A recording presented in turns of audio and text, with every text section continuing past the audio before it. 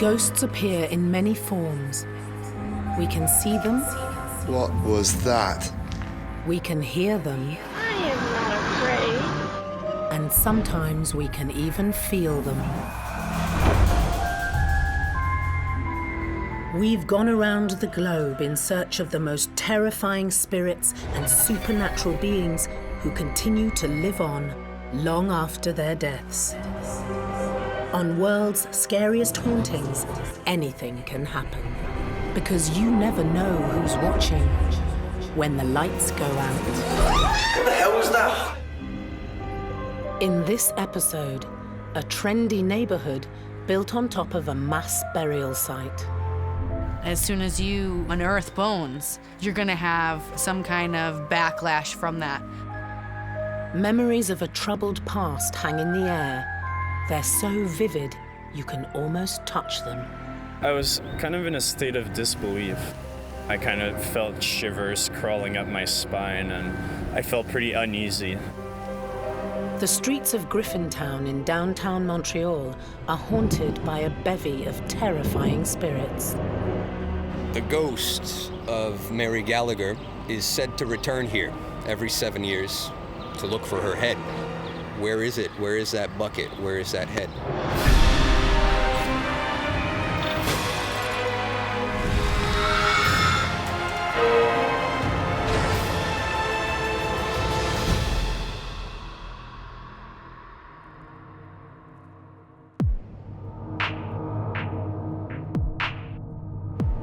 Cosmopolitan Montreal in Quebec, Canada, is an unlikely setting for a series of ghost stories. But hiding away in the modern world is a small neighborhood with memories of a traumatic past.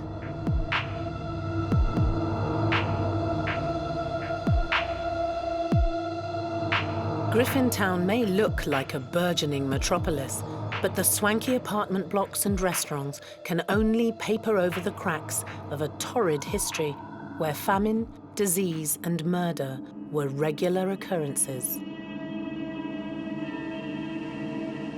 Anton Golikov runs paranormal tours of the haunted area, known affectionately by the locals as the Griff. There's ghosts everywhere. I think it's a ghost town, right? All the people that got evicted, everybody that just had to leave, you know, a lot of them died. A lot of them passed away here because they had nowhere to go. They didn't have any money. They couldn't move to the other side of the canal. This whole neighborhood was ravaged. So there's a lot of old souls that still permeate this area. It's not uncommon to hear of an entire area that is considered to be haunted, and in the case of Griffin Town, it would sort of fit that blueprint very well because there's so much troubled history to the location. So it makes a lot of sense that people might feel that there's something sort of haunted to the area. People often report maybe somebody watching them from behind a curtain or looking in through the new windows from outside the street, or sounds coming from the pipes. Just something is there.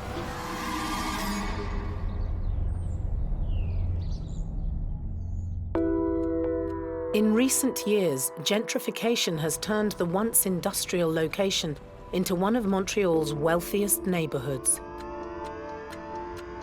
But many believe that the seemingly endless construction work has woken the dead. Griffin Town is undergoing lots of redevelopment at the moment. It's becoming a new metropolis. There are bones being dug up, and there are spirits that are seemingly now restless as a result of all this redevelopment and building works. Any kind of change to the spirit's natural place or habitat or their home affects them very much as it affects us. So all the spirits that, you know, aren't laid to rest, or the spirits that have passed down there, the spirits that it was their home, they definitely think it would affect the supernaturalness that happens on the land. A lot of the residents also around these parts, they feel like there's a presence, you know, particularly in the basements and the foundations of the buildings. So, you know, you build a new foundation like there, you know, you dig a hole, but sometimes you find bodies, bones, all kinds of surprises. One of the spirits who remains very much alive in the local psyche is Mary Gallagher, a local prostitute who lived in an apartment on the corner of William and Murray Streets in Griffin Town. The house has been demolished for a while, but the story remains.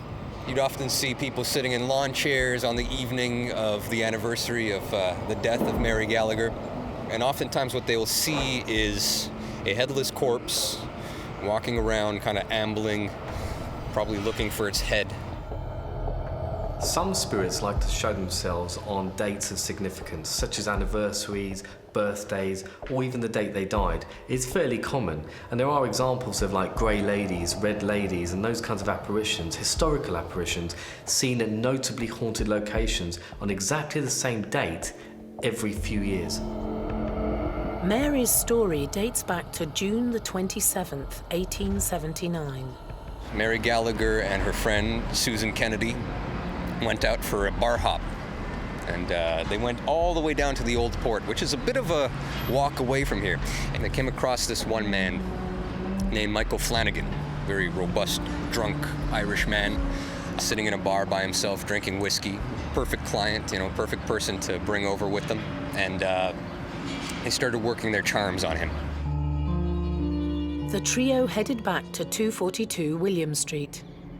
Now, the story has many different angles. The best witness, the most reliable witness, was a woman that lived downstairs. She was a housewife, and that morning she heard, first of all, a scream, followed by just this whacking sound, this continuous kind of whacking into a wooden floor right above her dinner table. And she looked up and she saw a little hole start to form in the wood. And a little bit of blood started dripping down through this new hole in her ceiling. Later that day, the police found the lifeless body of Mary Gallagher. The strangest sight that they saw actually was near the bed. There was a bucket, and in the bucket was her head. So it was a headless corpse, bleeding all over the floor. There was axe marks on the wall, axe marks on the floor, so the body had been chopped. And actually that's what caused this hole to form in the lady's ceiling. Despite a lack of evidence, it was Susan Kennedy who was imprisoned for the rest of her life for the murder of Mary Gallagher. The one thing to keep in mind here is that Susie was a little bit jealous of Mary Gallagher. They had this very keen professional relationship, but on the personal level, there was a little bit of jealousy between the two of them. Everybody kind of claimed innocence in this case, but the police pinned the murder on Susie Kennedy because of these stories of jealousy, because of these other clients that had witnessed these two women fighting. Despite being brutally murdered over 130 years ago, Mary Gallagher still visits her now unrecognizable home. We often hear in ghost stories in general this sort of notion of an angry spirit or a spirit that holds a grudge, and perhaps they'd been murdered or there'd been an event that they felt they'd been wronged, and until the spirit can avenge it, then it's not able to ascend to wherever it's going to go next. The ghost of Mary Gallagher is said to return here every 7 years to look for her head that is no longer on the second floor. Where is it? Where is that bucket? Where is that head?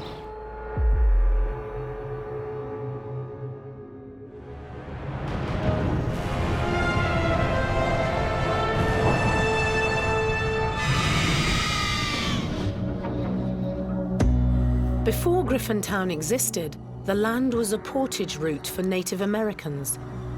After the British arrived in 1760, the area eventually fell into the hands of an Anglo-Irishman named Thomas McCord. While Thomas McCord was on a business trip back to England, he had a very unscrupulous partner that sold his own land to a certain Mary Griffin, where the name Griffin Town comes from. The underhand founding of Griffin Town in 1799 is very much in keeping with its history ever since. Griffin Town is kind of a portrait of Montreal. A lot of demographics, a lot of different peoples came through here. In the 1840s, there was a big influx of Irish immigrants and became a shanty town, basically. One of the biggest shanty towns in North America. The neighborhood never recovered and remained an impoverished area of Montreal. This place was eventually rezoned by the mayor of Montreal in the 60s, and because of that, we saw one of the mass deportations of people from a neighborhood, and from what was a large population of 85,000 people, went right down to about 2,000, 1,000 people. A lot of the unwanted things were brought here to Griffin Town and dumped into this canal. With such a checkered history, it's no surprise that the ghosts of the past have been awoken. I think that this place, like I said, has seen a lot of tragedy. It's seen a lot of death from disease, from crime, just a lot of suffering. A lot of people's suffering still remains here. The energy is still very heavy. You could walk down the street and feel like something is following you. And that's probably the past that's following you. A past full of anguish that refuses to be forgotten.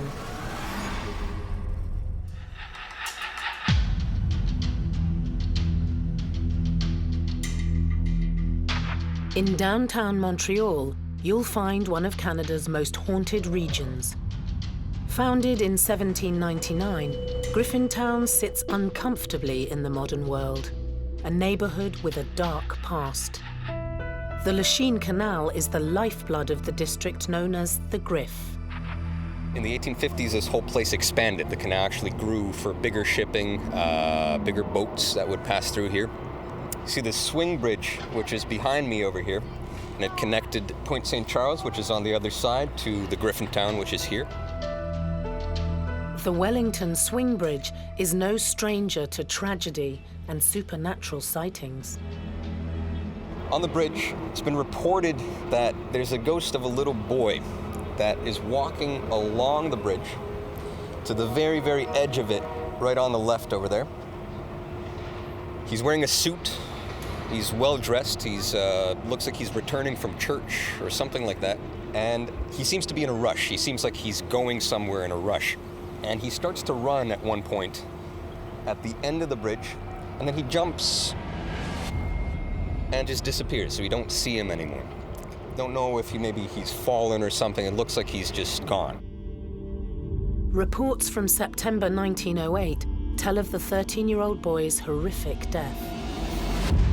So the operator in this building over here pulled the lever, the bridge went to its position right like that, and the boy was waiting in the middle of the bridge for all the shipping to pass. And then as the bridge started to turn, he started to run, and he wanted to jump onto the embankment over here, and unfortunately he fell, and he got crushed as the bridge came into place.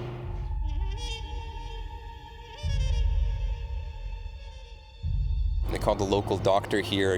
People took a look at this kid. He was dead. His name was Arthur Carr, and they put out a notice, Arthur Carr dead at the Wellington Swing Bridge. And nobody claimed his body. His parents never came. There was no family that came to claim him. The theory is that his spirit still remains here, untouched, and still tries to cross this bridge every now and then. The boy that's seen frequently running across the bridge in a sort of reenactment of what happened the day he died. So that would be considered a residual ghost. It's sort of the notion of something being played out over and over again. I think you could say that would be linked to the weight of the tragedy of the event, which is, it was a young boy that was killed in quite terrible, gruesome circumstances, and B, that apparently his parents weren't around, or no one ever claimed the body. So I think that a story like that is retained in the public consciousness for a very long time, and that would contribute to this idea of it apparently sort of being seen quite often. Makes a lot of sense to me, because he's waiting for somebody to probably come get him and show him the way home. Can you imagine being a little kid and losing you know, your place or where you were, or not knowing where your parents are and being stuck in almost your own cosmic loop of trying to figure and find out and being scared. And so that's definitely why he's still there, and that's just so sad. He needs a spirit rescue. Anton has experienced the ghost of Arthur Carr firsthand while taking a paranormal tour around the canal. We were standing around here and I was telling the story about the boy getting crushed right over here. And as everybody peered over the side, a big splash came in the water. Didn't make any sense. It was like an upward splash. It wasn't like something fell in, but like something was trying to come out. We all witnessed this. Nobody threw a rock or anything. There's no reason for that to happen. We all just kind of acknowledged the fact that maybe the spirit still does live around these parts. Obviously, a tragedy has happened on that bridge. That poor boy lost his life, so he will still be trying to make that jump now. As a spirit child, he'd still be trying to make that jump, so people will be able to see him. People often say, what is a ghost doing, or what is their purpose? Are they trying to remind us of the past? Are they trying to hold on to some kind of piece of the past? I'm not sure. I think that the spirits relive certain traumatic events that might have happened to them. And they relive them over and over and over again because there's a certain kind of, disbelief. There's a certain kind of agony in the way that they died. And that's something that remains here. If you stand around here, you could really feel that kind of vibration, you know?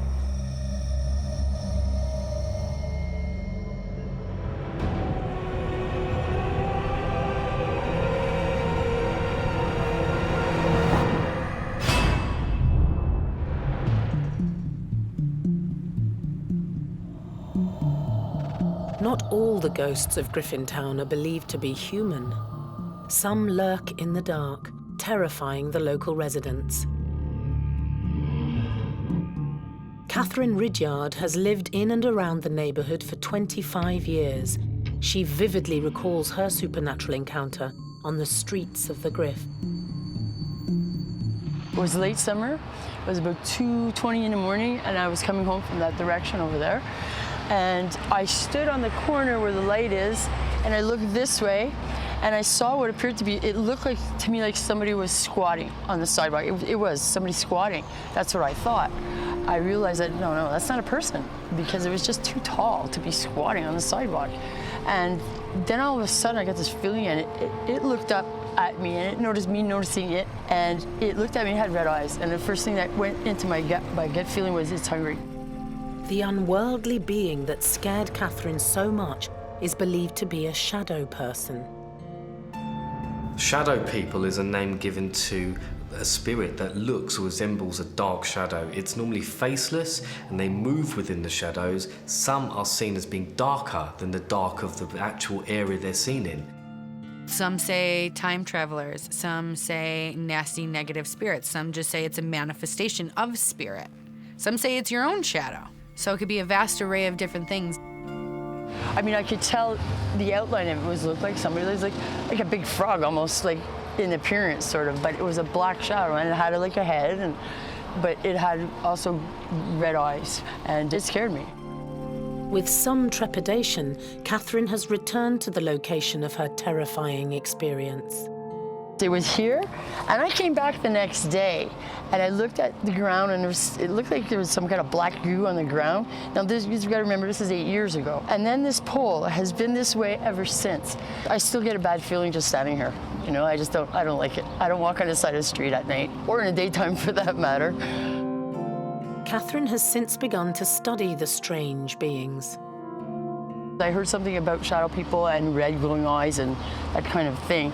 And I looked it up on the internet, and I saw the exact same shadow, the same squat posture, the same head and black, exactly the same with the red glowing eyes. Now, I researched this particular kind of shadow person, and it's a very bad one to have around or to even be anywhere in your vicinity. And it's supposed to be really demonic, not nice at all. nor any other shadow people in my opinion there, but this is like the worst one to have. Shadow people are not what I would class as a human being. They would be a manifestation of a presence. Now, this could be negative or it could be positive energy. Sometimes from past experience, shadow people have been known to be negative people. So the fears of the feelings of being watched and fear and panic and things like that are usually associated with shadow people. Catherine has continued to be haunted by the dark shadows. I started getting sick and things started happening, like bad luck stuff. I was hearing knocking noises in my room. I refused to sleep in my bedroom anymore after that. I would stay at the kitchen table, and that was freaky too. I took a picture in a mirror and this thing was beside me in the mirror and it wasn't there when I was in the bathroom taking the picture.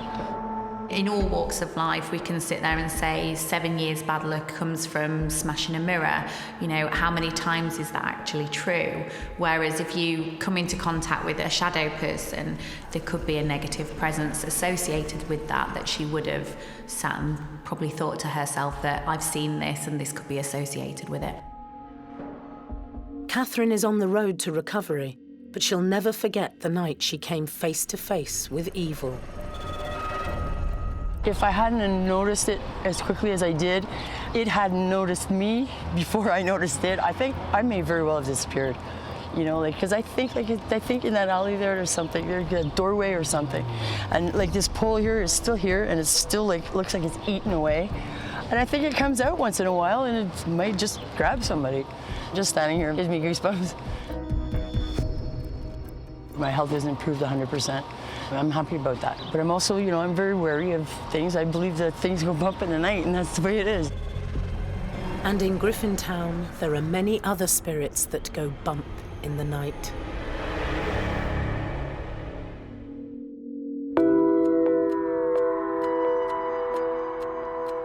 Griffin Town's Lachine Canal officially opened in 1825, turning Montreal into one of the world's major ports.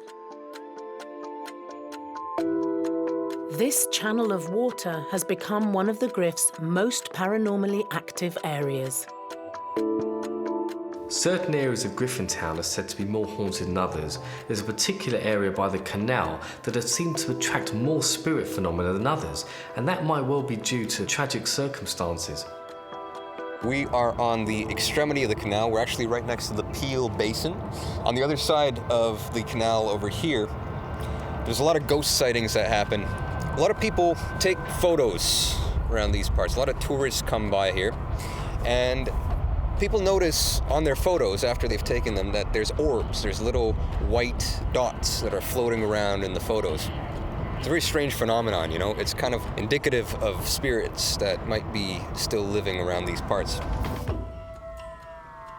During the Irish potato famine between 1845 and 1849, many people fled Ireland and headed to North America. Loaded onto cargo ships, they arrived malnourished and carrying diseases like typhus. Many were quarantined in sheds alongside the canal in Griffin Town. They were coming to the old port of Montreal, getting off the ships and just dropping like flies. So these fever shacks that they built here in 1847 housed all of these very sick and dying refugees. At the time, in 1847, Montreal was a very small city. It was a population of about 50,000. All of a sudden have to accommodate 75,000 new people. The citizens of Montreal were not happy about the fact that there was this vast sea of Irish that were contagious and bringing this disease into town with them. Drastic action was taken by the authorities. The army was called. They were put on all the rail bridges, on all of the bridges that would cross into town. It was almost kind of like a zombie apocalypse type thing. You know, they put this fence alongside. All these people that were sick on the other side couldn't cross over. And if they would be shot or they would be thrown into the canal over here. That's the kind of thing that people don't sort of forget very easily, and there's something very haunting about that, of course, so it makes sense that we associate an area like that with ghosts and sightings and hauntings and that sort of thing. One of the ghosts who has been spotted near the canal is a former mayor of Montreal.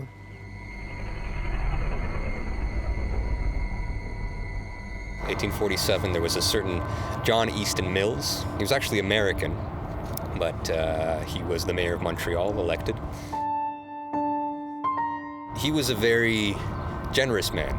He was aiding the sick. In a way, he himself took it as his responsibility to help the people that were dying on the other side of the river. Inevitably, John Easton Mills succumbed to typhus. The mayor himself, at the age of 54, contracted this disease. It was his last act, was to bring food and water to the poor there, and he passed away. So in a way, this apparition that we see over there is probably still doing his duties to these people. He was trying to show compassion and humility to these people, and I think the land very much imprinted him doing that. So that's probably why he's still seen to this day doing the same thing, to show that these people weren't, animals, they're humans and they feel, and the mayor saw that. Obviously, he did have that caring nature about him in order to look after those people who were quite ill. And it is not uncommon for people to actually come back and still care for people that they think is still there.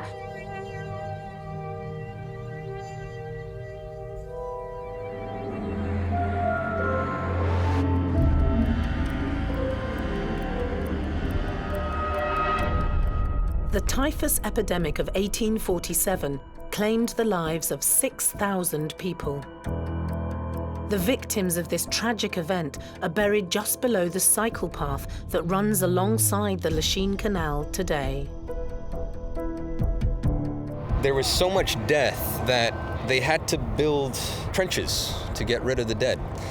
They had to build these huge, huge trenches. They dug these trenches and they would just throw hundreds of bodies at a time and bury them on this site here. Right now it's a bike path, so a lot of people that are biking there, they feel this negative energy. They don't know what it's coming from, but it still remains. And a lot of the excavations that are happening in Griffin Town, a lot of the new buildings that are popping up, once the foundations are being dug, once the buildings are starting to be built, they discover remnants of the bodies right underground there. One man who is more than aware of the paranormal energy that crackles in the air of the Griff is Louis Lemontagne. This area is in the process of being gentrified. There's many condos popping up, so a lot of the history is being forgotten, but there's a lot of kind of dark and really interesting history around this neighborhood, Griffin Town. Louis remembers exploring the area when he moved to Griffin Town. My first time here, I was with a couple of friends, and it was mid-January, pretty cold day, and we were going for a walk. We came upon this bridge, and suddenly we just stopped for about 20 minutes, and I was staring off for what seemed like at least half an hour. After a while, I felt like I was in a bit of a trance-like state. I saw kind of a orb glimmering amidst the grass. It was kind of a translucent orb, letting out kind of a diffuse, milky light, kind of something dancing about that felt superimposed on my vision, almost like holographic. I wasn't sure that if I went up to it, I'd be able to touch it, but I could definitely feel it was tangible. Orbs are thought to be essentially disembodied spirits of, the people who have died and sort of unable to leave or pass on to wherever a spirit would go after death. So they're frequently described as being like sort of balls of electricity floating through the air. It really captured my attention, and I just stared at it for a while. And as soon as I considered walking over to see if it was a trick of the light or what was going on, my friend nudged me and told me to go home. Louis knew he had to come back and explore some more. It was actually a couple of weeks later. I was walking by myself this time at night, around midnight or so, and I could see this conglomeration of white orbs kind of dancing above the mounds. So whereas last time I only saw one, this time it looked like there could have been thousands. But I could hear kind of in the background these voices in my head, so I thought I was having like an auditory hallucination or something like that. All of a sudden, I just kind of closed my eyes to focus in on what I was hearing, and it sounded like the wailing of voices. At first, I thought it sounded maybe like a choir or something like that, but I realized there was an element of pain in the voices as well. I kind of collapsed, like slumped over on the mound, and when I came back to my senses, I could see ships, kind of ghost ships, just floating above me, I guess, paired with the sound of these voices coming again. Spirit shows you things when they're trying to communicate with you and tell you certain things. So whatever they show you from that point on, whether it's in your mind's eye or physically in front of you, I really believe it has to do with the spirits that are there and the story that they're trying to tell the person that they're communicating with. The sheer size of the paranormal event stunned Louis. I was kind of in a state of disbelief. I didn't really trust my senses. I was pretty curious as well, but also pretty frightened. I kind of felt shivers crawling up my spine, and I felt pretty uneasy. If a person's quite open and quite sensitive, to go into a trance-like state, which would enable his subconscious to actually communicate with the orbs and obviously followed them as to what he was supposed to do, then it could be a possibility that they've actually led him to where they wanted him to be. After a while, it just kind of dissipated, and I was just left there kind of bewildered, wondering what I was doing, and got back on the bridge and I walked home. Before his mystical encounter, Louis was unaware of the history of the area. At the time, I had no idea that this was a burial site, so I thought I was going a bit crazy, and I just kind of brushed it off. And it's only when I spoke to my friend a couple of weeks later that he told me that this was actually a mass burial site from the mid-19th century. 1847 was called Black 47 here in Montreal. All these dead and dying still buried on the other side of the canal. And the orbs are the vestige of that. They still float, these spirits that are forgotten and underground. The renovation of Griffin Town may explain why the paranormal activity is so rife. Another sort of trope that we often hear coming out of stories about ghost sightings in Griffin Town is this notion that somehow spirits have been disturbed because bodies have been dug up in the process of rebuilding the area. This is quite a commonly held notion in many cultures throughout the world, that the idea that if you disturb a body after it's been laid to rest, then it somehow creates a restlessness in the spirit, or indeed, if a body hasn't been properly laid to rest, the spirit will remain restless until that has been rectified. Unearthing any human remains in general and disrupting the ritual and the laying to restness that has been done will definitely riff the spirit, because again, you're disrupting a holy ground, a holy place, whether ancient or modern. As soon as you unearth bones, you're disrupting that spirit who's laid to rest. You're gonna have some kind of backlash from that, whether it's karmic or cosmic. Louis still can't quite believe what he experienced that night. The only way I can justify it in my own mind is that, maybe in certain places where a lot of things happen, it can leave some sort of trace, let's say on electromagnetic level or something, I don't know. It really did feel like time was an illusion at that point, and the spirits of the people who suffered here and arrived here almost 200 years ago felt very much alive. The paranormal energy generated beneath the banks of the Lachine Canal continues to show itself, even in the modern surroundings of 21st century Griffin Town.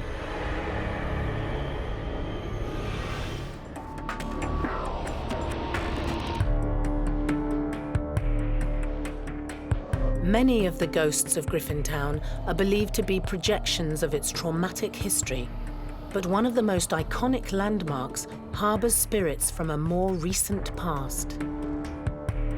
This is the land of beer. Montreal is the land of beer. You know, Griffin Town, because of all the Irish, was a very popular drinking place. In 1861, there was a man by the name of William Dow. He was a very brilliant businessman. He kind of made this big conglomerate, 13 companies all together, and they opened this brewery, which is behind us over here. Eventually, this whole place just fell to ruin. The brewery was no longer used, the facilities were a little bit dated, so it got abandoned. The brewery is believed to be one of Griffin Town's paranormal hotspots. There's a bunch of urban explorers that still go in there, take a look around, see what's in there. There's rumors abound that the Montreal Mafia uses this place as a sort of dumping ground for bodies. They say that there's a few bodies that are buried in concrete in the big silos that are back there on the other side. In the top floors, there's oftentimes paranormal explorers that go to see what's going on in this building. They say that there's a very intense, horrible ghostly activity up on the top floors. The ghost that's particular to this place kind of doesn't fall in line with the mafia stories or the brewing stories or anything like that. It's actually the ghost of a little girl. Mediums who have investigated inside the Dow Brewery have dated the death of the girl to the late 1990s. Oftentimes people report hearing the crying of this little girl coming from the ground, and when she hears people passing by, she stops crying and she starts calling for help. She starts asking people to pull her out of this hole in the ground. I think obviously the atmosphere tends to absorb any sort of energy. Now, usually with tragedies, murders, anything like that, you would assume that the trauma and the traumatic experiences of those people have been absorbed by the atmosphere. So that would lend itself as to why the voices of people are heard and screams are heard, and obviously it just replays itself over and over again. We have no idea where this girl comes from and how she ended up there. There are some theories. Maybe she was one of the daughters or something of a mafia boss or something like that. She got put into the ground. We're not sure.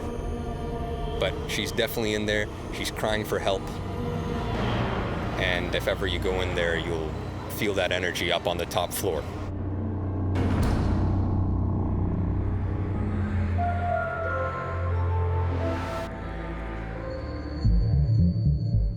With so many Irish immigrants entering Griffin Town, St Anne's Catholic Church on the corner of Mountain and Basin Streets was once a bustling part of the town. We're in the ruins of the St Anne's Church, which was built here in 1698 originally. This little chapel stood for about a century and then it burned down. The church was rebuilt in 1854. It was a lot bigger. All the Irish would come here. They could convene here for Mass. You could take a look just down the line. You see we're actually in the church right now. The benches that they have on the sides are where the pews used to be. The foundations, you see all the stone on the side there. And behind us in the forest, there used to be a priest's house. The priest used to live right back there. During the 1960s, Griffin Town was turned from a residential area into an industrial zone. A lot of buildings got knocked down, demolished. Population of about 100,000 shrunk right down to about 2,000 people. Everybody got moved to the other side of the river over there. Everything became parking lots, industrial areas, big factories on either side of the canal. And there was nobody to come be the parish anymore, so they knocked it down as well. And these are the ruins that remain. Although the building is gone, the energy has remained within the footprint of the church. A lot of people are reporting that they're hearing certain things in the middle of the night. People usually hear footsteps following them in the middle of the street. Some people even hear bells, which are coming from this forest area, just like church bells that are going on in the middle of the night. There was a man who's actually, I believe he lived in one of these condos here. He was walking down the street going home, and he saw a priest having a funeral ceremony. And they all walked down this aisle to the entrance of the church. And as they reached the entrance, they all just disappeared. It's as though as they were exiting into the street, they were gone.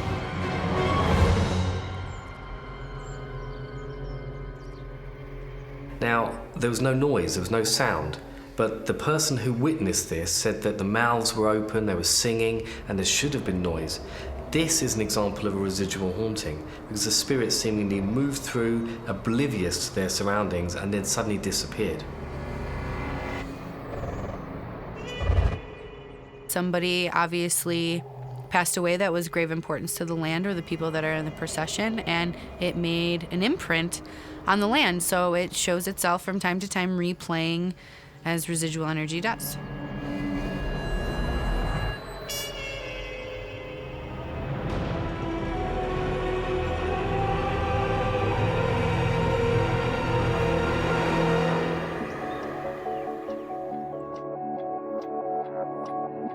Griffin Town remains a mecca for ghost hunters from around the globe, fascinated with searching for old spirits within the new world. I definitely believe that towns can be haunted, especially with the type of history that Griffin Town has, with all of the Irish immigrants that fled the potato famine and came over on boats with horrible conditions, and they were sick, and then they died, and then they just threw them in mass graves in the canal. I mean, so the canal is just a mass grave that would definitely hold a lot and bring a lot of energy, negative energy, because it's not like they were given their own tombstone and laid to rest in the traditional form. They were just thrown together in a hole and buried. I wouldn't be rested if that was me. I think a lot of ghosts remain for diverse reasons, some for more benevolent reasons, others, like the boy that got crushed in the bridge, for the agony that they might have encountered and endured. And there's a lot of anger, there's a lot of suffering, and I think it's within the atmosphere here. Even as the million-dollar apartments rise above the old town, experts believe that the ghosts of the past will continue to be uncovered in the Griff. It's a land of gentrification. You got all these really expensive apartment blocks which are going up on old factory sites, on old land that has seen a lot of tragedy. So the new residents, the young generation of young professionals that are living here nowadays, report a lot of ghosts and spirits and sightings of paranormal activity around these parts.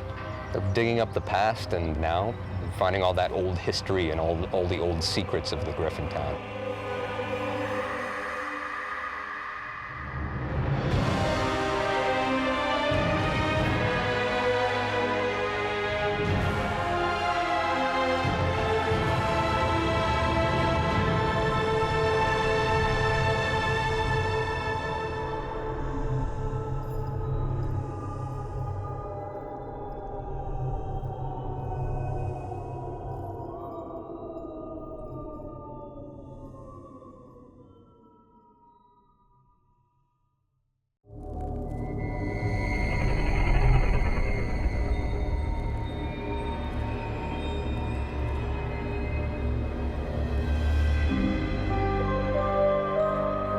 Ghosts appear in many forms.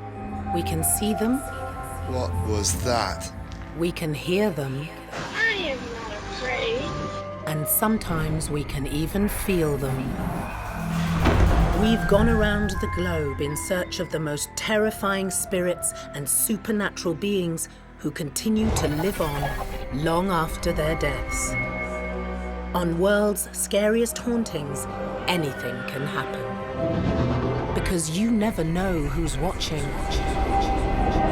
when the lights go out. What the hell was that? In this episode, a 17th century house in the woods that gives many visitors the creeps. Everyone's a bit nervous when they first come to Plazteg because it's such a dark, cold building. It does create fear in people's minds. The spirits of one wealthy family terrorize anyone who dare enter. I felt there was something in the corner of the room. As I pointed my camera, there was a loud bang and candles were thrown off the table. Ghost hunters have been physically attacked. This thing, entity, spirit, whatever you want to call it, grabbed me in the throat and actually pinned me to the wall.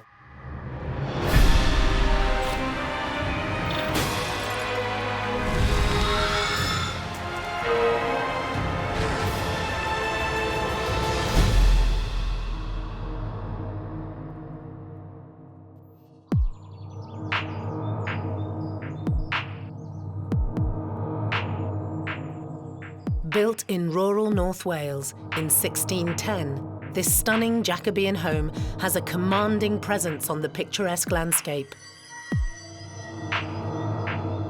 Plazteg literally translates into English as fair mansion, but many of the spirits that reside here are more foul than fair.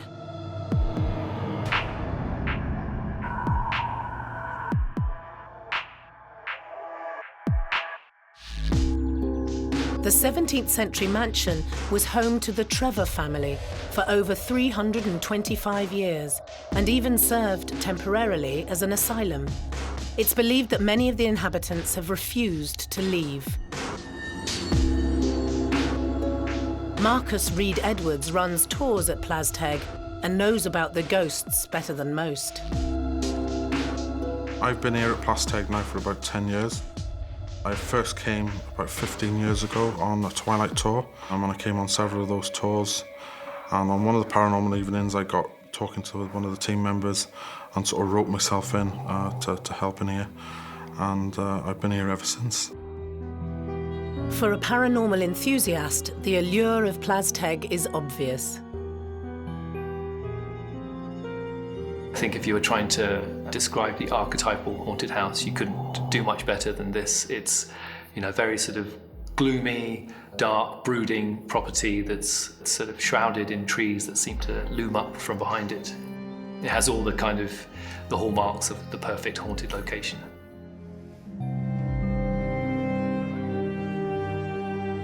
Nine times out of 10, it would be residual energy that has been obviously left there from the previous occupants of the house. It could be intelligent spirits that still reside there. All those spirits could have been members of past families who've lived there or people who've actually served the family who lived there. So it's not uncommon to have quite a lot of activity within a house of that age. Much of that activity comes from the Trevor family, who owned the house between 1610 and 1945. Families have so much history of the different things that go on within a family, and it's generations have inhabited the land, so I would assume that there would be multiple spirits there. There are about 15 spirits that regularly haunt the house and that are active. There are about 8 of them that don't like to interact with people or members of the public or anything, and they usually just disappear off into a part of the house that they obviously feel comfortable in spiritually.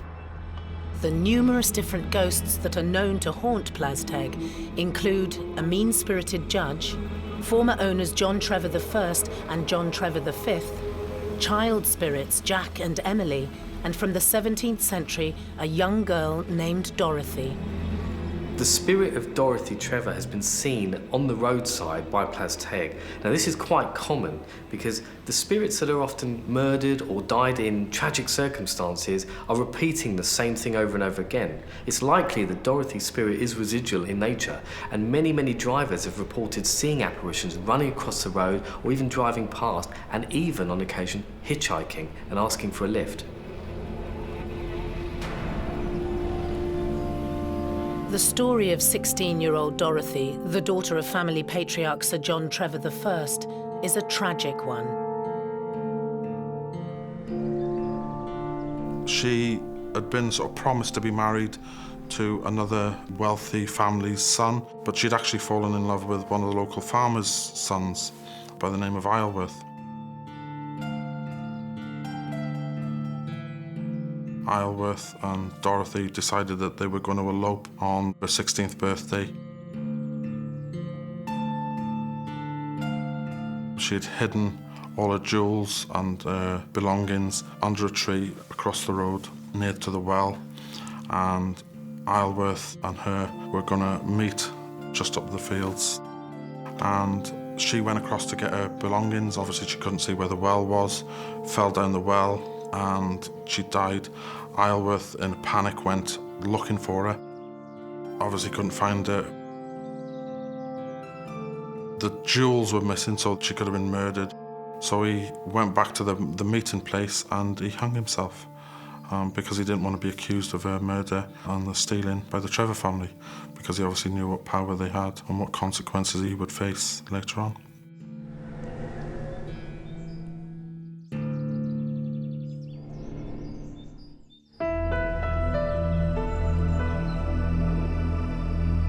When anything happens, murders, things like that, when your life is tragically taken from you, you want to avenge your own death. That would be the explanation as to why she still haunts the well or the vicinity of the well, just in order for her murderer to be brought to justice. The ghost of Dorothy Trevor still roams around Plazteg to this day. That is a brilliant example of a good spirit that has been seen. There's been countless accidents outside the house of people swerving to miss this white lady, as they've described her. The police have turned up. There's nobody in the area. There's nobody been knocked over. It's believed that this is the spirit of Dorothy, who is still said to be searching for her jewellery and her belongings.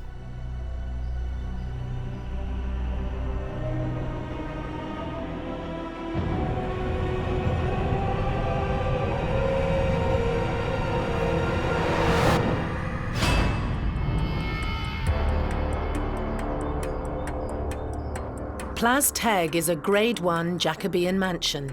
The breathtaking stately home has stood in North Wales since the 17th century. Plazteg was built in 1610, but there was actually a dwelling on the site before the house that we see today. That belonged to the Ethel family. It was slightly smaller than the Plazteg we see today. It was built for a man called Sir John Trevor, who was a very prominent politician of his day, who was a courtier of King James I. He wanted a sort of a holiday escape, a holiday home, and it wasn't until sort of the end of the 1700s that it started to become a family home. When later descendants of the Trevor family actually took ownership of the house. Once one Trevor had passed on, obviously the son from the previous family would get the house. Then the sort of hereditary ladder sort of carried on. The original owner of Plazteg, Sir John Trevor I, held office as Speaker of the House of Commons twice between 1685 and 1695. He was an MP, he was quite a powerful person. He only actually had the house for about 19 years. 1629, 1630-ish, Sir John Trevor died. His wife died about 15 years later. Despite his death over 350 years ago, Sir John is still known to make the occasional appearance at Plazteg. We've had occasions where we're on the spirit board and we're talking to a spirit that's passing through or a family member of one of the members of the public, and Sir John Trevor comes in and he's that domineering and overpowering, they sort of get scared and they leave the spirit board alone, and they just go and he takes over. With so much life lived in this house, it's no surprise that Plazteg still crackles with paranormal energy.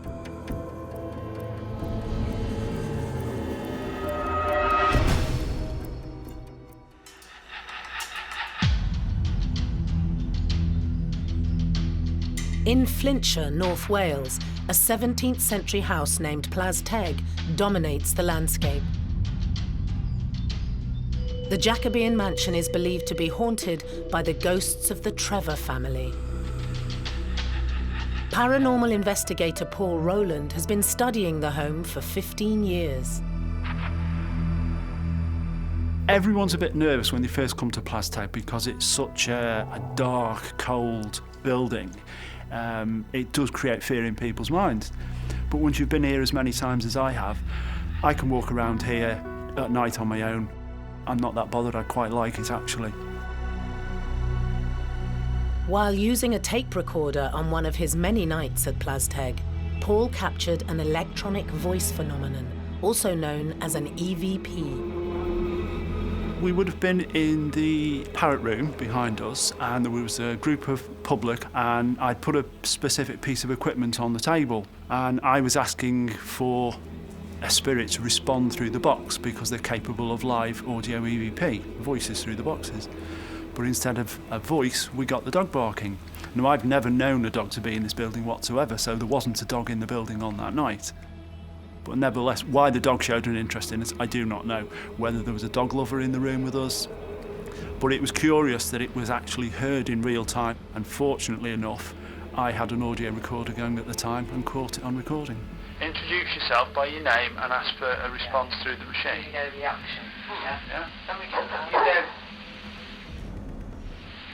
Right, sounds like a dog. It's rare, but it's not uncommon for animals to come through during a call-out session. So when you're calling out doing an EVP, you might well hear a response, and sometimes these could be domestic pets making noises.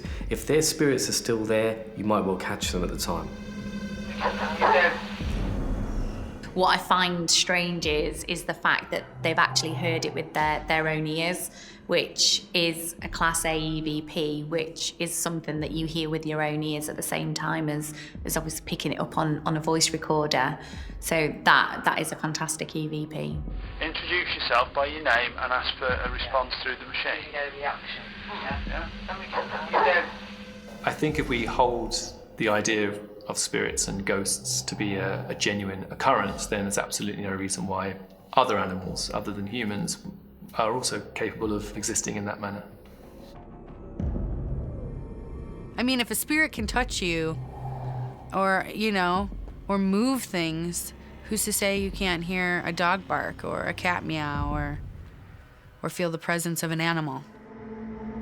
Paul often works alongside fellow ghost hunters Mike Gibson and his mother, Jean. Oh, I've always loved it.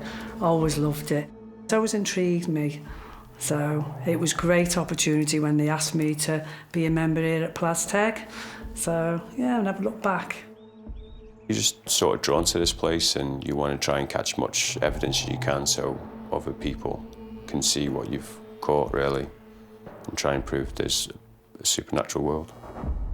Jean and Mike have also had paranormal experiences in the parrot room.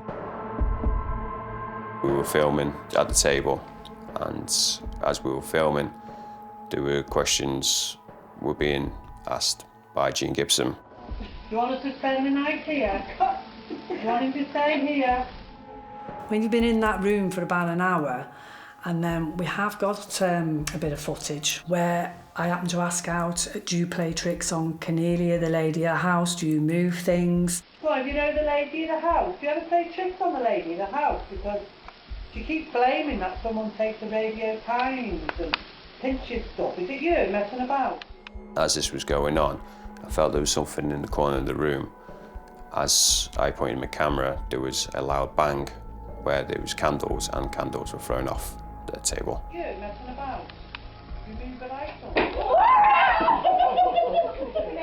I think the door opened as well at that time, so that was quite yeah, we've had that quite a lot actually, where the doors have just gone and opened for no reason. Yeah, a lot's gone on, really. Adrenaline kicks in and you get excited and also a bit scared because you don't know what's going to happen because you're in the dark as well. But generally it's just a good feeling, really.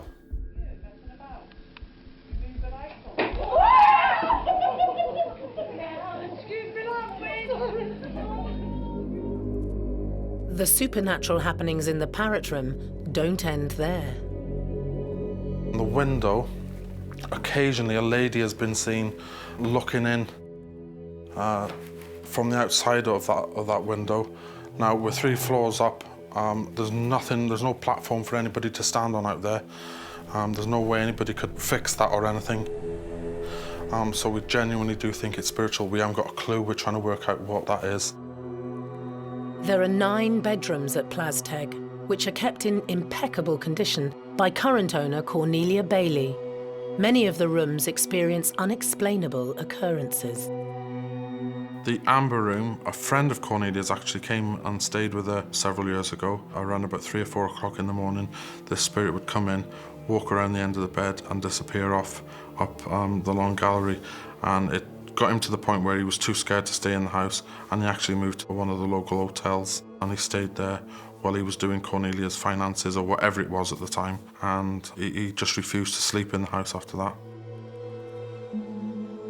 Next door, the Blue Room has a dark history. In 1901, Plazteg was temporarily used as an asylum, primarily for housing unwed, pregnant women.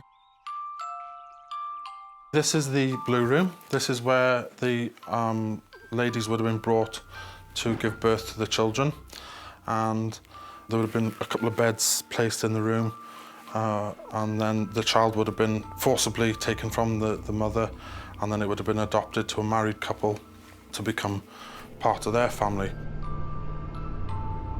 Now, on the windows in this room, you can see that there are bars on the windows. This was to stop the mothers from passing the child to a waiting father below, probably in a makeshift basket made from sheets off the bed. And similarly, it was to stop her from committing suicide after the child was forcibly taken from her. It's no wonder that there's supernatural energy in the Blue Room. It usually affects the ladies in a group, and they get stomach pains and they feel sick, and they'll step back out of the room and come back in, and once they're out of the room they'll be perfectly fine, come back in, and the pains and the sickness will sort of start again. You imagine the actual emotional anxiety that they're going to go through. It would obviously have a massive effect on the energy levels that are absorbed within the fabric of the building, so it wouldn't be uncommon for them to actually still stick around.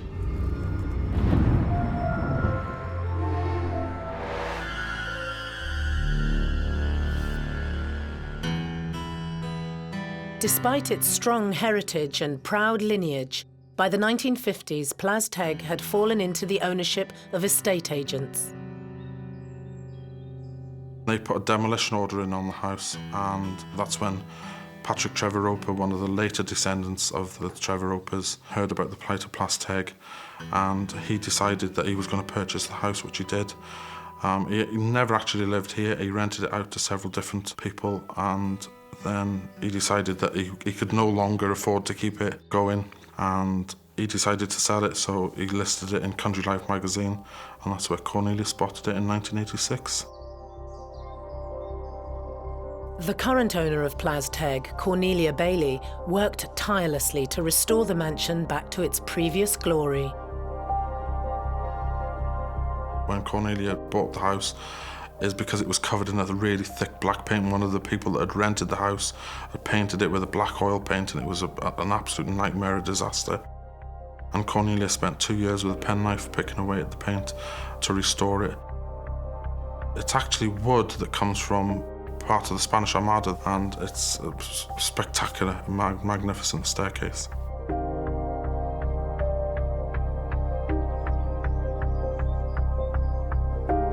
I made all the curtains. I did all the upholstery and helped do everything else. I mean, I love it. I mean, it's a Grade 1 house. It means it's of great importance because it's so well designed as a house. The whole house had been looted and things had been stolen and fallen ill to the weather. There was a tree growing through the middle of the room next door, and it was completely and utterly derelict, a shell basically, and there was wildlife and pigeons and all sorts flying around the house when Cornelia bought it. And she's done a magnificent job. She's brought in 99% of the stuff that you see, and she's done a fantastic job, really. Just like many generations of the Trevor family, Cornelia has tried to protect herself from the paranormal energy at Plazteg. There are pentagrams or witches' marks etched into the stonework, as there are on some of the cheeks to the windows on the outside. Now, it was said that they were put in place to keep evil spirits from entering a building, and they would have been placed on entrances and exits to stop these evil spirits from getting into the house. But it doesn't always work. One of the scariest things that's ever happened to me, during a paranormal night, we usually have a break about 11:30, and we came down, and I usually go outside for a bit of a breath of fresh air, have a coffee and whatever, and I put my cup of coffee onto the windowsill, and this thing, entity, spirit, whatever you want to call it, grabbed me in the throat and actually pinned me to the wall. And there were several people outside there that seen this and were quite sort of terrified, as was I, quite disturbed. It was at that point I thought, I'm completely crazy to even do this, so I'm going to pack it in. I'm not doing nothing with paranormal again. It did sort of freak me out for a short while. But then I thought, no, that's stupid of me because it's something I enjoy. The spirits obviously like interacting with us, and I wanted to come back for more. And Marcus is not alone. Many ghost hunters cannot wait to return to Plazteg, all hoping to capture something truly incredible.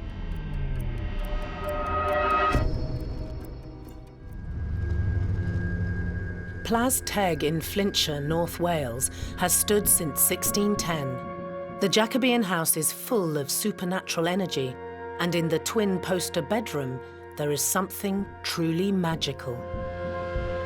We had a medium that come to the house several years ago, and she said that there's a large spiritual vortex built up at the side of this wardrobe. It's all theoretical, but a spiritual vortex is similar to an interdimensional portal.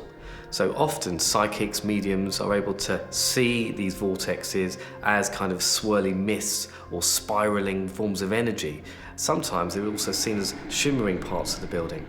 A spiritual vortex is thought to be a kind of place of force or power that's created through the convergence of ley lines, which people believe are sort of channels of power or energy that aren't necessarily discernible to the eye. And so in the spiritual vortex you would get an area of heightened power supposedly that might be a gateway or a portal into another dimension, or enable people to become more sensitive to seeing spirits, that kind of thing. Are these vortexes the same as interdimensional jumps? Are spirits able to communicate with us by coming through these? Who knows? The spiritual vortex may be the reason why two child ghosts who predate the building have appeared in the twin bedroom. Jack and Emily weren't actually from Plazteg. They were part of the Ethel family who lived in the previous house to Plazteg, and they've obviously taken a like to the house, and their spiritual energies have stayed. We often hear ghost stories involving children as ghosts or spirits of children. And this is, I think, mainly to do with the fact that the idea that a child would somehow be left alone, to sort of haunt an area, or that just the sheer fact that a child had died, prematurely, there's something very tragic about that. So it's often something that's very emotionally compelling as a story. Marcus has been fortunate enough to make contact with the spirit of Emily. I've encountered her on a couple of occasions. I've actually seen her. She was supposed to have been, or they were supposed to have been, murdered by their father, who smothered them in the bed. And obviously the spirits are still terrified of him. It was later discovered on several Ouija board sessions that we've done. It was the mother that had actually killed them, and the father took the blame.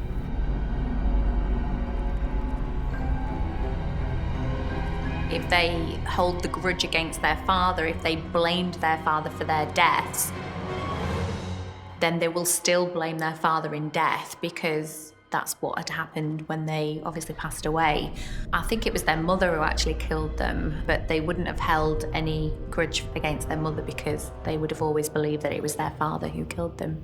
Because it's him that's coming through quite regularly, and he seems to be, for want of a better word, protecting them, or trying to protect them. I think they don't quite know who to be scared of, whether it's the mother or the father, but they're basically scared of them both because he'd obviously covered up what the mother had done to protect her, and that's basically why I think that they are scared of him as well as her. Marcus will never forget the day he made physical contact with Emily. This is the twin bedroom, and this is where Jack and Emily mainly haunt, obviously because Cornelia's got it decorated in a child-friendly manner, so they've taken a particular shine to this room. And this is the room that I actually saw Emily in for the first time. She was stood by the bed here, and I was sat on the floor in front of the door just there, and there was a group sat roughly in front of the fireplace, and her father entered the room through the wall at the end of that bed, and she came running across to me, and she actually sat on my knee. The best way I can explain it is like having a helium balloon on your knee. You know it's there, but there's no weight or substance to it, and it was an absolutely amazing experience, absolutely wonderful. Child spirits are just as they are in real life. They just want to have fun. They want to play. They don't want somebody that, asks them, what year did you die? Do you know, where you are? Are you missing your mom? The child spirits are friendly. They like engaging with the paranormal seekers. They have fun with that. Paranormal investigator Paul Rowland has been trying to capture the child ghosts on camera using some high-tech equipment. I've been working for several generations of equipment using blue, ultraviolet and pink light, and it's a different wavelength, a different colour. And the ultraviolet in particular is a much stronger form of light, although it's less visible to our eyes. And this particular unit, it pulses the light at a rotating frequency. It gives me greater detail. Whenever I capture something, there's more detail there to look at. You can pick up sounds, and there's frequencies that you can pick up that are inaudible to the human ear. There's quite a bit of equipment that is set up on paranormal nights. And I've had more results since I've started using this equipment than a lot of people get over the years. Armed with his high-tech camera, Paul came to Plazteg determined to capture some evidence of paranormal activity. Well, it was one of the public paranormal nights, and I would have spent some time with the groups in one of the rooms, almost certainly in the Twin Poster. And as they go down for a break, I decide to stay up here on my own, set up my camera and digital lighting system, and randomly take photographs. On that particular night, I got a laser pointer with me, and I just wanted to doodle and make laser art on the statues and the corridor behind me. So I took many photos with a red laser pointer scribbling on the statues, and I didn't notice straight away. It was only when I got back downstairs that on several of the pictures there were anomalies, i.e. grey, misty figures. But you have to bear in mind, I was the only living person up here at the time. There was no one else with me, and nothing to account for how these misty objects or figures had appeared. So it was only later reviewing the pictures that I realised I'd caught something unusual. Paul appears to be using a full spectrum camera. Now this takes photographs using infrared and ultraviolet light in order to see what we can't see with our naked eye. So it allows more light in and visible light so that we can see any spirits that may be lurking in that vicinity. The incredible pictures were exactly what Paul had dreamt about capturing. I called it the Plazteg Ghost Child, but probably about this high. And I believe it had come out from the room here and walked. There's a series of photographs where it had walked across the front of the camera. The most interesting one, I think the figure was standing about there, probably looking at me, wondering what I was doing. But the reason I think that the spirit appeared was it was curious about my laser pointer. And my frame of mind at the time was not of fear or anything to worry about. I was literally just playing and enjoying myself. And I think that is the connection that drew the child out of the room. 4 years later, Paul returned to Wales, determined to find out more about the Plazteg ghost child. The second one was actually 4 years apart, and the figure looks a little bit different, but it's the same height. So I believe it's probably the same spirit of a child, or the other child. There's supposed to be 2 children associated with the twin poster room here. I think it's amazing that Paul managed to capture the same anomaly twice over 2 different years outside the same bedroom. Now this could well be a child spirit forming, and the reason for that is because children like to interact. They're playful, they want to try and get attention, and especially from adult figures. If you're getting the same spirit in the same spot, there's obviously something a moment captured and printed in time there, because that moment keeps playing over and over and over and over and over again. So, every day at 6 o'clock, you're gonna be able to stand there and maybe get the same picture that somebody else took. I think it's just literally being inquisitive. The more you can make yourself curious to a ghost or a spirit, the more likely you are to have an encounter. If you sit in a room in the dark, all hunched up and quiet and frightened, not quite going to be the same level of interest to a ghost or a spirit. But if you're doing something more creative, or you're asking the right questions, you're more likely to get a response.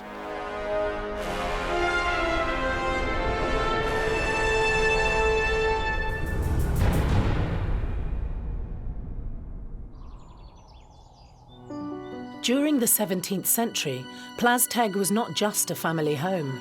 It was used by travelling judges to try local criminals. The day room, for the family, this would have been just basically chill out sort of room, our living room as you like today. But it was also used by Judge Jeffreys, and he held court in this room on several occasions. He was a travelling judge, so we had several big houses like this with rooms set aside from which he'd carry out his court cases. Guilty criminals would be hanged in the Indian bedroom. However, it's not their spirits that have returned to Plazteg, but in fact, Judge Jeffreys himself. The judge has been seen on a couple of occasions. There was one occasion in this room where he was said to have attacked a member of the public. She was quite terrified. She was on the floor and we had to get her out, calmed her down, and she wouldn't take part in the rest of the night, and she just went home, and she wouldn't have nothing to do with it. She was in a complete and utter state. She was absolutely terrified by him.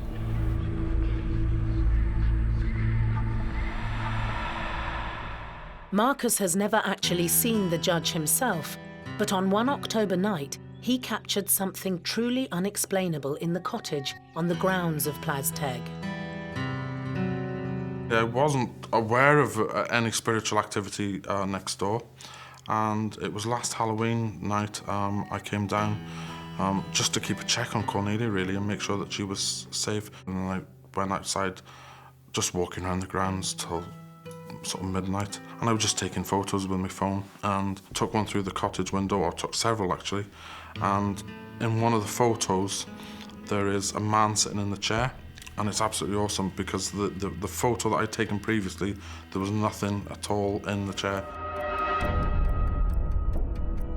It's ghosts like the old man in the chair that makes Plazteg such an exciting destination for paranormal enthusiasts from around the globe.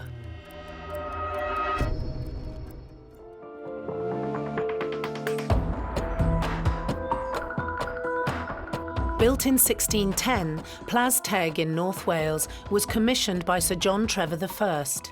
It was his great-great-grandson, Sir John Trevor V, who became the last direct descendant to live in the Jacobean mansion. He and his wife Elizabeth both died childless in 1742. There is quite a bit of bad energy about him, sort of thing. He had discovered his wife was having an affair. He then got quite nasty about that, and he became depressed. He started drinking heavily. He decided one day that he was going to kill himself, so he tacked the horse up and he rode it at some speed across the grounds, straight into a tree, killed the horse outright and severely injured himself, and he was taken to the Regency bedroom where he spent several weeks in severe agony, and he contracted several infections, and he died of his injuries about 3 or 4 weeks later. And that's why his residual energy is so strong. And we believe he's one of the more negative spirits in the house. The reported sightings of angry spirits is again a sort of common element of ghost stories or stories of hauntings. And this comes from what had happened to the person shortly before they died, or something that would have been related to the manner in which they died. If you die tragically and you have all this stuff on your mind and you are grief-stricken, that's not going to be you being calm and peaceful. You're not just going to cross over. There's some stuff that you have to work out before I believe you could get to that step. So I believe that's why he's very predominant on the land. But this story has a macabre twist. Before killing himself, Sir John Trevor V had murdered his wife Elizabeth in a fit of jealous rage. She was found in a pool of blood in this room, and it said that he actually had her murdered and got rid of because he got this depression and he got so low. And occasionally she will throw that mirror back against the wall in distaste of the people that come into the room. Now, it could be said that floorboards are moving the mirror, but we're moving the floorboards now, the mirror's not moving, and occasionally that mirror has come back on itself, which is absolutely impossible. Paranormal investigator Mike Gibson has experienced the mysterious moving mirror firsthand. When we come into the Regency bathroom, we was with a member of the public, and we could hear a running tap over near the sink. So I get up to have a look if the sink was running, and it was. And I called out and said, if any spirits in here, if you don't want us in here, could you make yourself known?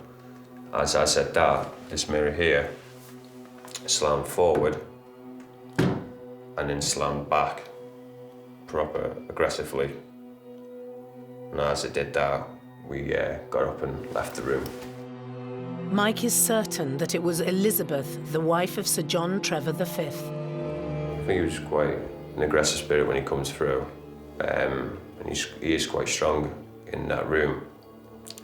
And I think his wife haunts this bathroom, and I think that's where the connection of she doesn't like men being in here. And I think that's why we got an aggressive reaction, really. Spirits do hold grudges. There are accounts and reports worldwide of vengeful spirits, those spirits that are trying to get revenge on the person that's living. And that might be because they were murdered, they were persecuted, they were bullied in their lifetime. And these spirits are there set on causing harm and suffering to those that are still living.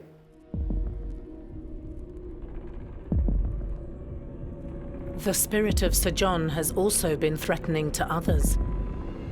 He has taken a complete and utter dislike to me and Jean. He has said unspeakable things. I can't speak about them on camera, obviously, because some of them are swear words, but he said he'd like to hang us and see our demise. Some of the things he's come out with on the boards is quite scary. Marcus has a theory behind the bad energy. It's probably feels threatened by us, whether I'm taller than him and Jean's more domineering than he would have been. And that's basically why I think he's taken a particular dislike to us. Sir John Trevor V remains one of the most terrifying spirits at Plazteg. We've never seen him, never actually seen the spirit. We've contacted through the Ouija board and table tipping sessions, and there's a big table up in the parrot room, and when he gets that table moving, it's a really heavy table. It's quite a lump of wood, and it's lifted completely off the floor. It's absolutely phenomenal. It's so exciting, and to see this big lump of a table levitate sort of a foot off the floor when people have only got their hands on the top. There's no devices or anything that could lift it underneath. Oh, it's awesome, absolutely fantastic.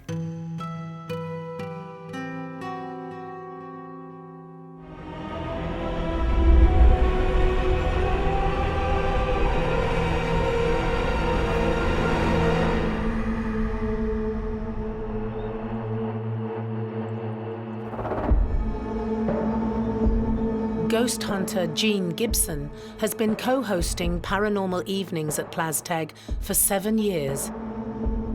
She has borne witness to many of the spirits that have appeared in the 17th century mansion.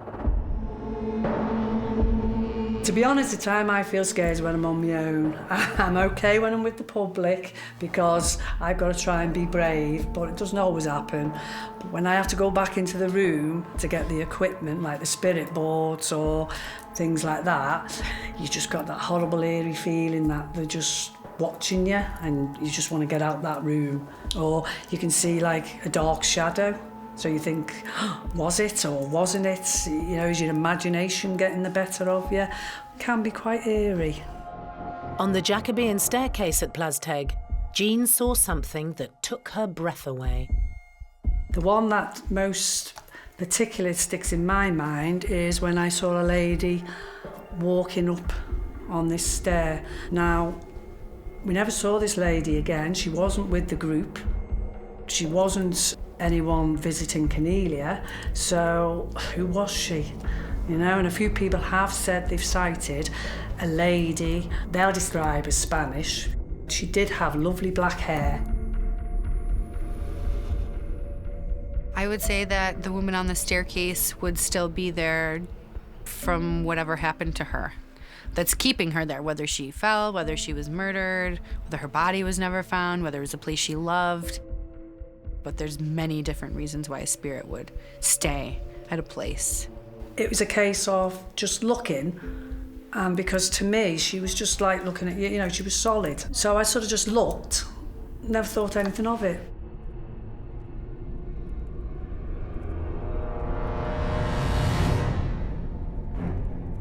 The mysterious dark-haired lady seems to be a direct projection from the bricks and mortar at Plazteg.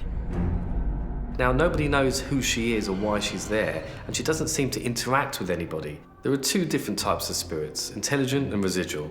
But these intelligent spirits are actual spirits that are able to interact and communicate with the living, whereas a residual energy is more like an echo of the past, a playback of past events. It's likely that she's a residual energy. She's a ghost that is there because she's attached to the building. It might well be a member of the Trevor family. Jean will never forget seeing this fascinating apparition. I wasn't scared because, to me, I just sort of looked, saw this nice young lady walking up the stairs. Part of me now just wish, if I could go back now, I'd love to have followed her because we never saw her again. Is it the same lady that other people have seen? It's a bit of a mystery.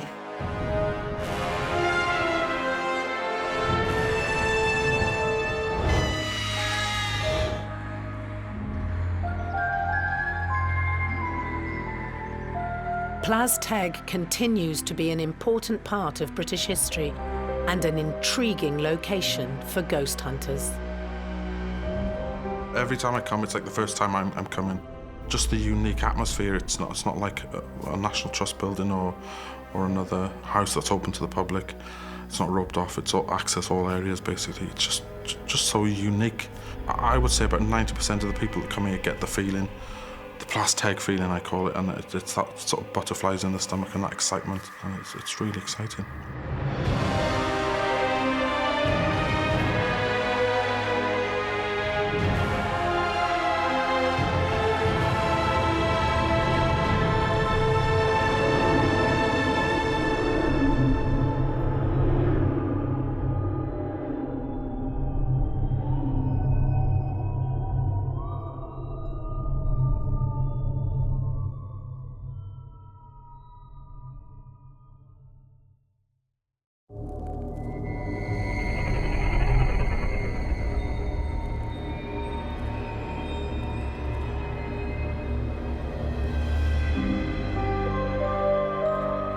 Ghosts appear in many forms. We can see them. What was that? We can hear them. I am not afraid. And sometimes we can even feel them. We've gone around the globe in search of the most terrifying spirits and supernatural beings who continue to live on long after their deaths. On World's Scariest Hauntings, anything can happen. Because you never know who's watching when the lights go out.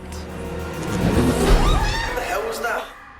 In this episode, 18th century vaults hidden within the foundations of one of the most haunted cities in the world.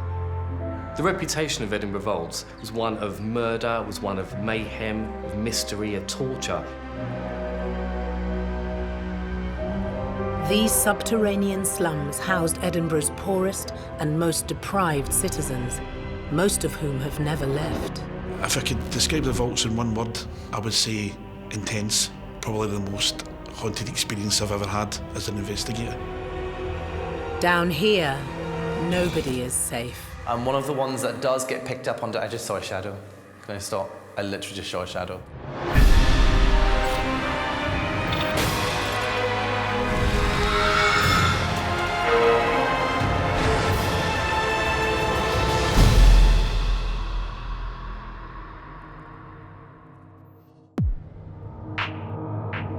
Edinburgh, Scotland's historic and beautiful capital. The 7th most populous city in Britain is a vibrant and exciting place to be. But underneath the flagstones, you'll find the unworldly remains of a forgotten slum.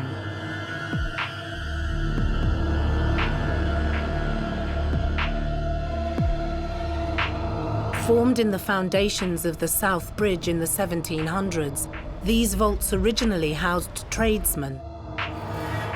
But due to regular flooding, the units were soon abandoned and taken over by Edinburgh's underclass. Eventually, the vaults were sealed up and forgotten about until they were accidentally unearthed in the late 20th century. Ewan Armstrong spends most of his days and nights down here, guiding tourists through the unholy catacombs.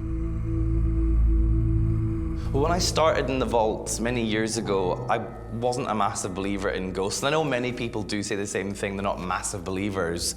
But when you spend time down in these rooms, just like anywhere else, you get to know the space, you get to know every noise and rumble and bang. So when you hear things that are different, you do question them. But I have seen many figures, apparitions in these rooms. And again, when you're working here, you tend to always rationalize and think it's maybe a customer that's wandered in or somebody, a colleague, and then you realize that there's nobody else with you.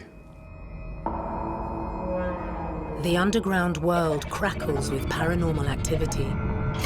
Witches, children, and a mean-spirited voyeur haunt the 18th century vaults. The spirits that call these rooms home are now all that is left inside the dark, empty chambers.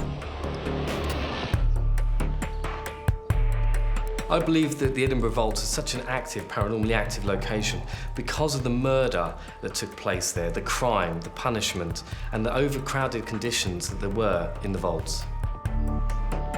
The history alone makes it haunted, whether it's spirits or energies. There's so many things that are going on that you're experiencing when you're down there. I would definitely say it's haunted.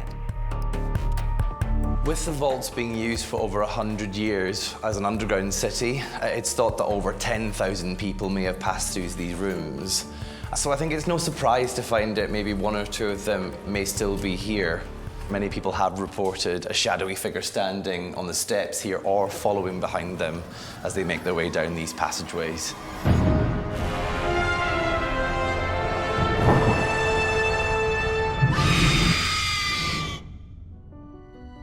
Visitors to Edinburgh's South Bridge vaults often report seeing ghosts. One of these spirits is still seeking revenge for her death over 200 years ago. So with so many of these rooms being used for brothels and taverns, it does lead many mediums and clairvoyants to pick up on spirits around the area. And one of the most common ones within our section of vaults is a young female who has been picked up on many times, and actually it's one of the ones that I've witnessed myself in these rooms, and that's outside in our corridor here. Many people have seen a woman standing in this location, and they always report the same thing. They report the long, dark hair, but also what looks like blood on her face.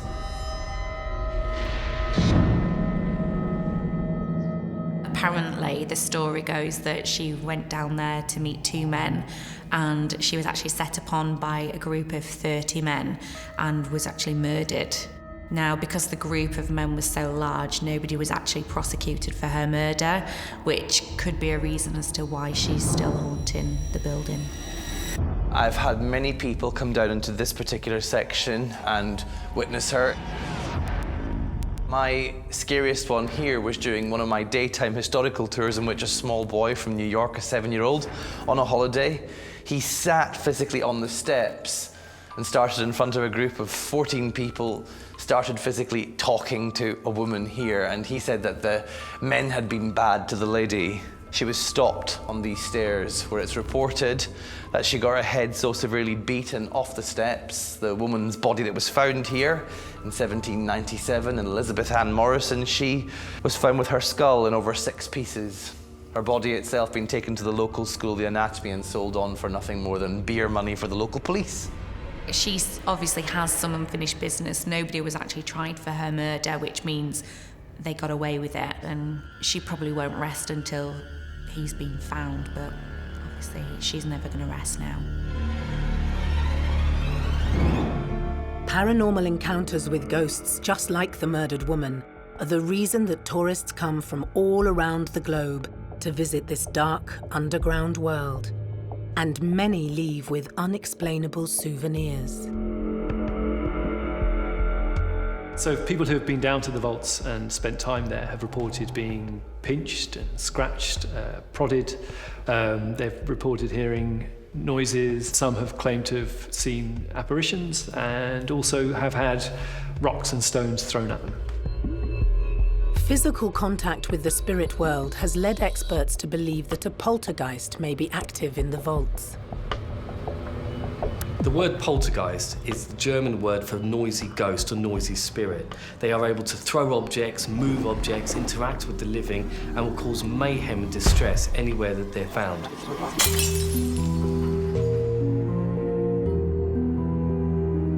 If you are lucky enough to have any sort of physical contact, such as a push or a touch or anything like that, well, it makes people feel wary, wondering who stood behind them, and especially if you're in the dark, it kind of enhances the fear factor.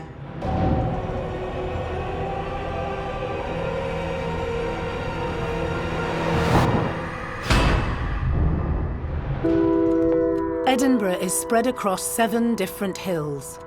After the success of the North Bridge in 1772, town planners decided to commission another, the South Bridge.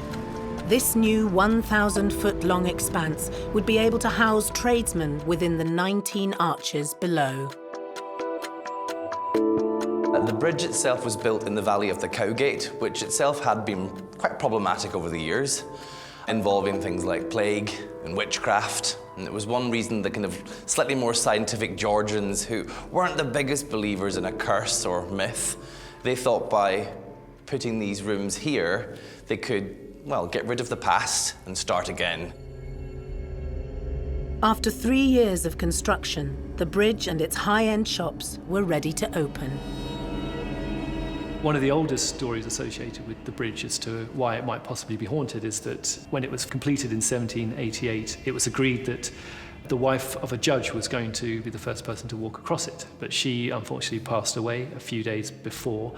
But having already made the promise, the local authorities agreed to uphold it, and indeed she was the first person to cross the bridge, but in a coffin. And since then, the local people have considered the bridge to be cursed. And it appeared that the locals may have been right. Despite the tradesmen thriving to begin with, after just 3 years they were forced out due to flooding. And of course this meant as these merchants moved out, some of Edinburgh's most poor and destitute moved in. And that is of course when the underground city is born.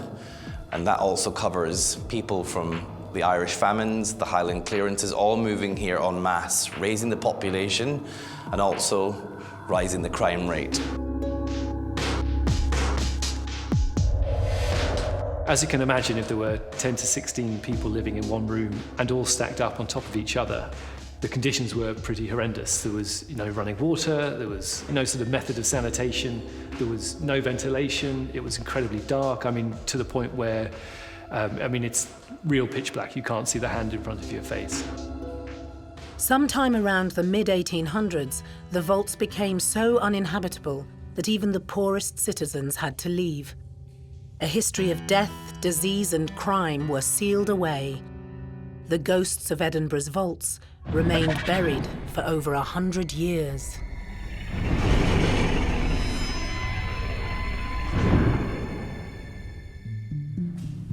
So, back in the 1970s, this particular room became the point of interest for a group of students who were using these rooms. Of course, they were renting a flat connected on here, and naturally, being three young gentlemen, they knocked through one of the plasterboard walls and found all this behind it and used it for many months for parties. But in one evening here in 1979, it said that at a wild drinking party, two young girls who'd been attending, they both at the same time got held against this wall by nothing. They were terrified. If something was holding you against a wall and you wanted to report it to the police, you have to have somebody seen doing the crime, but they never saw anyone. In 1985, the underground chambers were excavated and the world below was once again discovered. Since then, the Edinburgh vaults have come alive with the echoes of the dead.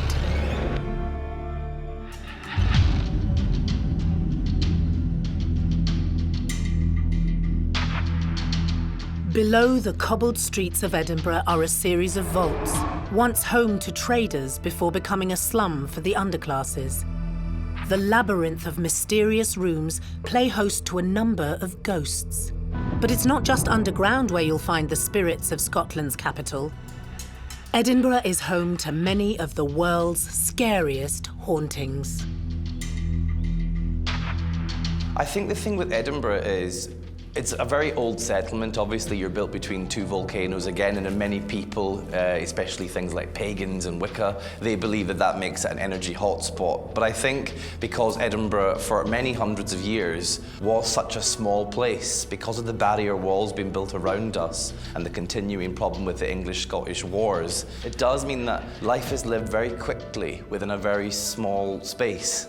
And I think maybe that intensity of life and loss of life has led Edinburgh to be a very haunted place. But it's beneath the noisy capital city where most of the ghosts reside. And there's one in particular who has been known to terrify both the locals and the tourists. Many people have reported seeing apparitions in the vaults, and people have also reported being grabbed by unseen hands. There are dark forces there, children's spirits. There's also a spirit called the Watcher, aka Mr. Boots. This spirit has been seen by many visitors and tour guides in Edinburgh vaults. He is said to linger and lurk in the dark tunnels and chambers, watching people, and he also interacts with them, following them around as they're on tour. Mr. Boots is one of the vault's most feared residents, a mean-spirited man who has become synonymous with the footwear he treads the vaults in. These steps are where people do report seeing him the most. The sound of heavy boots, the sound of groaning, growling is also heard here. And many of our customers and staff, as they've been in the area, they will get that hackles raised and they will naturally turn just because they think something might be behind them. No one really knows who he is. There's rumours he's a cobbler. There's rumours that he could possibly be a slum landlord, a murderer. But the one thing that is most common with him is he's not good intent. There was one psychic medium here not too long ago, and she actually ran out of the vaults when she tried to communicate with him because she said he was completely evil. When you have that feeling of someone watching you, you are conscious of that all the time. And especially if you're down in the vaults and you venture anywhere on your own, which 9 times out of 10 I usually do, it's not a nice feeling. You do get kind of the feelings of dread and anxiousness, and obviously the adrenaline starts to rush, and when you do actually think you've captured something, that's when the adrenaline turns to excitement. This photograph, taken by a tourist, shows Mr. Boots standing ominously behind an unsuspecting woman. He's stood lurking in the background. He's blocking out some of the light, and there's a clearly distinctive feature. He's wearing a pair of boots.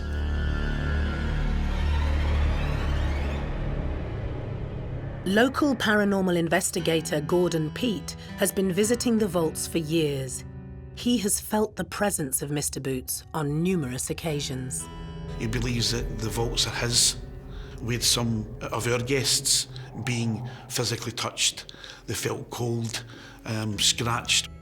But there was no pushing or shoving. But there was quite a lot of activity on the human pendulum.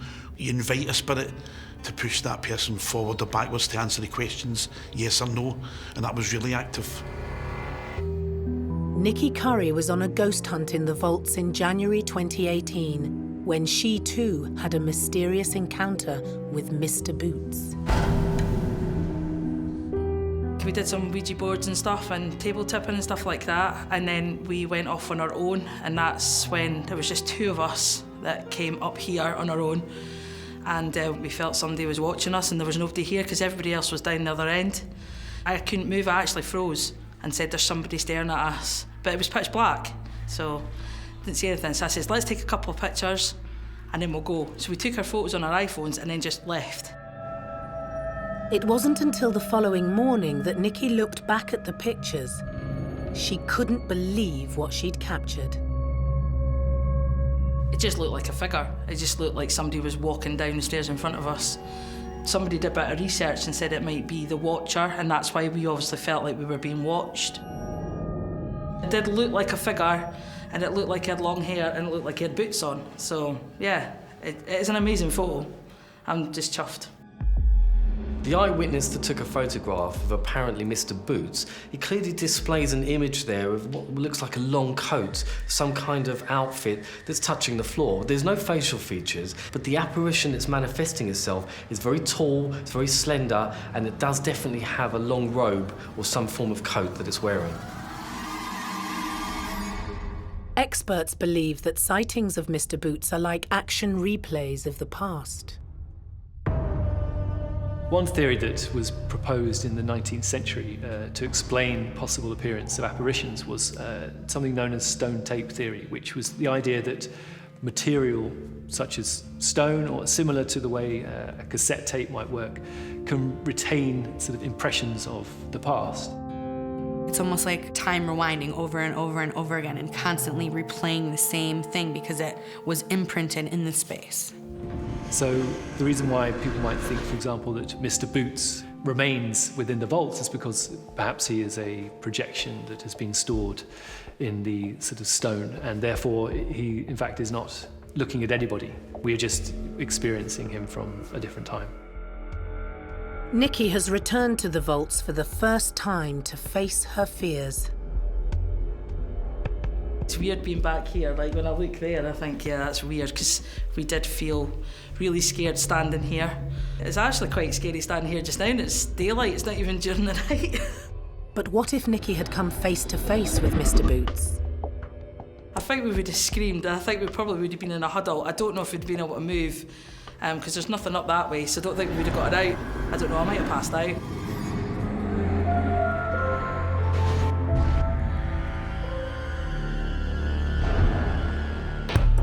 The entrance to the South Bridge Vaults is on Nidri Street.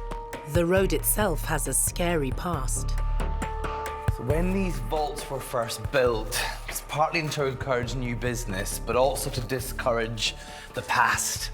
And with this particular section of vaults here, this being Nidri's Wynd, the original street, it's a street very famous in the 1580s, right into the early 17th century, with witchcraft trials. And of course, the most famous one on this particular street is a woman called Agnes Finney. And she's reportedly still lingering in these rooms. She's known to have cursed the entire street.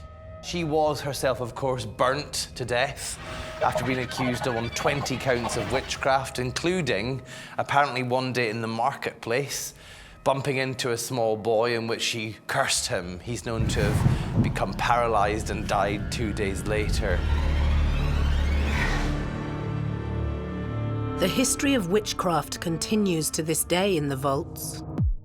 This is our room that we have rented out to the Source Coven of the Blue Dragon. They're Scotland's leading pagans or witches, and with this particular room here, they believe they've blessed it. Everybody is quick to assume that witches are bad or dark or evil or they're trying to conjure, and they're very capable of that, but majority of them is for the good. Many of our customers who come down here on these tours, they have, of course, taken photographs in this location, and they will sometimes pick up on what looks like a figure standing in the particular room here. Which again for us is strange because it's meant to be a protected room. That's why you've got things like the gargoyles outside. They were placed here by the witches to stop anything evil entering. So whether the figure is malevolent or a more positive person, again, we'll leave that up to the people that visit these rooms to decide for themselves. This photograph, taken inside the witch's room, has been analysed by paranormal experts across the world. The picture makes sense because if there was a coven down there, that's a lot of energy. They bring energy together to make things happen. Buildings hold energy, so that totally makes sense that you would see such profound energy coming up from inside the pentagram. I saw some photographs of the witch standing in the corner, very, very clear photographs of the witch in the corner. Unfortunately, none of our cameras picked up anything the times that we've been here. I'd love to have seen that for myself and for our cameras to pick that up. The activity within the vaults is very exciting for a keen ghost hunter like Gordon. It's an intense feeling. It's almost you're waiting for something to happen. It's overwhelming, the feeling. You feel the hairs in the back of my neck standing up just now being here, that you just don't know what's going to happen. An uneasy feeling being here. An uneasy feeling caused by the supernatural inhabitants who remain in the Edinburgh vaults some 200 years after their deaths.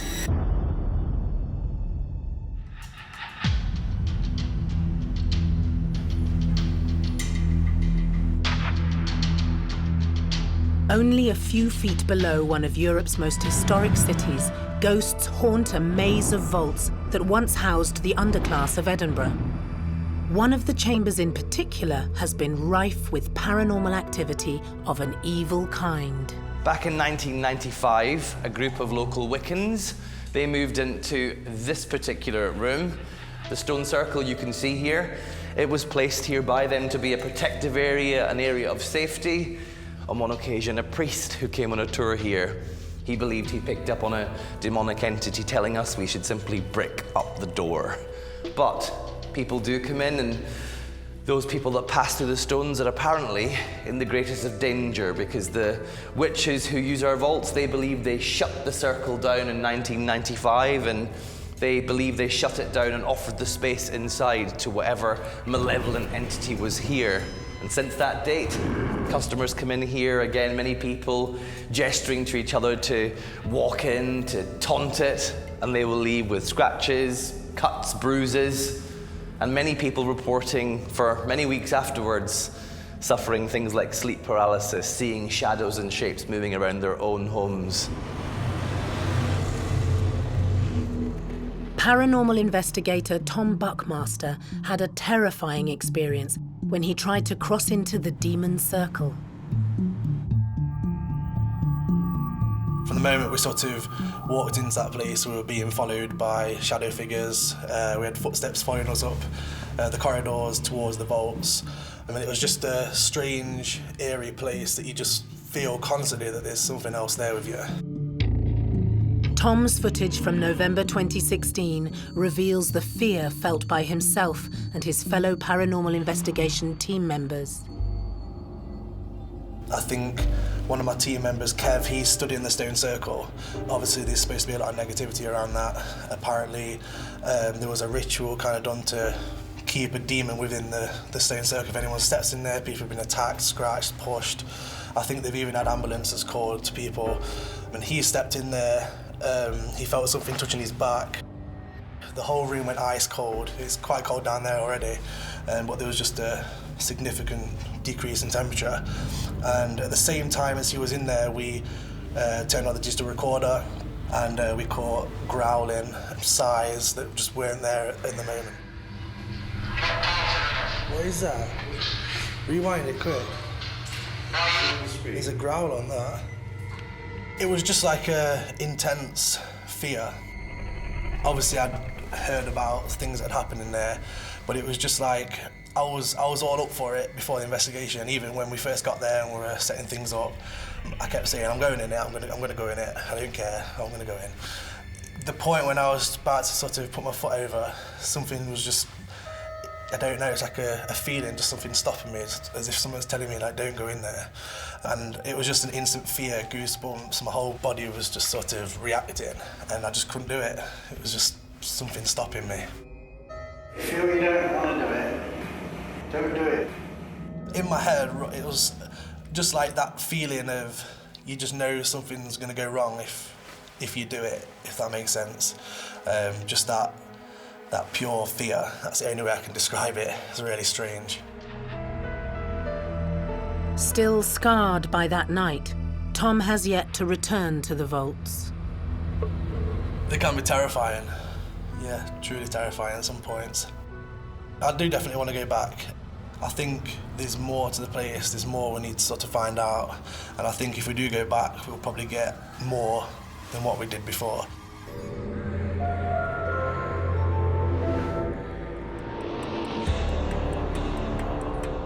When the South Bridge vaults opened for business in 1788, many children disappeared while working down there. Paid by local tradesmen to climb up chimneys and clean them, some of the children never came back down. The vaults themselves, back in the days of business, these were very well-run rooms, some of them, of course, accommodating things like a fireplace. And there is, with one of our rooms back in 1992, during making the site safe for the public to come in here, one of the fireplaces was bricked up. And when they, of course, tried to renovate it and get it used for the public, they did actually find small fragments of bone inside it. And when these bones were taken away, it was discussed by the laboratory they were children's bones, apparently a young boy between the age of 7 to 12. It was common practice in these rooms that if you hired a chimney sweep, of course, you would send them up. But because the bridge itself structurally differed, there are differences within a chimney breast here. Maybe if that boy has gone up, slipped, broken his neck, he's stuck. And the easiest way to get him back out is by lighting the fire. After the businesses shut down and the underclasses moved in, many children were born in the vaults, and they would die down there too. There are lots of reports of children haunting Edinburgh vaults. Cries, whimpers, and also the laughter and singing of children have been heard by numerous people over the years.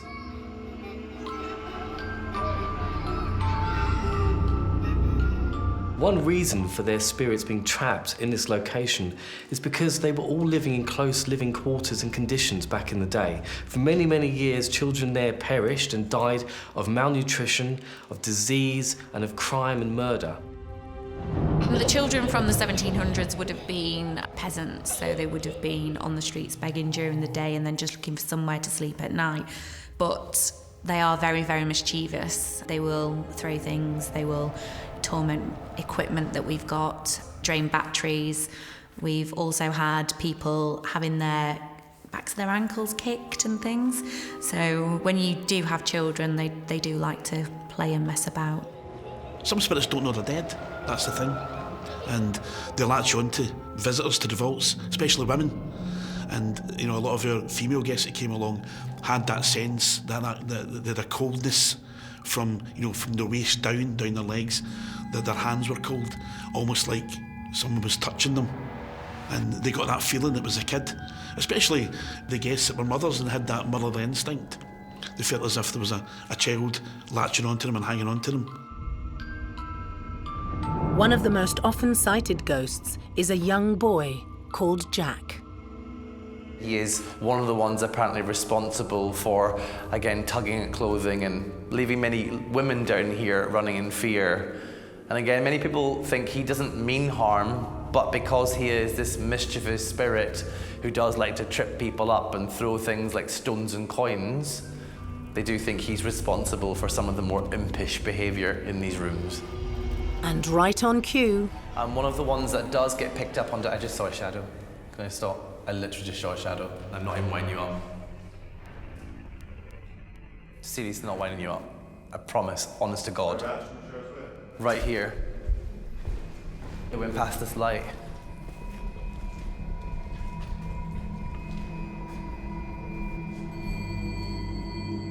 Just as we were talking there, I saw something break that light. That was weird. Like, I shit you not, I'm not even joking.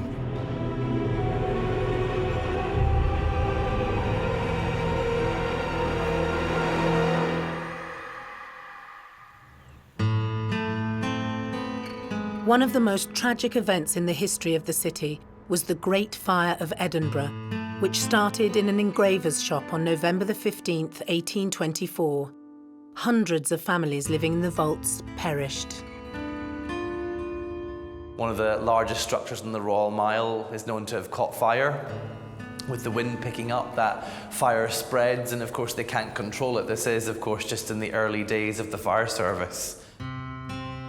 But the vaults, they're not deemed to be an important enough area to take care of, and many of the police are known to have locked the original entrance into the vaults, leaving many people in these rooms to fend for themselves. And there are many reports down here that 2-3 weeks after the fire had been extinguished and the doors were unlocked, people came down to find quite a tragic scene in these rooms. There is, in this particular section here, the story that the walls themselves, well, they conduct. And that heat raging above your head meant that many people would have died of asphyxiation or smoke inhalation, and that may have led them to take their own lives. So again, many people do walk into what is a room you can see your own breath in, and they feel the opposite. They feel very hot, very warm, they can't breathe. We've actually had to, in this particular room, end our tour for some customers that do begin to feel their skin burning in these rooms. It was said that there was a bad fire there at one point, and that parents had to slit their children's throats to spare them from being burned. And that act alone, I believe, causes an imprint on the space. You know, something so tragic and horrific. So I definitely would think that you would see some child spirits there. Maybe they don't know they can cross over, or they're lost, or they're waiting for someone. But I definitely would understand why you would see child ghosts there. But not all the spirits living in the Edinburgh vaults are quite so innocent. Much of the paranormal activity that has been experienced in the unhallowed chambers can be directly linked to murder.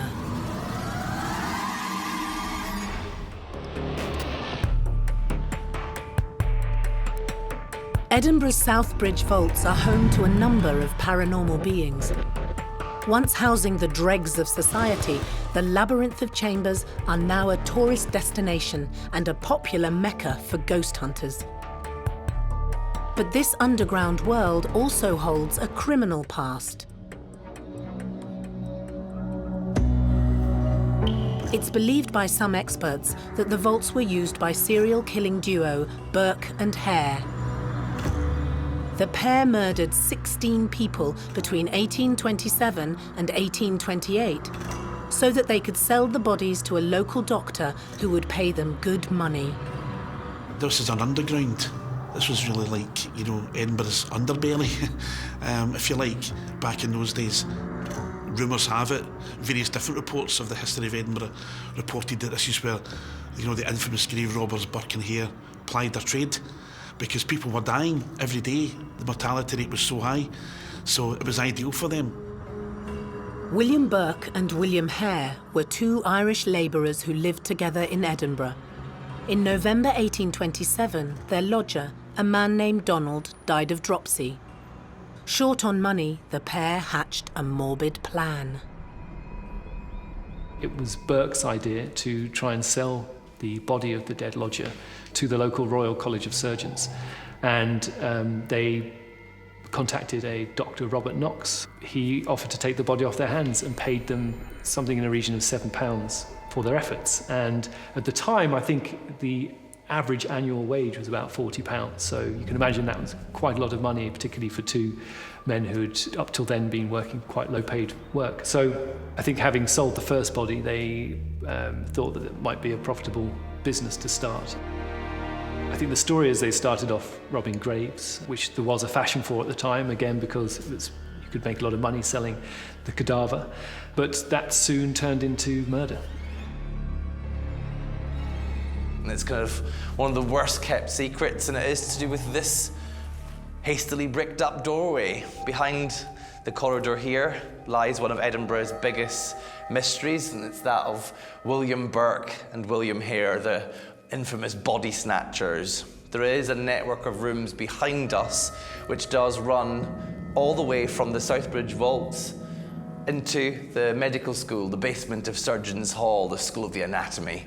And in the 1820s, that is, of course, the scene of, well, many crimes, including William Burke and Hare's 16 murders, victims, of course, being killed, maybe even sourced in these rooms around us. During a visit to the vaults, a group of paranormal enthusiasts were trying to contact the spirits of Burke and Hare by way of a call-out session. Call-out sessions are used to generate really energy, to be able to communicate with the spirits. In most situations, you're asking the spirits to interact with you by giving you a sound. What is that? Or perhaps manifesting themselves, or in some cases even touching you physically. It's more or less an instruction to the spirit. You know, can you copy me? Can you whistle for me? Can you do this? It's more of an instruction to them.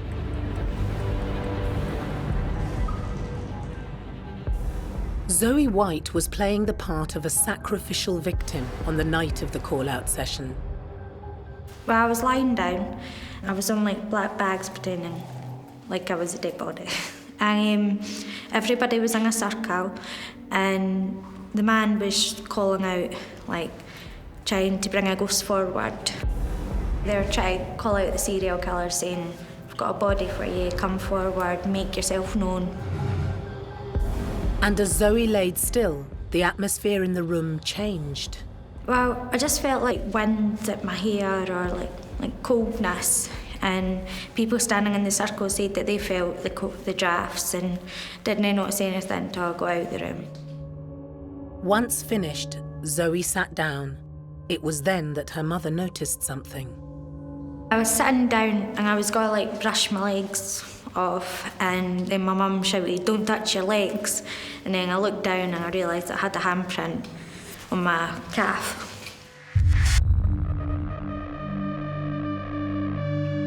The photograph clearly shows some finger marks. These finger marks are quite spaced apart, very, very wide, and it is plausible that one of the spirits did manage to physically interact with this lady, leaving their handprint on her leg. I was shocked because I never felt nothing happening. I didn't touch my legs, nothing, it just appeared. I must have been touched by a ghost. As the night continued, Zoe again was chosen as the subject during a scrying session. Scrying is an old Victorian method of spirit communication where you look into a mirror within a darkened room, usually used candlelight to actually illuminate the face. And what you actually do is sit and stare into the mirror. And as you stare into the mirror, your face apparently changes to the spirit that's supposed to be there. You sit in front of this tinted mirror and there's candles round to you, and nobody noticed till after that there was a figure there. Usually, the spirit will try and manifest itself and show its face on your face, but in some cases, the spirits can show themselves in the mirror beside you, looking at you, or looking directly into the mirror also.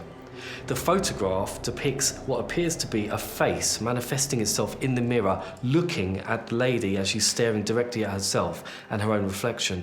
It's an amazing capture, and it's one that I've never seen before. Very, very unique and hard to try and get on photograph. The photograph shocked Zoe. My mum told me when I was sitting there that I had different features, like manly features, like I had like a butch face and I had stubble on my face. I was excited at the time, but like after seeing like the male figure in the mirror and the photos and the handprint, it got a bit scary. Some people are more in tune than others. They're connected to the spirit world. And if spirits can kind of find that tune and they pick up on it, they might well want to show themselves or interact with that specific person. In this situation, the woman clearly was a focal point and was the attention of the spirits that were there. They may well have been trying to show themselves to her, to communicate with her, to give her a message, or she may well have had links to that place or to the spirit itself. Zoe returned to the vaults months later, but had an entirely different experience. The second time I came, I was all excited, thinking something else will happen. But as soon as I entered, I felt sick. I needed to sit down. I felt like I was going to be sick. I needed to leave the building a few times. This was horrible.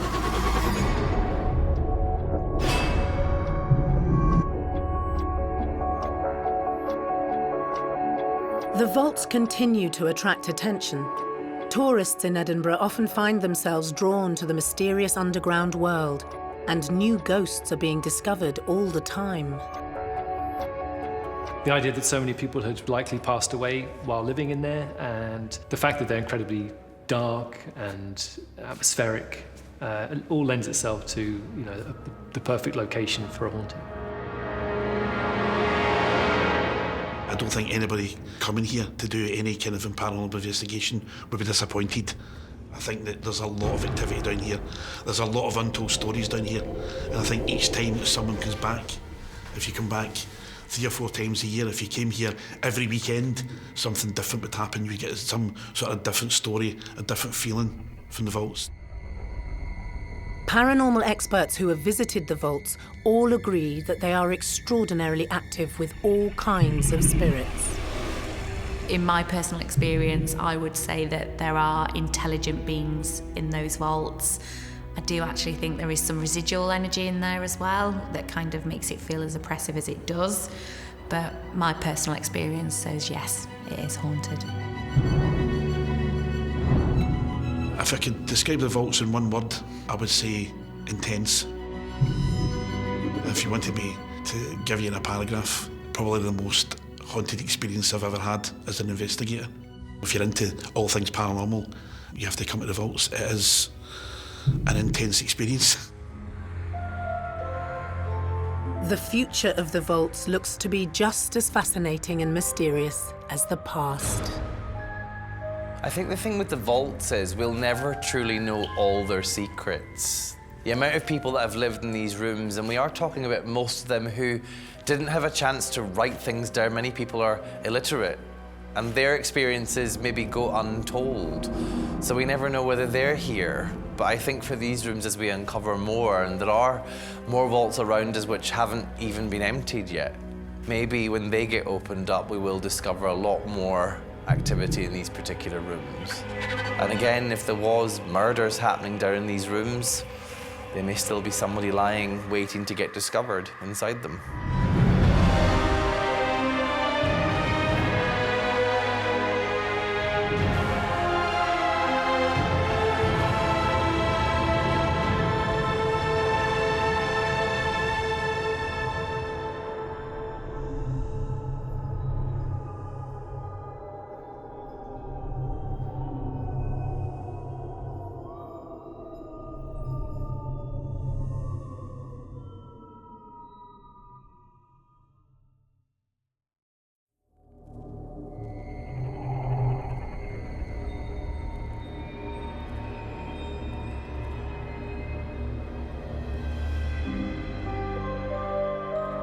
Ghosts appear in many forms.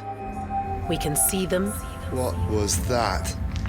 We can hear them. I am not afraid. And sometimes we can even feel them.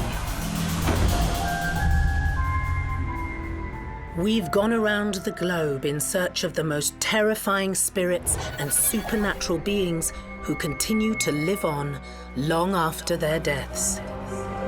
On World's Scariest Hauntings, anything can happen. because you never know who's watching when the lights go out. In this episode, a 19th century time capsule hidden in a modern world, haunted by 3 generations of the same New York family who call it home.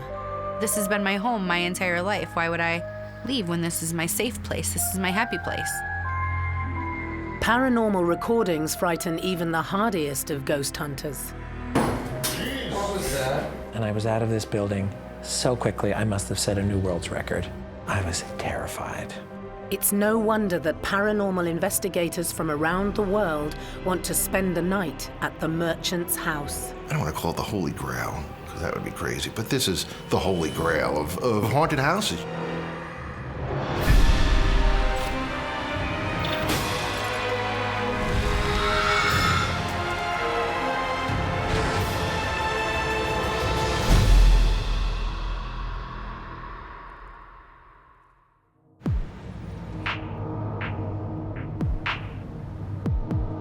The Merchant's House Museum has stood in Manhattan for over 185 years.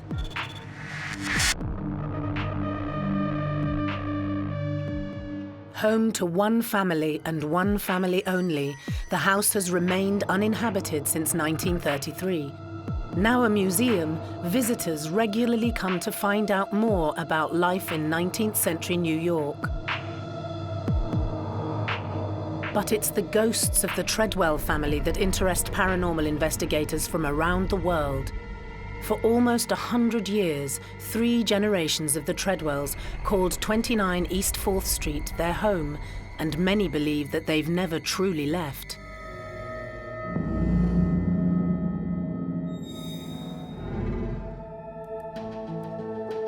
Anthony Beloff has been a volunteer at the museum for over 30 years. During some of the ghost tours, we have had people feel, someone breathing on their neck and they turn around, no one's there, tapped on the shoulder. People have been seen walking by in rooms that are empty. We don't know how well the Treadwells like having their house open to the public. They seem to be accommodating us, and we like to think it's because they realize that with the public coming here, we can raise the funds to keep the house standing.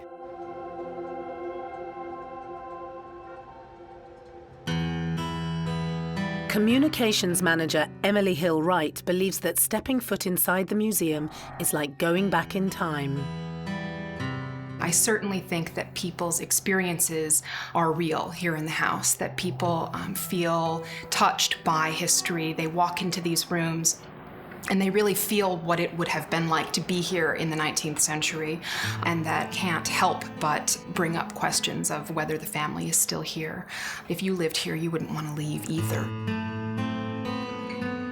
The house has changed so little since that time, if Einstein's correct. And time is not linear, but just keeps happening. I like to think that sometimes we just bump into each other. They're still here living their lives, using the objects that are still here in the house, and we're here at a different date, a different time, and sometimes we just overlap and we just bump into each other. Which leads me to wonder, do they see us and think we're ghosts? They might not even see the people that are around, and they just might be still in their same time and place when they left it. So it's very normal to them. But in the cases that I've seen of families staying on the land or in the home, it's more of a, let me protect the house. This is my land. This is where I grew up. It's sentimental to them. One of the apparitions who has been seen is Horace Treadwell, the eldest son of Patriarch Seabury and his wife Eliza. Roberta Belulovich remembers the day of his ghostly appearance. A couple of summers ago, 2 men came into the museum and they were doing the self-guided tour. And they went downstairs where the tours start, and in fact, the first room people visit is this one. And 5 or 10 minutes after they came in, one of them came up the stairs and he said, "I saw Horace in the family room." And I said, "How did you know it was Horace?" And he showed me the book, and at that time we had family pictures in the book. And he said it was him, and I said, "What was he doing? Did he say anything? Was he doing anything?" And he said he was dressed all in black. He was carrying a top hat, and he was leaning on the mantelpiece. And the young man felt he must have been in mourning. He looked very unhappy, he said. Horace's sad disposition is in keeping with the history of the house. He experienced almost all his family members dying, so yeah, certainly at the very least his parents. How he would have felt about that is hard to know. Very frequently in the 19th century, wakes and even sometimes funerals were held in the house itself, in the front parlor, generally speaking. So that might have been the day of a funeral for all we know, or afterwards, after they had gone to the cemetery and come back.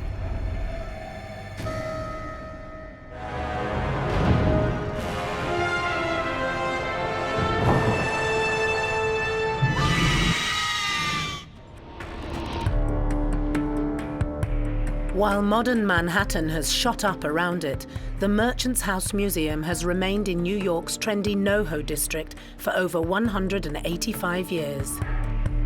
New York City in 1832 was just a smaller version of what it is today. The reason the Merchants House was built on East 4th Street was basically the whole area was being developed as a suburban enclave for the very wealthy. The house was built in 1832, and the family who lived here, the Treadwells, moved in 1835. Seabury Treadwell, the patriarch of the family, and his wife Eliza had 8 children. The youngest, Gertrude, was born here in this house in 1840. She lived here her entire life. She never married, and she died in the house in 1933, so almost 100 years after her father purchased the home. Today, the museum is complete with the Treadwell family's original belongings, their furniture, their personal possessions, and even their clothing. The gentleman who lived here, Seabury Treadwell, he was a successful hardware merchant. And hardware in those days meant basically anything made out of metal. He was 55 years old, and he had made his fortune. And so he moved his family, his wife, to the suburbs, which was this house, and he retired here. The townhouse has 5 floors and would have been a hive of activity in 19th century cosmopolitan Manhattan. In 1855, the New York State Census indicates that there were 21 people living here. Now that includes the 8 children, some of whom had married and moved out, but then moved back in with their husbands and their children. And there were also 4 servants who lived in the house with the family for, as far as we know, the entire 19th century. In 2018, this really is a time capsule of that mid-19th century period. The Treadwells made very few structural changes to the house, and so today the museum really gives visitors an unparalleled look at what life was really like in the mid-19th century. The last remaining Treadwell, Gertrude, passed away in 1933. Rescued from demolition by a cousin of the family, the house opened as a museum in 1936. Reports of paranormal activity have been rife ever since. I've been a volunteer since the early 80s, and I had the pleasure at the time of working with Joe Roberto, who was the architect who saved the building from collapse in the 1970s. Joe and I had a very special relationship. He sensed the kindred spirit in me, at least with regard to the paranormal. And he began alluding to certain things which had been reported as having taken place in the museum over the years. And he would tell me, Anthony, there's stories about the house. And he shared some of them with me. The staff themselves have had some unexplainable encounters over the years. There have been a few things that have happened while I have been here that I don't have an answer for. We do a raffle every Christmas, and one of the raffle prizes a few years ago was a crystal dish. We had it in the very center of our conference table up in the offices, waiting for the prize winner to come and collect her prize. On Friday, when we left for the weekend, it was right in the very center of the table, and when we came in on Monday, the dish was shattered in pieces on the floor. During the weekends, the offices are locked and closed, so members of the public cannot get into the offices. The staff isn't up on that office floor, so we really have no explanation for that.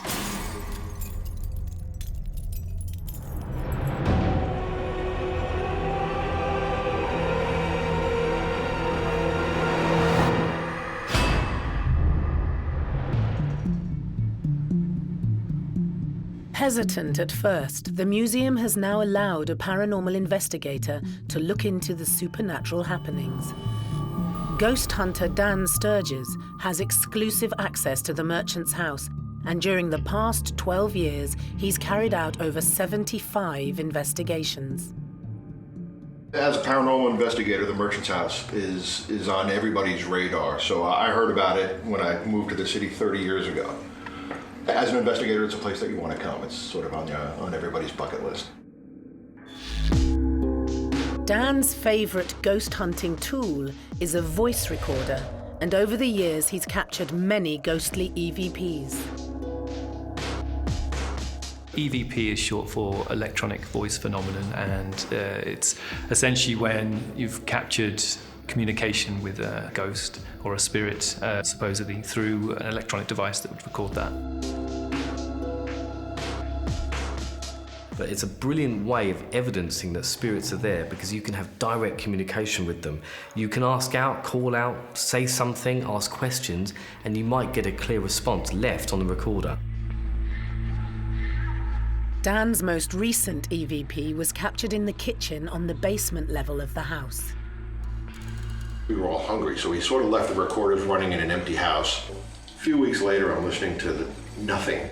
For an hour, this is 56 minutes into the recording, and we captured something that I can't explain. And it's the only time I've ever gotten scared from anything that I've captured here at the house, so it's pretty creepy.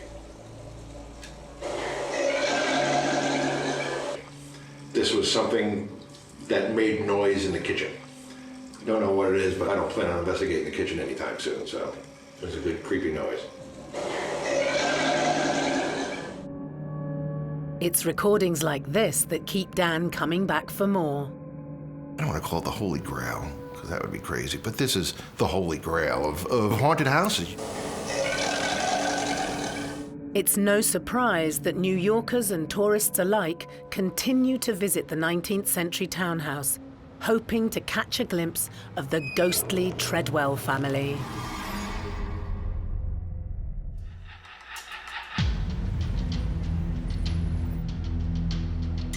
"29 East 4th Street in New York City, now known as the Merchant's House Museum, was built in 1832.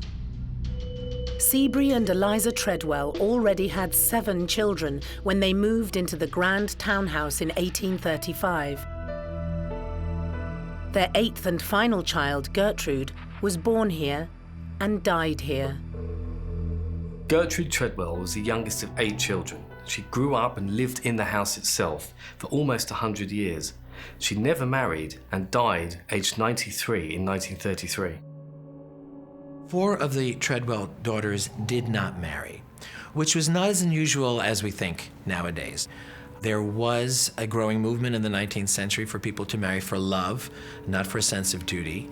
And it just seems that at least 3 of the girls chose to remain single, to remain spinsters. Gertrude, on the other hand, had a love affair which went sour, unfortunately because her father forbade her to marry her choice. He was a medical student named Lewis Walton. The real problem was that he was Catholic, and the Treadwells were Anglicans, they were Episcopalians. And this was just not done. So the family legend, which we have every reason to believe, says that Gertrude said, if I can't marry Dr. Walton, then I'll marry no one. And so she devoted her time to pressing flowers, charitable work, taking care of her elderly parents, and basically when they passed on, taking care of this house and keeping the house as Papa wanted it. By the time Gertrude died, she had run out of money. Women of this class would not have worked, and Seabury Treadwell left all of his children a pretty substantial sum of money when he died. But Gertrude was 23 when her father died, and she lived just shy of her 93rd birthday. So that's 70 years. You live that long, eventually the money just runs out. By the time Gertrude died, there were several mortgages on this house, and she was really quite impoverished. However, the spirit of Gertrude Treadwell lives on.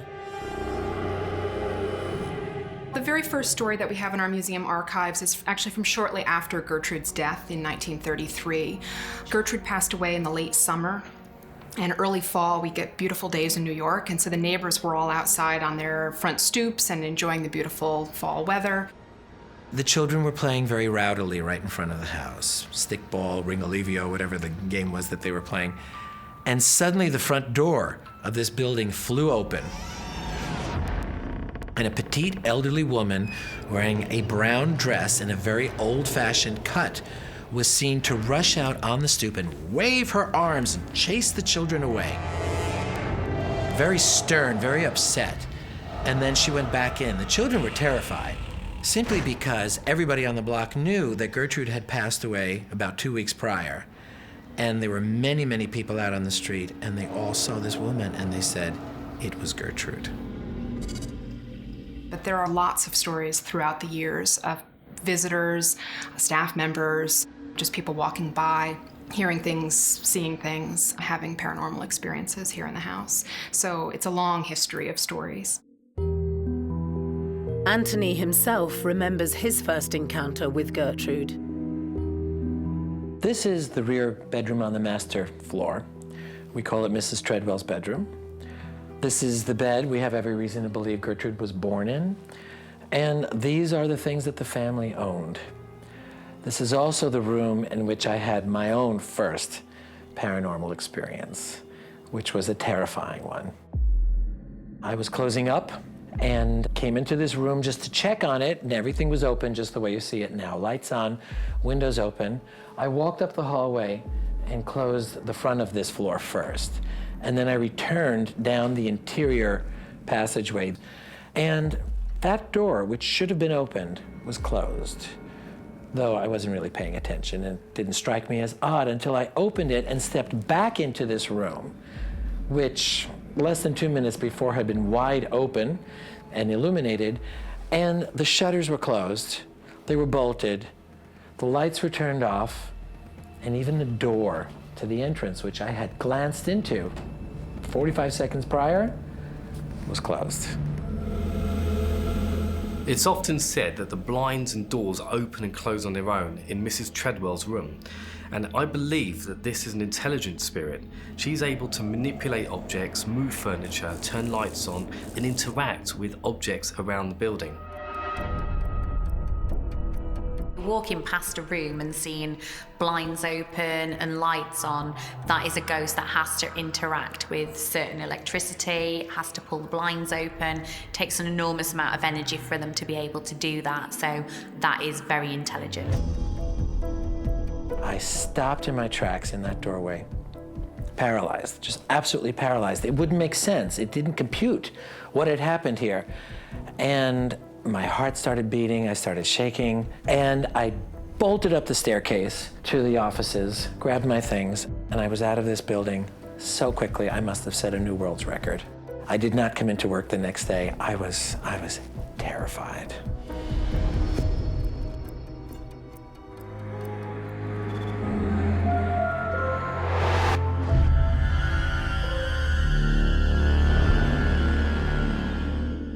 With so many people coming and going over the 100-year history of the Treadwell family's residence in the home, it's no wonder the building is teeming with paranormal energy.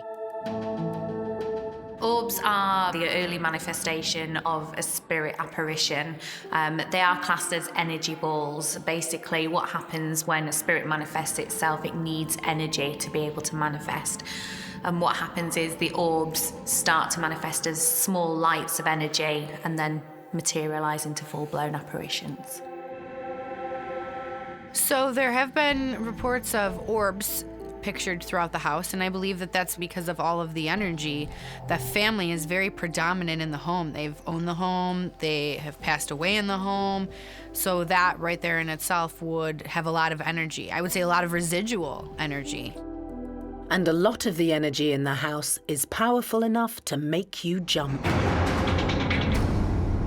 The last time that I was truly terrified when something happened in the house was during one of our paranormal investigations with Dan Sturgis.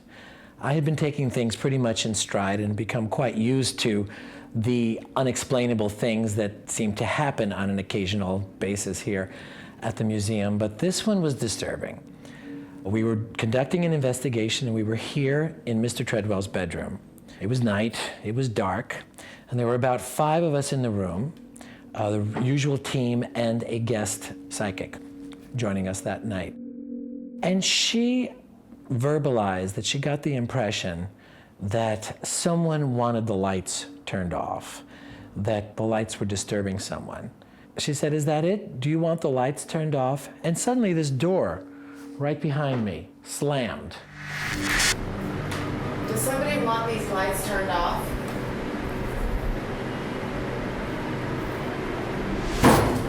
What was that? I screamed like a little schoolgirl, and it sounded like the door that was behind me slammed shut. I have to preface this by saying the door was shut at the time. So it was like this, and yet, boom! What was that? It slammed with such force as if it had been wide open and somebody had just slammed it like that. Now, I was standing there by that window, and I saw the whole thing. And I even saw the door vibrate slightly. Dan Sturgis was standing right here next to the door, and he jumped. And we were all really disturbed by this. We opened up the door. There's nothing inside the closet to make that noise. What was that? It was a noise that came out of nowhere, and everybody jumped. We were able to play it back. It came off on all the recorders, so it was an actual physical noise. A lot of time with EVP, you'll catch them only on one recorder rather than all the recorders that are running. But this came across on all the recorders. What was that? The sort of ghost that is thought to be sort of banging on doors would be considered a poltergeist or an intelligent spirit. A poltergeist is thought to be a spirit that is somehow trapped and unable to ascend to the next realm, whatever that might be. A ghost that would move objects around or interact with the sort of material world that we're familiar with. And I pulled out my cell phone to call my sister and tell her what had just happened. And as I held the phone in my hand, I watched the battery level go, and suddenly the phone died right in my hand. That made it even scarier, because now this strange, scary thing had happened, and suddenly I couldn't even call for help. The Merchant's house is a treasure trove of paranormal activity. The Treadwell family seem reluctant to leave their home and will make themselves known however and whenever they want to.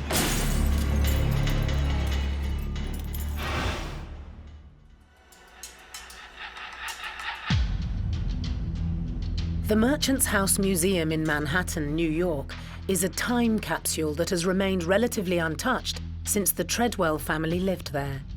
It's been 85 years since the house has been inhabited, but many believe the family have refused to move out. In this instance, I think people have linked the Treadwell family to the actual location because they were the first owners of the property, and right up until the death of the youngest child, they had remained in the building. So there's this sense that maybe they still remain there and that they do so because they still feel like they own it.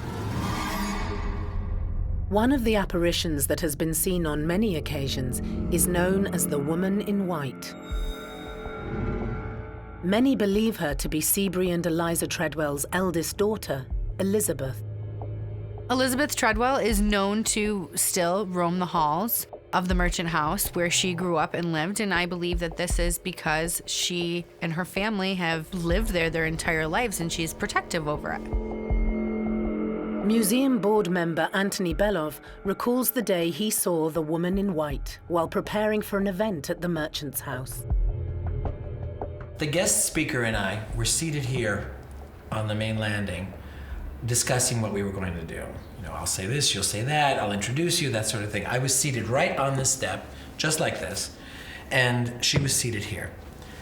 And while we were talking, I noticed there was motion and a bit of a rustle up at the top of the staircase. And I was able to look past her, right up to where the staircase bends around again, and there was a woman standing there, leaning on the staircase, on the handrail, and looking down. In fact, I felt our eyes had actually connected. She was wearing a period dress. She looked absolutely solid. I could see her face very clearly. It was a beautiful face, almost heart-shaped. It must have been close to a minute. And then somebody from downstairs hollered up, "Anthony, we're ready to open the house." And I looked down, looked up, nobody was there. The mysterious woman had completely vanished, but Anthony was eager to find out more. A couple of days later, I was talking to Pi Gardner, the director of the museum, and I said, "Oh, I saw something the other night." And she looked at me and she said, "Who did you see?" And it was like one of these duh moments, because it never even occurred to me to look at the family photographs and identify who the person was. So we promptly marched over to the display, and there she was, as real could be, the woman I saw standing at the top of the staircase, and it was Elizabeth Seabury Treadwell Nichols. The ghost of Elizabeth Treadwell is likely to be a projection of the past. The stone tape theory is basically a loop where energy is actually absorbed by the fabric of buildings, of the atmosphere surrounding where trauma, murders, accidents, anything takes place, that energy is absorbed by the atmosphere. And the stone tape theory basically is a residual energy, and it actually loops and plays itself over and over. If she was having a wander about in her normal everyday life, then chances are you would probably see her still doing that after death.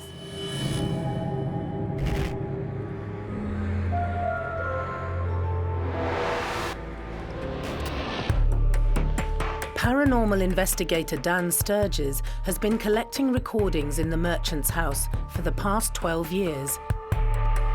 During one of these sessions, he captured something remarkable in the bedroom of Treadwell matriarch Eliza. You'll hear my friend Holly was somebody that had never been on an investigation before. We were in Eliza's room. And Anthony, you'll hear Anthony in the background ask Mrs. Treadwell if she thinks Holly is pretty.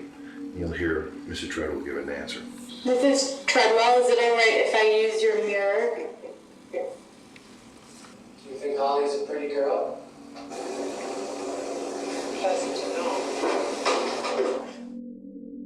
When she's actually asked, is she a nice girl, you actually hear pleasant enough. Now, that is intelligence straight away because she's answered a question. Great capture. And it's an answer to a question. That's a direct answer to a question. Significant, you know. Sent that out to my friends who ran it through a battery of tests and said that voice wasn't anybody else in the room, didn't match anybody's voice print in the room, and it came from inside the room, it didn't come from outside, according to them. I think of the EVP recordings that I've heard, this is certainly one of the clearest, if not the clearest, I've come across. Pleasant to know. I mean, it's quite interesting that the phrase pleasant enough was used. That feels like something that would be a kind of response of the age when they would have been alive. Most electronic voice phenomena cannot be heard by the human ear and are only discovered when painstakingly re-listening to reels of tape.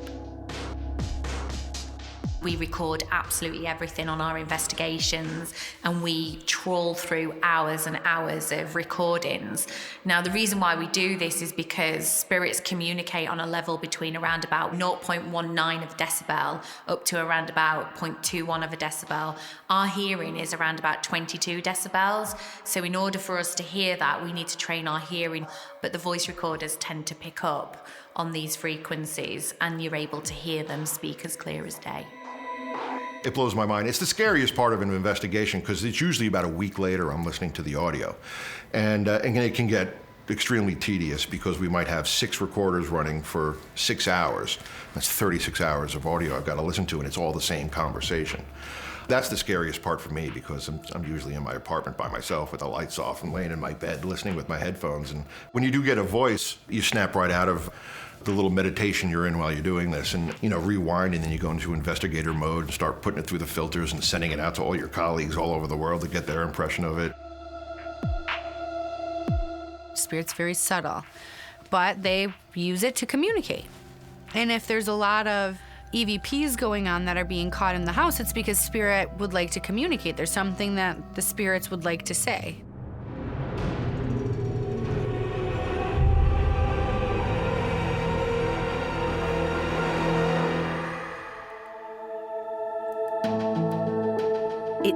as though every nook and cranny of this 19th century home harbours some sort of paranormal activity. And one of the grandest rooms at the Merchant's House Museum is no exception. We're in the front parlor of the Treadwell house right now, and this would have been the best room.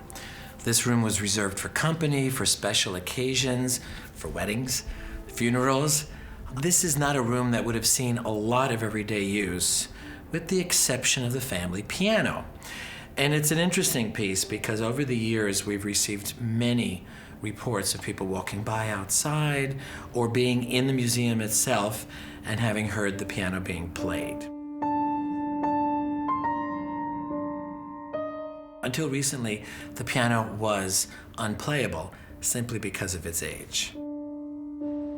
Occasionally, Anthony will host concerts in the Merchant's House Museum to raise funds for the upkeep of the building. During one of these classical recitals, the supernatural force in the Treadwell home was simmering. And during rehearsal, we had a lot of strange things going on in the house. There were footsteps upstairs, a door opened and shut itself, and we were aware that there was a certain amount of energy in the house while we were practicing the music. And by the time the concert began, the paranormal energy had intensified even more. I was one of the singers. We were a quartet. And while the leader of the group was speaking, we were sitting in chairs in the front parlor. And I remember sitting there feeling as though I were going to faint and going, who turned on the heat? Because I felt this blast of heat next to me. I was seated here in a chair, suddenly felt someone poke me in the ribs twice, very hard. And I thought I had missed a cue or something had gone wrong.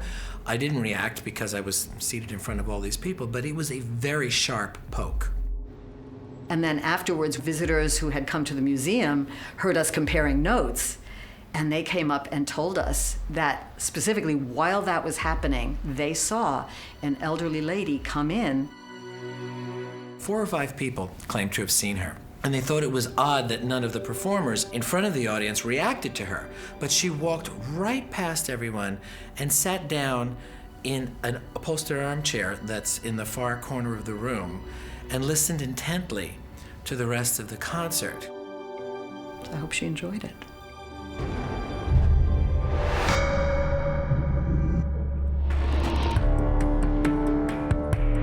The paranormal energy at the Merchant's House Museum appears to manifest as 2 different types of spirit. The kind of sightings and sounds that have claimed to be seen and heard at the Merchant House would correlate with both a residual and an intelligent spirit. A residual spirit is one that would be considered to sort of be playing out continuously on a loop, that wouldn't be aware of its surroundings or necessarily aware that it's in our present time. So an intelligent spirit would be a spirit that's considered to be interacting with the living and one that is kind of responsive to the space in the way that we understand it. One of the intelligent spirits captured by paranormal investigator Dan Sturges is the head of the ghostly family, Seabury Treadwell. We haven't got a lot of communication from Mr. Treadwell. And we were in Seabury's room, Mr. Treadwell's room, asking if he knew how to play the piano, because I have a piano downstairs in the parlors. We get a male voice saying, I strike the keys in succession. Did you know how to play the piano, Mr. Treadwell? Pretty amazing stuff. I've been doing this a long time, and you rarely get sentences or as clear a response as we get here at the Merchant's House. Did you know how to play the piano, Mr. Treadwell?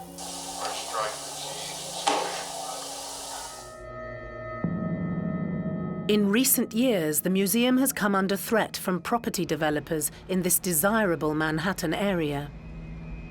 So how do we ensure that the Merchant's House and the spirits within continue to live on in the years to come?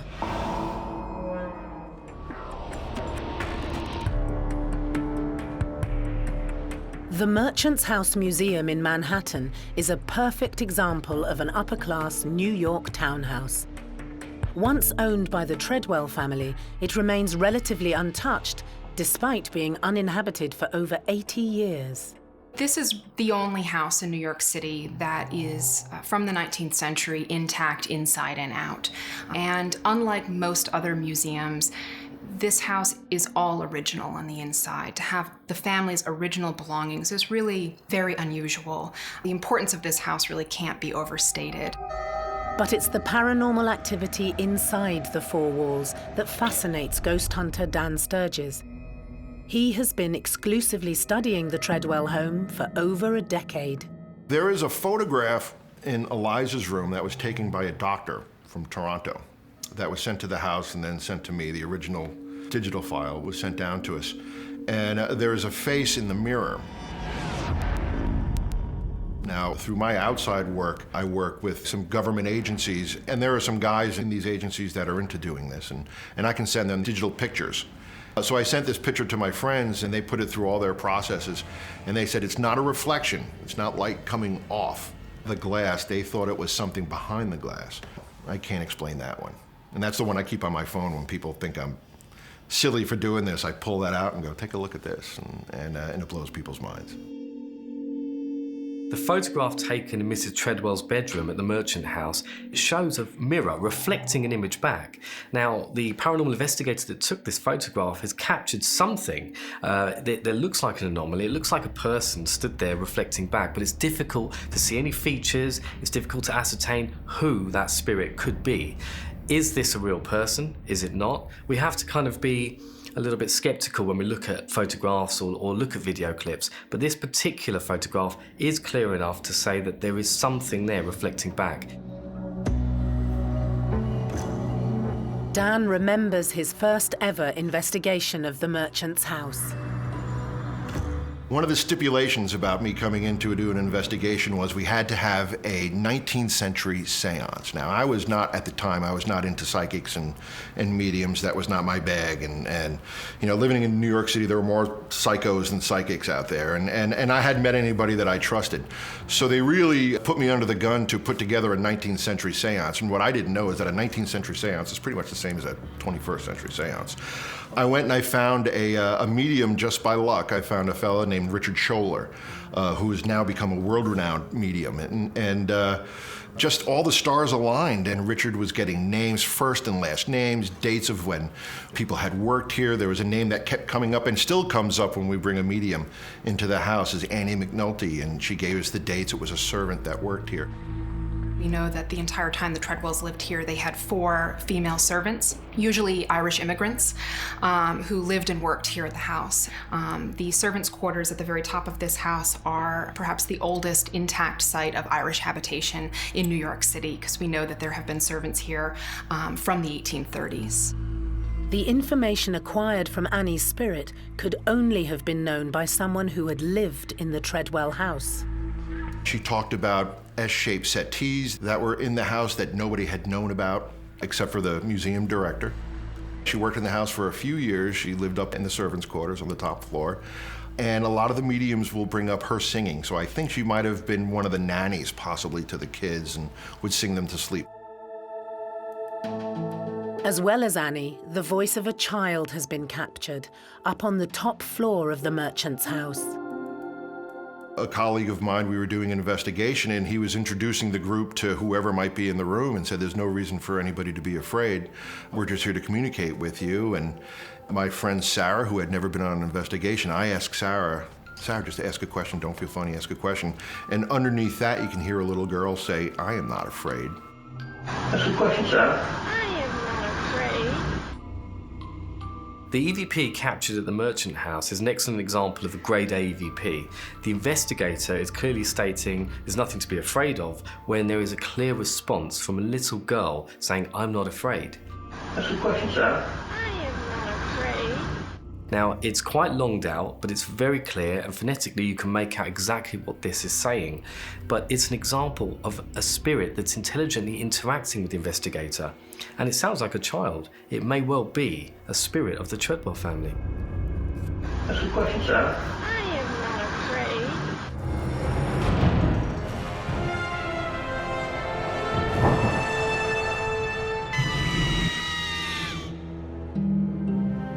The Merchant's House Museum continues to thrill visitors with its history and the mystique surrounding the Treadwell family. It very much was turned into a museum because of the way that it was kept and the way that the look and the feel of it. So it's time capsuled, so they can be at rest and be in the home that they love and not have to worry about anybody moving their things or touching their things or changing things that they don't want them to change. So they can very much stay and just protect it and still feel that sentimental, this has been my home my entire life. Why would I leave when this is my safe place? This is my happy place. But the future of the museum and the legacy of the Treadwell family is in doubt. Well, right now the museum is facing a really serious threat. A developer has applied to put up an 8-story hotel in the lot immediately next door to the museum.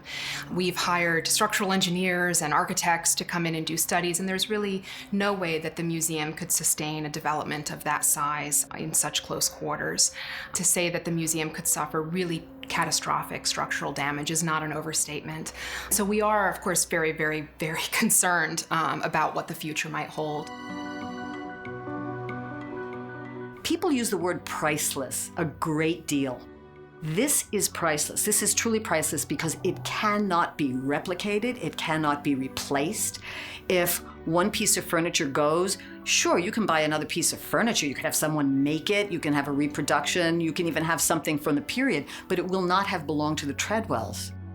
The board of directors have set up a petition and hope to fend off the developers.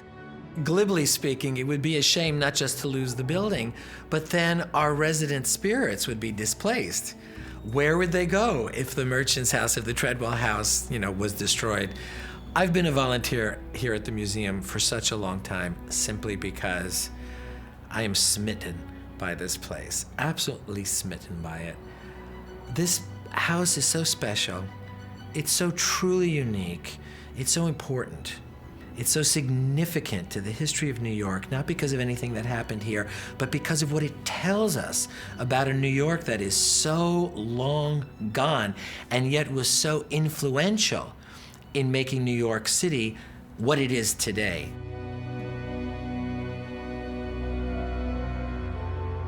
For now, the spirits are safe inside the museum, and the stories of the Treadwell family and the ghosts they have become will continue to excite both visitors and staff of the Merchant's House.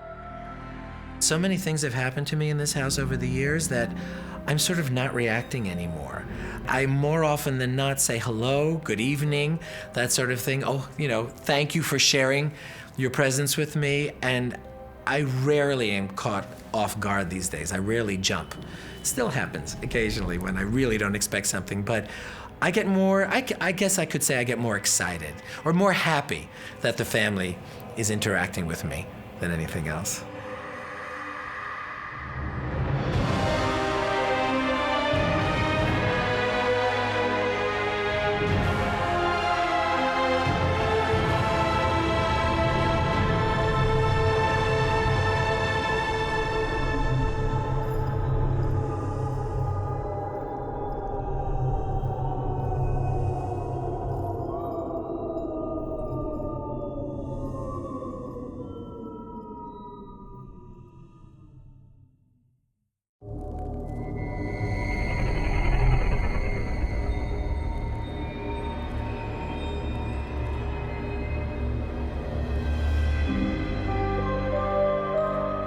Ghosts appear in many forms. We can see them. What was that? We can hear them. I am not afraid. And sometimes we can even feel them. We've gone around the globe in search of the most terrifying spirits and supernatural beings who continue to live on long after their deaths. On World's Scariest Hauntings, anything can happen. Because you never know who's watching when the lights go out. What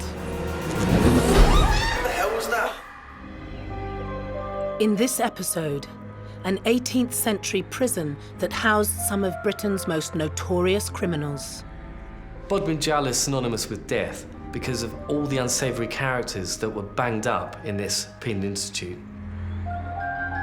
The spirits of men, women and children still walk the deathly corridors. For about 20 minutes, I'd been holding this child's hand, only to realise that obviously at 1 o'clock in the morning there wouldn't be a child in the jail, and not living anyway. And should you come face to face with one, you'd better run. And it specifically said, get out. And at that time, all the hairs stood up on the back of my neck, and that sense that you feel that something isn't right came over me.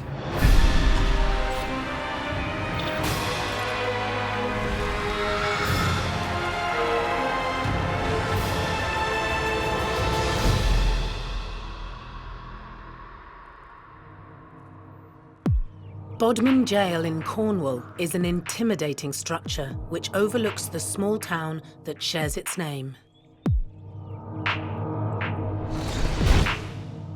Built in 1779, the prison has housed many notorious criminals, some of whom were put to death right here in the grounds.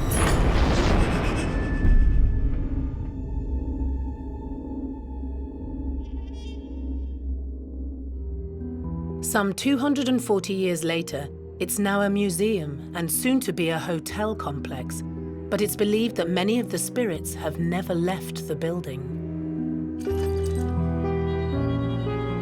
Bodmin Jail's resident clairvoyant and paranormal expert is Kirsten Honey. So we have a few examples here of customers, if you like, during the day that have come in. They've had some very strange occurrences with the way they feel.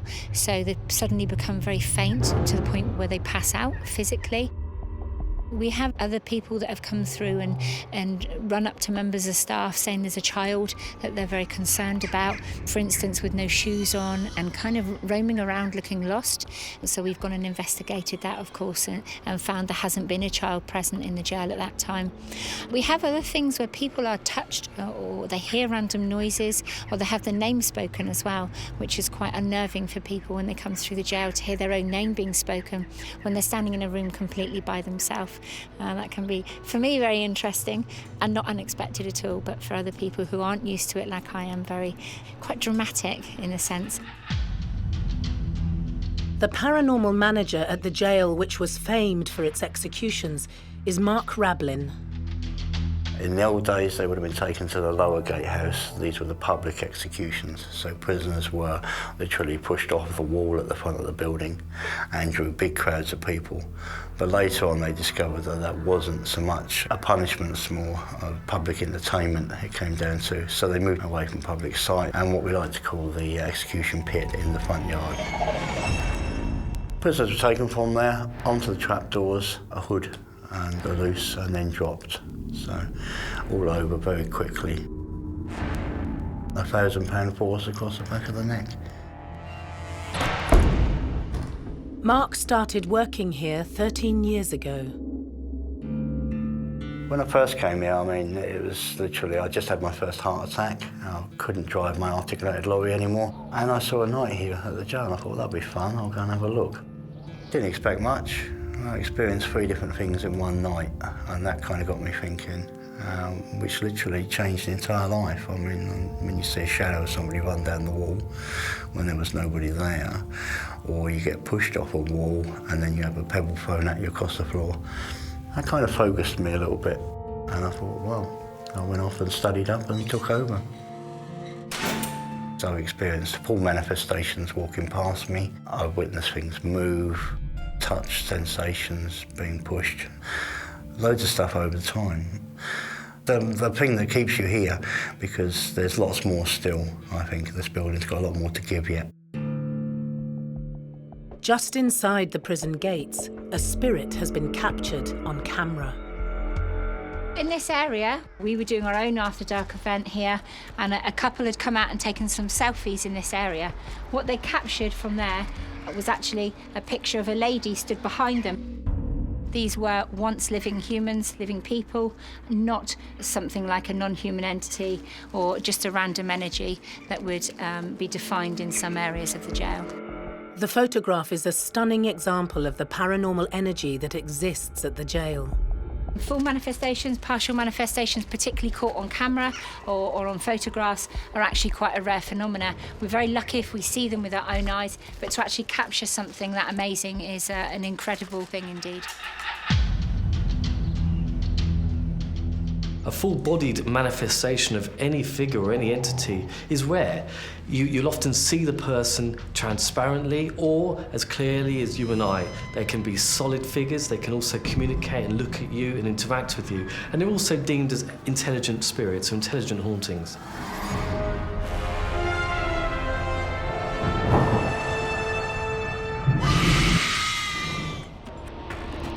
Bodmin Jail was first commissioned in 1778. It would house 3 separate prisons on the same site. One for minor offenders, a debtor's prison, and one for serious criminals. This building was originally constructed in 1779 and was a very modern building in its time. It was built under the John Howard Prison Reform Act. So we went from the old-fashioned dungeon cells into the more modern type of building that you see today, with 1 person per cell and a lighting and a heating system.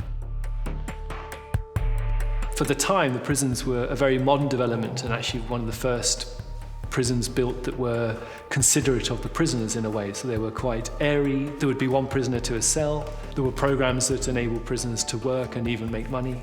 So comparatively, they were quite well kept. It stayed operational right through until 1932, when it was decommissioned and sold at auction. During its 153-year history, many different prisoners spent time within the jail's imposing walls. We have cattle rustlers, we have potato stealers, right through to murderers.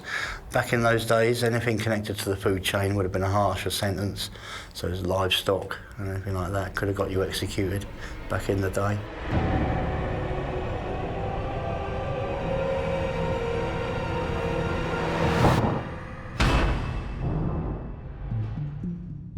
This extraordinary jail in the southwest of England has a dark history. Although originally built to house just 1 prisoner per cell, a crime wave spread across the country after the Napoleonic Wars, and by 1820, each cell was filled with multiple brutish criminals. So Bodmin Jail is considered one of the most haunted places in the UK because it was a site of death, of execution, and also harboured some very unsavoury characters. Very much how you are in this world is what I believe you are on the other side. So if you're a nasty person and you did bad things, it's going to be the same for you on the other side. I definitely believe that those are the types of spirits you would come in contact with would be malevolent, for sure. Local ghost hunter Jason Higgs has spent 14 years investigating the intimidating structure. Bodmin Jail, being so close, has always had a place in my heart. Having investigated here probably more times than anywhere else in the UK, the more and more you investigate, the more and more interesting Bodmin gets. And there's also something special about Bodmin. Bodmin itself is a living, breathing building. Even after closing its doors as a prison, the jail has continued to have a fascinating existence. In the wartime, obviously, the Germans, the Luftwaffe, came over and tried to bomb this place. Bearing in mind the infantry were based around here. And they tried a number of times and they failed. And after the war, it was taken over by a private ownership group who then wanted to reclaim the land and reuse the granite for a different structure. So they set charges, if you like, around the building to try and blow up all the granite, take the building down. And after a number of different goes, they took out a number of floors, but the actual structure of the building just didn't move, it didn't fall.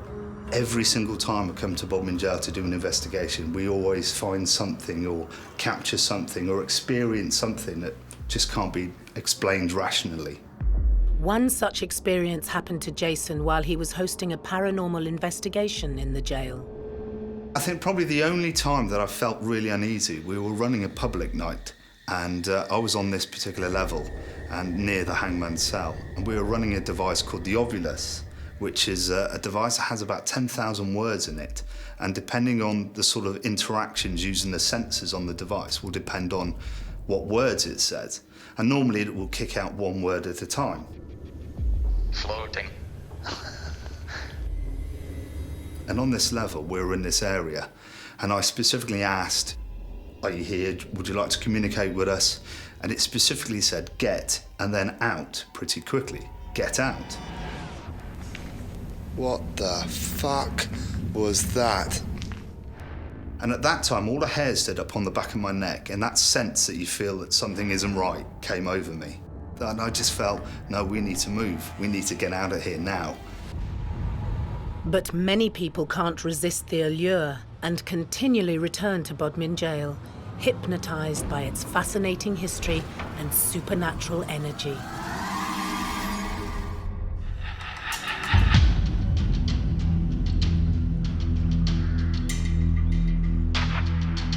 Between 1779 and 1932, Bodmin Jail housed thousands of criminals in its dark and oppressive cells. But not all the prisoners were adults. Many children served time here for petty crimes. And although they've long since passed, their impish spirits have remained. I've been here nearly 3 years, and I have had many, many experiences. Some of the more profound ones for me are one being a child. I stood in what we used to call the long room at the time, and I was listening to Mark doing his energy workshop. And it wasn't until the torches came on and light resumed, as it were, that I actually realised I'd been holding onto a little girl's hand. So for about 20 minutes, I'd been holding this child's hand, only to realise that obviously at 1 o'clock in the morning there wouldn't be a child in the jail present, not living anyway. Paranormal investigator Sally Mason has hosted many ghost hunts at the jail. So many emotions. We have had guests cry, and they don't even know why they're crying, and they get very upset, and they'll say, I don't understand why I'm crying, I don't feel that I'm upset, and the tears are rolling down their face. And Sally too has felt the presence of the juvenile detainees. There seems to be children here in what we used to call the long room, and they make themselves known in orbs, shadow figures. They will approach people. They play with the equipment that we used to bring, and we used to bring toys and old Victorian dolls, and all of our equipment used to react off it as well. We've done table tipping here and sang nursery rhymes at the same time. When you ask them to do something like turn a torch on or off, they tend to do it on command. And you know it's the children because you can hear sometimes laughing. But these playful young spirits may not be as innocent as they seem. Not all children are children. If you are a religious type person, they do say that the non-human entities or demons are here to trick mankind. And it's very much what this energy does, tricks mankind. So non-human entities can form in many different ways. They can initially latch onto a sensory perception of somebody's energy and build on that. They usually stick to one kind of energy themselves, so they don't change. They can be false. They can make you believe something other than what you're actually experiencing, and they can turn very quickly. Despite closing in the early 1930s, many dark spirits still remain locked away in the prison. Bodmin Jail has, a reputation as being a sort of a place of death in many ways, since it was used for quite a few executions. Some of the prisoners that were kept there had themselves committed murder and were frequently from desperate, difficult backgrounds. There wasn't a pleasant atmosphere to the place when it was in use. And I think, a lot of people think that something of that atmosphere has remained. In this jail here, this type of energy is a manifestation of all the trauma, the pain, the suffering. Basically, it draws energy. So we can't disperse it. You'll find that on this level here, this will be as high as that energy rises. In the classic mythology, that energy needs a ceiling. It likes to be confined, contained, but it likes to free roam around the building.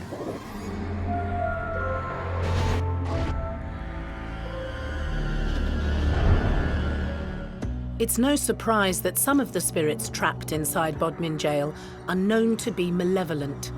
During its 153-year history, the bricks of the 18th century prison bore witness to 60 executions. Record attendance here at Bodmin was between 20 and 25,000 people turned up on a single day to watch the double execution of the Lightfoot brothers, William and James.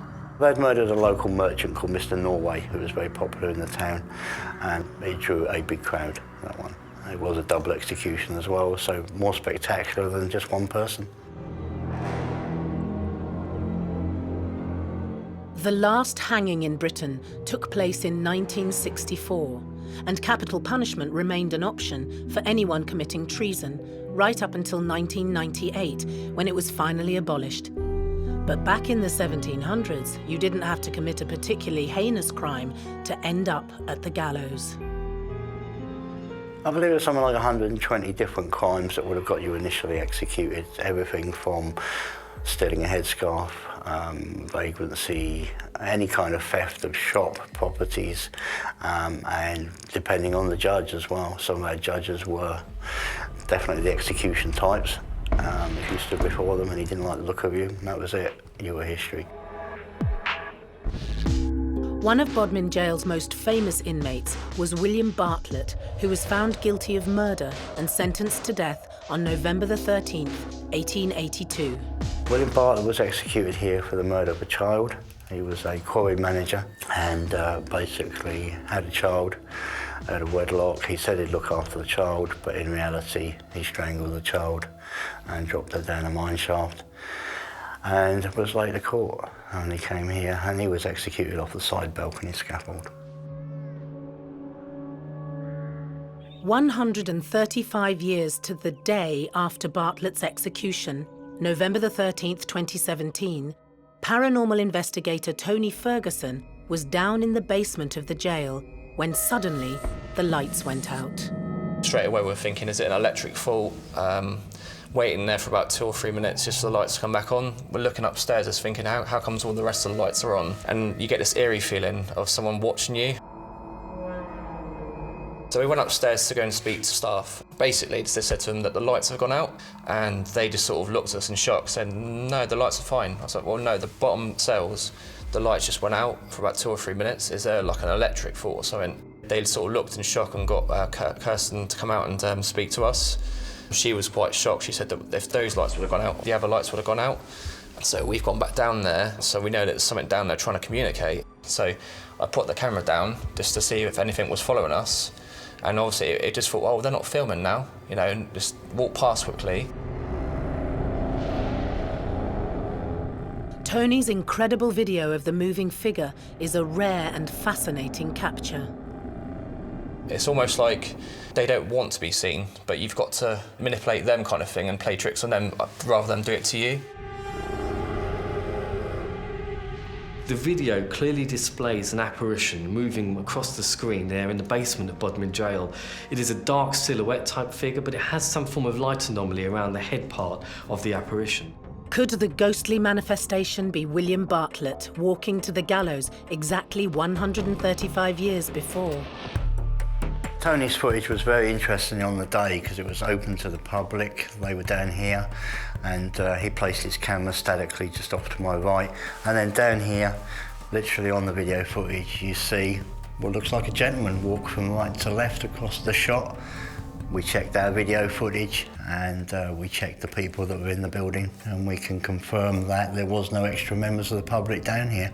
So on the day, that was a brilliant capture, if you like, when they weren't really trying. You can try as hard as you like to record paranormal stuff, and they'll do stuff when you least expect them. You know, and it was on the anniversary of the execution of William Bartlett. The timings were perfect. We're not saying it was William Bartlett, but potentially it could have been him, it could have been a priest, it could have been a member of staff, but they were certainly down here heading in the right direction, and a full manifestation. Some experts believe that apparitions like the one Tony captured are echoes of the past. Residual hauntings are consumed by the fabric of the building, so they're actually a replay. So what you're actually seeing is a video of years gone by, which has just been generated by the building and the stones and everything surrounding that. It doesn't really frighten me, to be fair, because where I've obviously seen so much stuff in the past, and you go into investigations, I go level-headed. But I think for the average person, it would be frightening, because if they were there and suddenly the light's gone out and you're seeing things, it makes you question yourself, really. The ghostly apparition was the high point of an exciting day at Bodmin for Tony. So whatever was there that day, or whatever I did, must have stirred something up, because it wasn't one ghost there, there was quite a lot of playing tricks there. Put it this way, I slept the whole night that night. I didn't wake up the next day till late, because it took so much energy out of me. It was amazing. Just the footage itself was amazing. Over 80 years since it was closed, the spirits of Bodmin Jail still remain locked away inside the prison's imposing walls.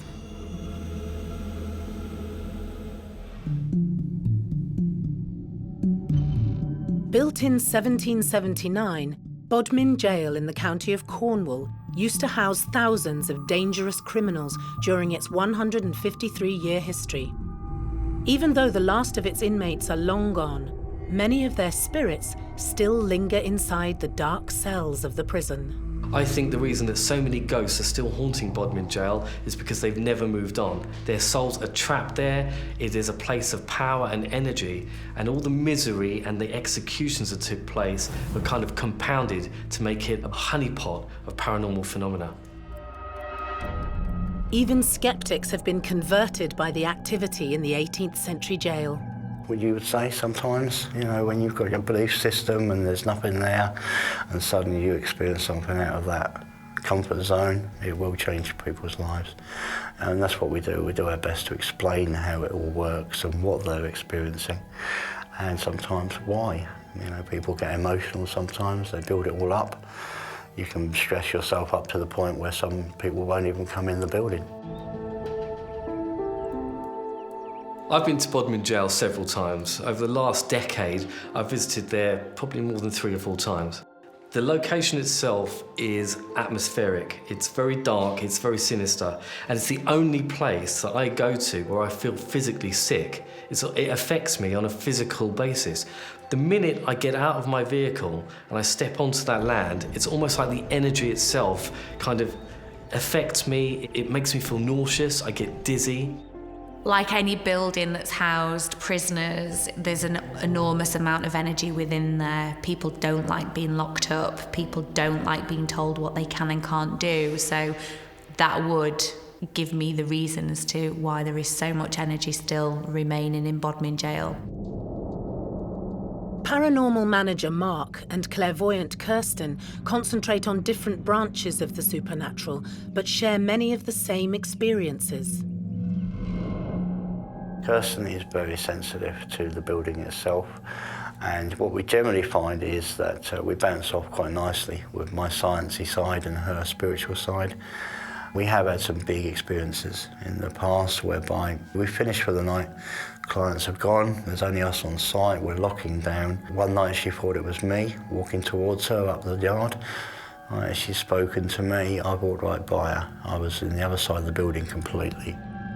It was around this area that we're stood in now that I actually stopped to talk to him and ask him questions, and then realised as this chap had come past me that it wasn't actually Mark. Bear in mind, this was 5 o'clock in the morning, it was very, very dark, and I immediately presumed it was Mark. We were the only people on site at the time. It's been very exciting for the last 3 years working with her, because it's never dull.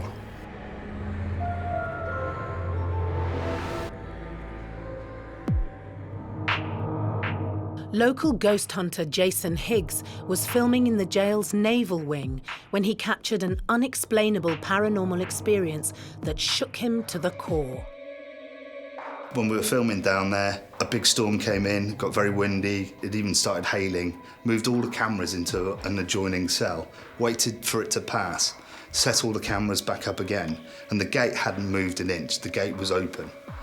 And earlier on that evening, I said, you know, if there's something here, please can you shut the gate? It'd be great if you could walk into this area and maybe shut that door.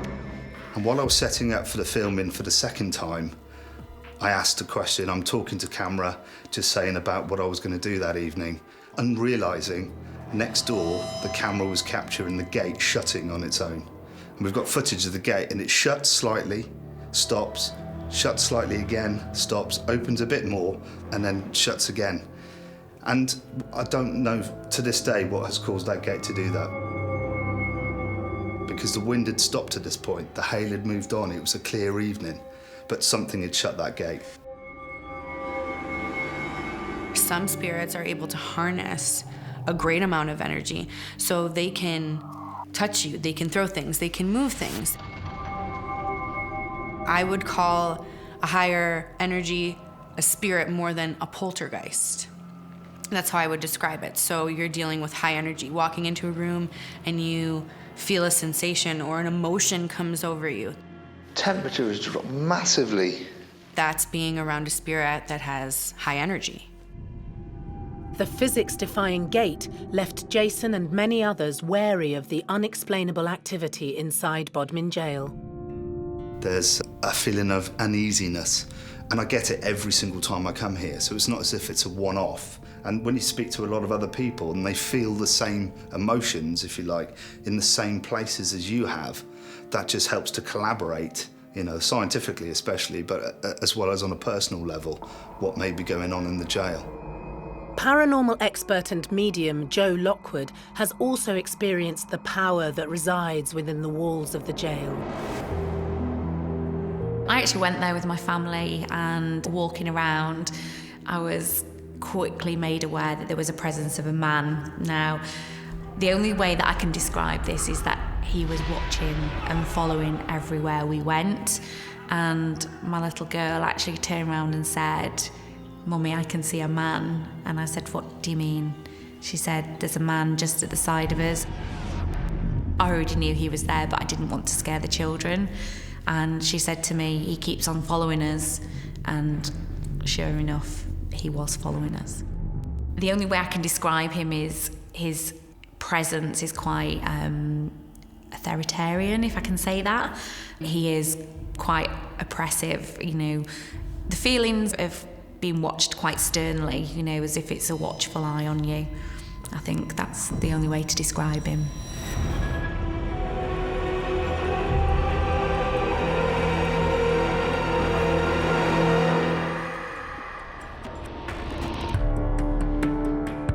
During its 153-year history, 60 people were executed in and around Bodmin jail, 8 of whom were women.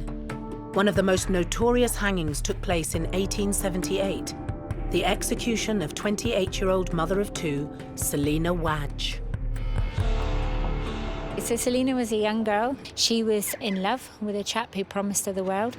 He promised that she would give her support, everything that she needed. And so for her, she fell in love. She believed and trusted this man. And he said, "Yes, absolutely fine. I'll give you anything you want, Selina. However, you can bring one child and support one." At that point, she made an awful decision to actually dispose of one of her children. He was disabled, and she actually put him down a well and left him to die. She would have got away with this crime because at the end of the day it was a crime, even though really it was kind of a crime of passion, a crime of the era and the times that she was living in, only for her other child who actually was coerced into giving information about his brother. This ended up and resulted in him telling the truth by literally bursting out with, "You put the baby down the well." She was consequently arrested and handed over to Bodmin jail for execution. Ghost hunter Sally Mason is more than aware of Selina. I know that she's an energy here that many, many people do, I suppose, see and feel and pick up on. She makes herself known to pregnant women, people with children throughout the day. I think the reason that Selina's spirit likes to approach pregnant women whilst at Bodmin jail is because she feels sorrowful and remorseful for the act of murdering her own child. And we've picked up her energy a couple of times throughout the jail. The equipment has reacted to her name. We've had other people say that they've felt a female figure around them and they've seen an image of a woman. Many people visiting the jail have made contact with Selina. From the reports of eyewitnesses, the Selina spirit is more likely to be an intelligent spirit, an intelligent haunting, a spirit that's able to manifest and interact with the living. She's clearly there, distressed and feeling remorseful about losing her own child, and therefore she interacts with the living to try and get some kind of salvation from all this. My experience personally with her is very different, kind of calmer than most people's would be. She's appeared to me very briefly through her son, not herself. She's been very intimidated by me. She's felt very, very timid and unnerved by myself. Her son actually expressed to me that his mum was very, very nervous and didn't want to speak to me directly. She just wanted me to know that she was there.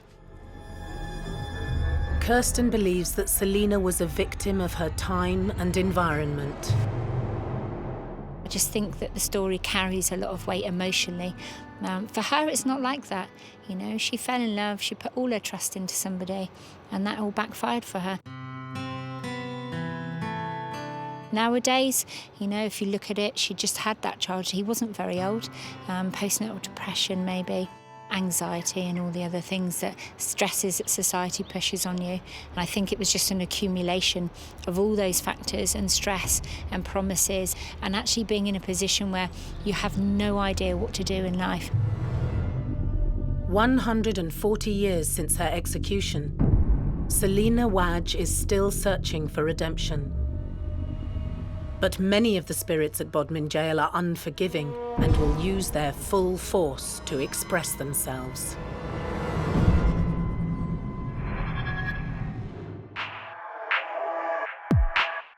The small civil parish of Bodmin has been overlooked by its famous jail for centuries.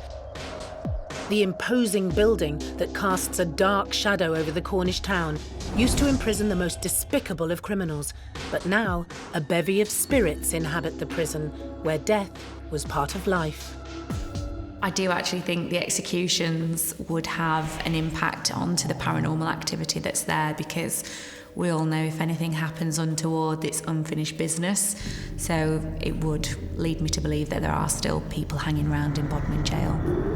During one of my many investigations at Bodmin Jail, we experienced so many different phenomena, from auditory phenomena in terms of EVPs, electronic voice phenomena. We captured what sounded like ghost voices whispering and talking deep within the Penal Institute. On a separate occasion, myself and my team were investigating in the areas where the cells were, and we captured what appears to be electricity, lightning shooting up one of the wooden railings. And this is a common phenomenon that's been experienced by many different people that have visited this location, and electrical energy seems to be quite prevalent at this location. Paranormal investigator Sally Mason has experienced this energy firsthand. I think it was towards the end of last year, there was an electrical storm here. And just after the storm, there was a new energy that was quite strong and quite frightening for a few of our guests. They had some really profound experiences there. After the storm had passed, Sally and her fellow enthusiasts captured a spectacular light display. We were taking some pictures around the whole of the jail, and we got some amazing images of orbs. So not just one or two here and there, which is your regular. There were so many of them.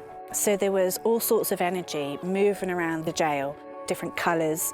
Some were lighter than others, some were brighter than others. So that was exciting for us.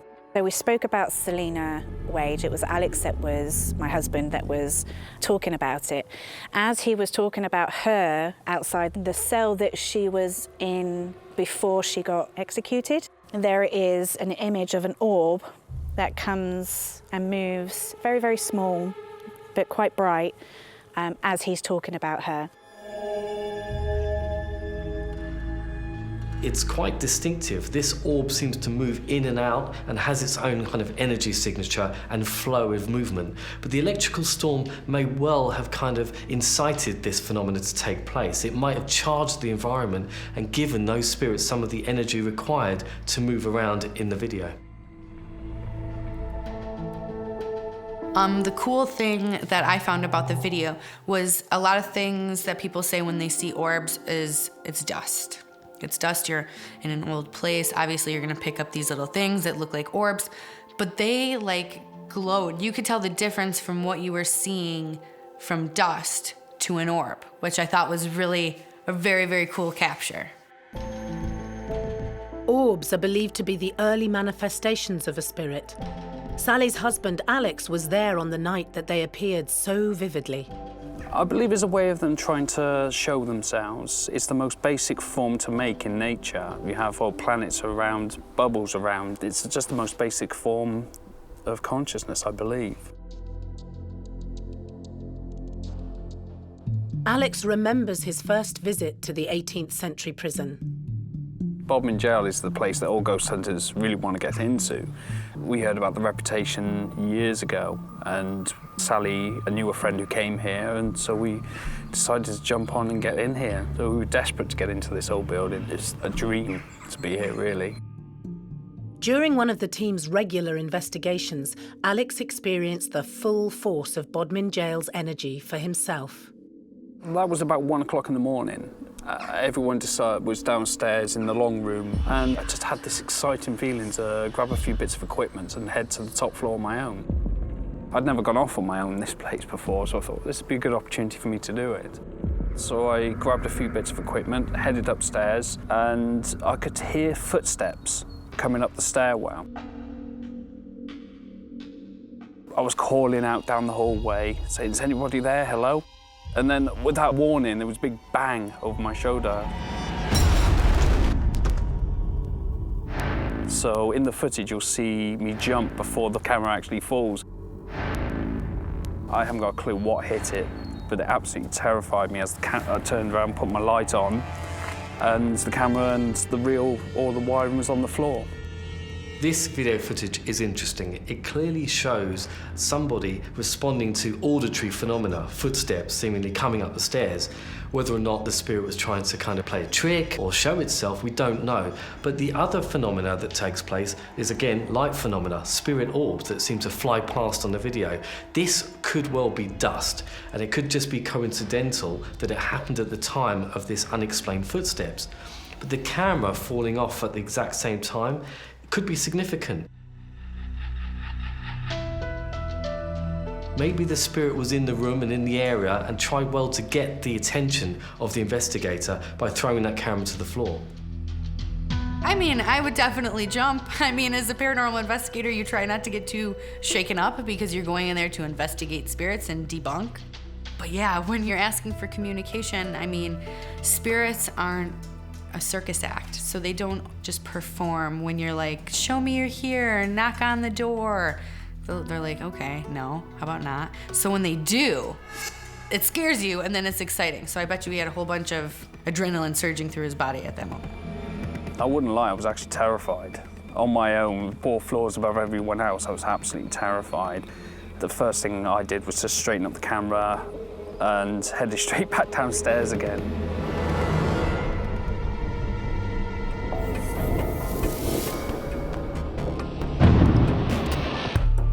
Bodmin Jail is a hive of paranormal activity. Resident clairvoyant Kirsten has become a conduit between the real and the spirit world. To be able to connect with somebody when they're not here any longer to tell their own version of events, their own stories, to me is very important that the correct story for them is told. And the people that they actually were, because everyone knows the people, the prisoners here, for the crimes they committed. They didn't actually know the people they were and how they became to be in this jail and how their crime came to be in the first place. And I think that's missed a lot. People take things at face value. They killed a child or they robbed somebody, but what brought them to that in the first place is really important to me, to know their history as well. If you think of human beings, pretty much the spiritual world is the same.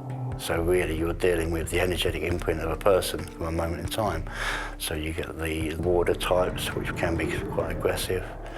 We're in a prison, so not everybody was light and fluffy in here. So we end up with a whole mixture of personalities, should we say. With so much activity in the air, it's no wonder that Mark has seen a number of unexplainable events in the corridors of the infamous jail. So we have many reported things in the building itself. One of the most interesting would be probably the footsteps on the stairs. Electronic voice phenomena will pick up these, and you often hear people, footsteps running about. We get lots of movement, lots of people being shoved, pushed, moved around as they stand still even in the building itself. But this level down here, technically we're under the middle of the building itself, and probably the most exciting bit for me is this is where I saw my first ever full manifestation in the building. It was a night that Mark would never forget. I just stood here in the corridor talking to somebody about the weather, and then suddenly we watched as a gentleman, or the shape of a gentleman, walked from this corridor here, straight past us and straight down the other corridor. And it's interesting because this is one of our original doors here from Bodmin Jail. We put it here temporarily whilst we work on the hotel next door. So this guy walks through, the temperature dropped, all the hairs went up as you'd expect, what we call the adrenaline system kicked in, or the flight response. There was a crackling in the atmosphere. It was quite interesting, you could hear it. It went darker, and then it came back up to normal darkness. I was buzzing, really excited, because ultimately that's what people come for, to see a full manifestation. And it was one of many, but that was my first one. And they say you never forget your first full manifestation, and it's true. This guy was excellent. He was grey, perfectly shaped, walking straight past us.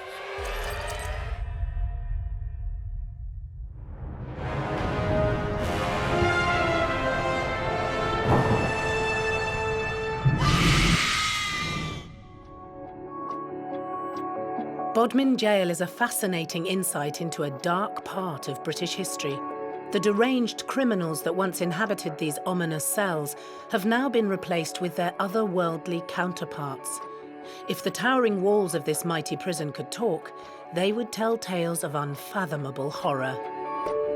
You can see it from most of Bodmin, and when you look down, you realise then that this building was a prison.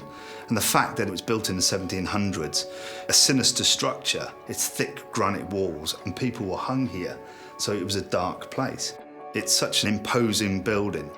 A lot of people and children were kept in this building for things like stealing potatoes and burning haystacks, and they were put here, and they did go through a lot of bad things. But coming back here, for me, I do feel that it is quite a positive place to be now. And I feel that I would definitely return here to do investigations. If I have an opportunity later on, that I would definitely come back. It's worth it. Even as the old gives way to the new, the planned luxury hotel is unlikely to dampen the spirits at Bodmin Jail. There's been nobody up there since the landings collapsed, so literally we're talking over 100 years with nobody in their rooms at all. So when they become hotel rooms, it's going to be interesting. I look forward to reading the visitor's book, should we say, because I'll know the hot spots then, and then we can go from there and try and find out what's going on.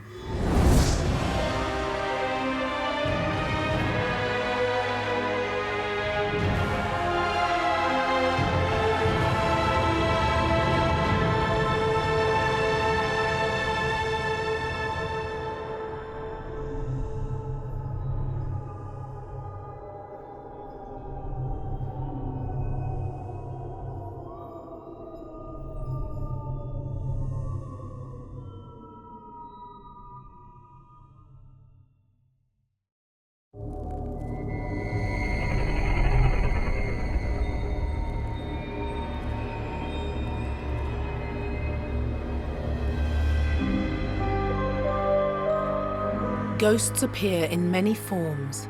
We can see them. What was that? We can hear them.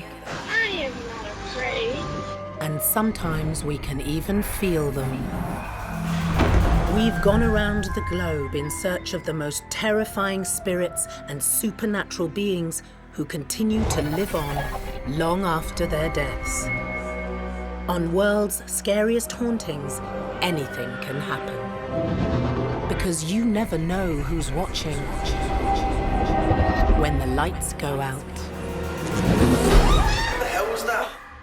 In this episode, a 12th century hotel where many of the guests have never left. All these important events that have happened here, all the emotions that have been expressed here, somehow left its mark on the atmosphere of this place. Murderers, thieves and smugglers have all trodden the floorboards in the medieval corridors.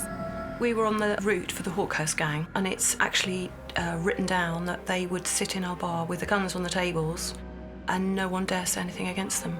Everyone was frightened of them.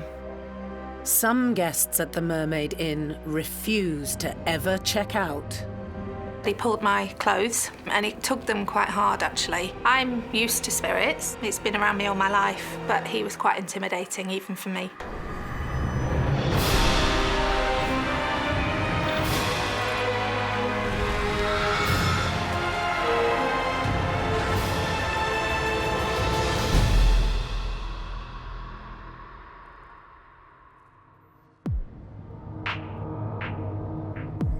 Rye in East Sussex is a quiet picture postcard town just 2 miles inland from the south coast of England.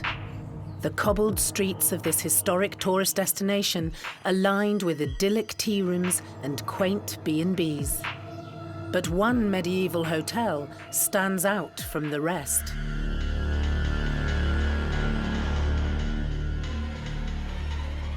The Mermaid Inn once played host to the notorious band of smugglers known as the Hawkhurst Gang, and some 500 years later, paranormal enthusiasts believe the bootleggers still haunt the 12th century building. Judith Blincoe has owned the Mermaid Inn for the past 30 years and has learned to live with the supernatural beings inside. It's quite funny because I can go into some buildings and all the hairs will stand up on the back of my neck and I feel quite spooked out, whereas if there's anything here, they've accepted me. I've been the only person here in the entire building when we closed for renovation. I've never had a bad feeling. Sometimes I felt like someone was watching, but never a bad feeling. Although Judith feels comfortable at the hotel, the guests staying here often have frightening experiences. I came on duty on reception one morning and a couple from room 10 had woken up during the night, seen a figure walk through one wall out of another, came downstairs, slept on their couch and they refused to go back upstairs. So I had to go up, take all their clothes, bring them down. They got changed down here. And it's not just room 10 that can leave couples terrified when they check out of the Mermaid Inn. This is room number 1. When guests stay here, sometimes when they go to bed, they put their clothes on this chair, and in the morning, they discovered their clothes have moved to that chair. And they'll argue all the way to the car park with each other, you move the clothes, you move the clothes. It's so funny, it's always the same thing that happens in this room, same things people say, and these chairs are in fact the 3rd set of chairs we've put in this room. It doesn't matter what set of chairs, people have always seen the same thing happen.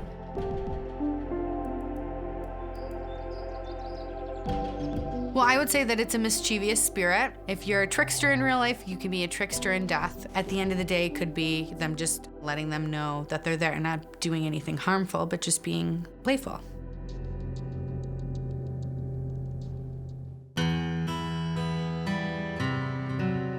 Clearly there's some form of interaction taking place there between the physical world that we know and then something that is not of that physical world.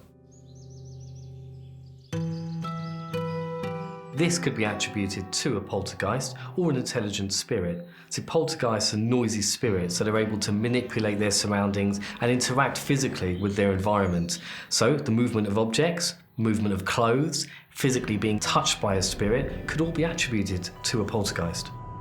We've had various mediums and sorts come around and they will say it's a poltergeist, or poltergeists, plural, but in that 2 people arguing and maybe they, threw things and that's how these clothes move.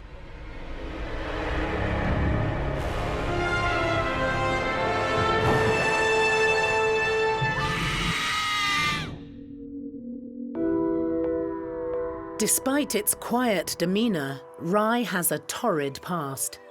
Local historian and town sergeant Paul Goring knows more than most about traumatic events that shaped the area. Rye has got a long history of being raided by the French. 2 or 3 times in history it's been raided. In 1377 was the worst raid. The French burnt the entire town down, apart from the church and the castle. They stole the church bells, carried them over to Normandy. 16 people died. So the following year, in retribution, a party of Rye fishermen went over to Normandy, seized back the same church bells and set the bells up as a watch bell against the future French invasions. The Mermaid Inn was built in the 12th century on Middle Street. The road itself has since been renamed after the infamous hotel that stands upon it. It was originally built in the 1150s, so you're looking about 850 years. The original building was burnt down by French pirates in 1377. What's left was rebuilt in 1420. The building you're seeing now is roughly 1420 and a little bit of 16th century as well. The place is actually made up of hundreds of little bits of buildings that were not totally charred, because the beams were from different eras, different ages, ship's timbers, all sorts of things all cobbled together. One picture captured by a ghost hunter in the Mermaid Inn shows a ghostly reminder of its bloody past.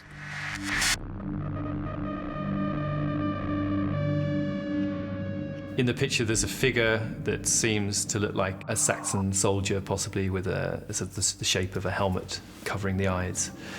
Historically, there was a period of time where there would have been Saxon soldiers in the town, or what is now currently the town. So it would be in keeping with the history of the town. You can quite clearly see his features. That's quite an amazing find for somebody to have picture-wise, because it's not very often that you do picture people on photographs when you're not supposed to. There was definitely something there. It's hard to tell exactly what. Perhaps she did capture one of the ghosts that haunts the Mermaid Inn. At the end of the day, I do believe spirit can be captured, but there's no exact definition on what it is you're capturing or what makes it real, what proves it to be real, what disproves it. So it's very up to opinion. So I would say things like that definitely get me excited, because it shows you that there are unexplainable things out there.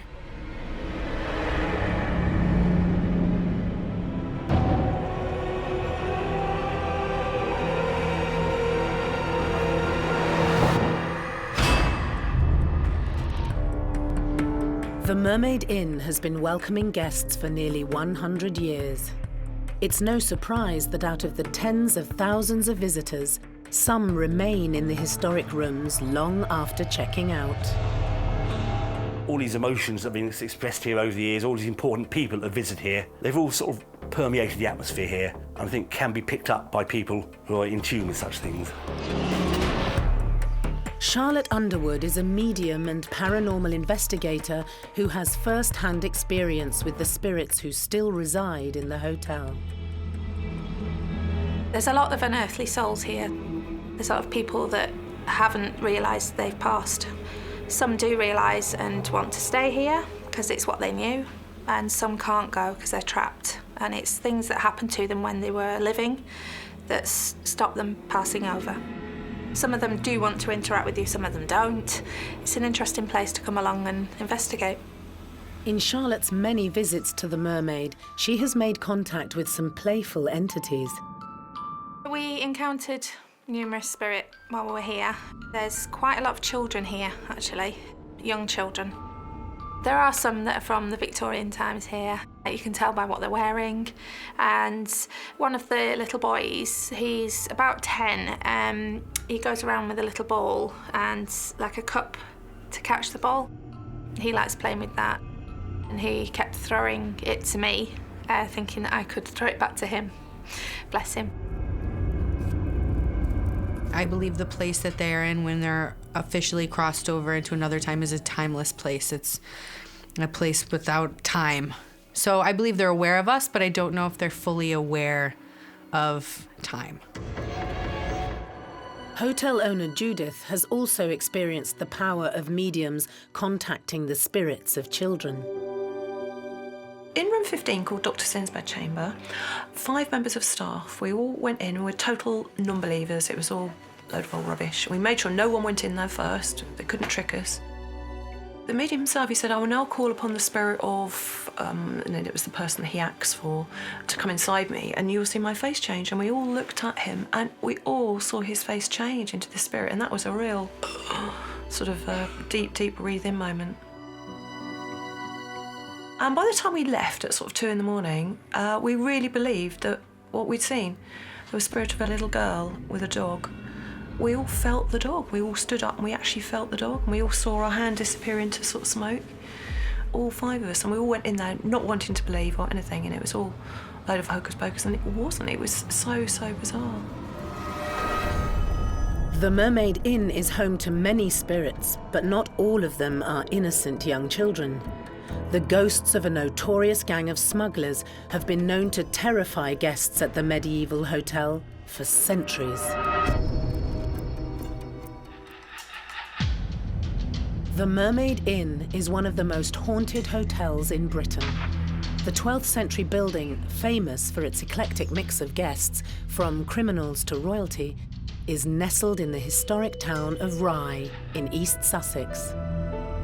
It was a sort of industrial hub for the country, one of the 5 leading ports that were used frequently, and it was a very sort of popular area, lots of business and trade, and obviously a lot of ships coming in, going. And it was also a very easy target for smugglers. Back in the 1730s and 40s, which was the height of the smugglers' activities, Mermaid Inn was actually the main street in Rye, because back in those days, Rye was still a major port, and Mermaid Street was a street which led right down to the quayside. So the Mermaid Inn was in a very prominent position. It was a street that everybody passed when they came off the boats. It played a very major part in Rye's history. Queen Elizabeth stayed here. William Shakespeare and his company actually produced a play here in the 1590s. So it's always been a very prosperous, very central part of Rye. For 14 years, between 1735 and 1749, the Mermaid was a major hub for one of the most infamous bands of criminals in Britain, the Hawkhurst Gang. The Hawkhurst Gang were a notorious gang of local smugglers. They were originally based in Hawkhurst in Kent, but Rye was one of their main bases, and particularly the Mermaid Inn.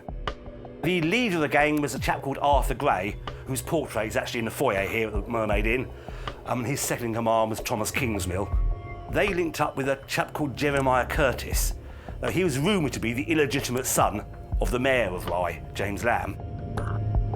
And it's actually written down that they would sit in our bar with the guns on the tables and no one dare say anything against them. So they would just, in front of everyone, just sit there. And everyone was frightened of them. Ready to challenge anybody who looked like they were taking interest in them. They were completely blatant about their activities here. The entire Hawkhurst gang would have gathered here. Many of them stayed here. Thomas Kingsmill's wife is supposed to haunt one of the rooms here, as also does one of the other smugglers' sweethearts. So there was a very strong connection between this place and the Hawkhurst gang. As I understand it, there were a series of tunnels that were built underneath the inn in order to help them escape and evade capture, and ferried their stolen goods up from the coast into the town. One time, the people of Rye were very much in favour of the smugglers because everybody in the town benefited, but once they linked up with the Curtis gang, they got so vicious they actually revolted the local people, and people started to be willing to inform on them and so forth. Nowadays, we tend to view smuggling as something quite sort of romantic and 4 and 20 ponies trotting through the dark sort of thing. But the Hawkhurst gang were very, very vicious. They were utter thugs. People that cheated on them or spoke out about their activities were tortured, quite often murdered. There were tales of people in Rye being crucified against their own front doors by the Hawkhurst gang. The gang's main trade was smuggling tea. They ran the south coast by intimidating locals through brute force and fear. A chap called James Marshall, who took too much of an interest in their activities outside this inn, disappeared, was never seen again. They killed a chap called Richard Hawkins for allegedly stealing some of their tea, then found out afterwards they simply miscounted the amount of tea they had. But they were a very, very vicious gang of smugglers. Medium Charlotte Underwood is certain that she contacted one of these mean-spirited smugglers when she attended a séance down in the cellar of the Mermaid Inn. There was 4 of us down there, and we basically were just stood in a circle. There was another medium that was present on the evening, and I allowed her to open, and a gentleman named John stepped in. I could hear him initially speaking about tobacco and rum, And he said, "Where are the barrels? Where are the barrels?" And he kept looking, turning to see if the barrels were coming. So I don't know if there used to be an opening in the cellar where they could transport them, but that's what he said he used to smuggle in.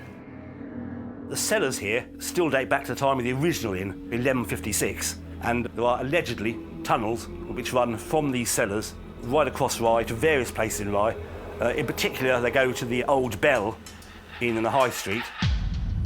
There was actually a revolving cupboard in the old Bell at the top of the tunnel, so smugglers could disappear from the Mermaid Inn and reappear in the Bell Inn just by twisting a cupboard round it. From what I understand, the entrances to some of these tunnels still exist, although the tunnels themselves are blocked up, can no longer be used. John, the smuggler that Charlotte had contacted in the cellar, turned violent towards the group. Not the nicest character in the world. He pulled my clothes and he tugged them quite hard, actually.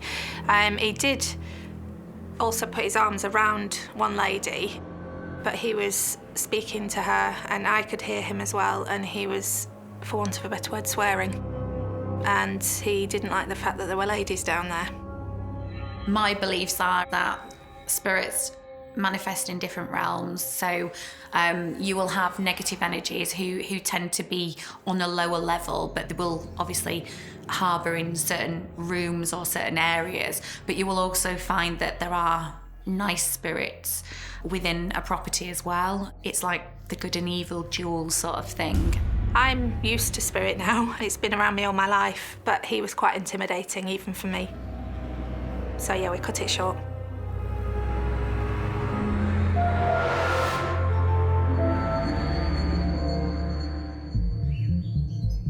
Room 17 of the Mermaid Inn is said to have been the preferred quarters of one of the Hawkhurst gang's leaders, Thomas Kingsmill. We actually stayed in room 17, myself and two other ladies, and we experienced the door being slammed shut for no reason. There was no draft. There's a couple of nasty characters that walk the halls, really. They walk down the corridors, especially in room 17. They can be quite unpleasant. So anyone who is coming here, just watch out for them. You do tend to smell a cigar smell as you're walking round, and that's linked to one of them. The Mermaid's head porter, Glenn Bailey, remembers his first paranormal encounter in room 17. I was asked to take some champagne, etc., up to the room like we do, and as I took it up there, I put it on the table, which is like right in front of you. And as I was still just stood there, make it all nice and tidy. And as I made it nice and tidy, someone just pulled me round sort of thing, as if to say, look, don't see what I was doing sort of thing. Since then, Glenn has become fascinated with room 17 and often tries to capture the spirit of Thomas Kingsmill on camera. This is my favourite room. This is the most things that happen to me in this room, and not just to me, to guests and people who come and visited here for maybe just a lunch, and I brought them up here. I've given them paper to read. So this is the room 17 in Kingsmill. This is where I actually had the video footage of where I was sitting on the bed, which is just here. And this is where obviously the chair was, and this is where I saw the person, the figure, or whatever you want to call it, standing right here. I was like egging it on and calling it, and as I turned around and said to him, I can see you, you're standing by the picture. Come on, you're by the chair, I can see you. You saw two orbs come up, and then obviously it was coming closer, and I was egging it on, come on. And as it got closer to me, you see an orb come up here, and my phone was knocked over down in my hand. An orb is believed to be some sort of form of residual energy left over from the dead or a dead person, but it presents as a spot of light rather than the whole human form. It's quite common that when spirits are present, they draw energy from the environment, but they can also draw energy from an individual. And some people are more susceptible than others.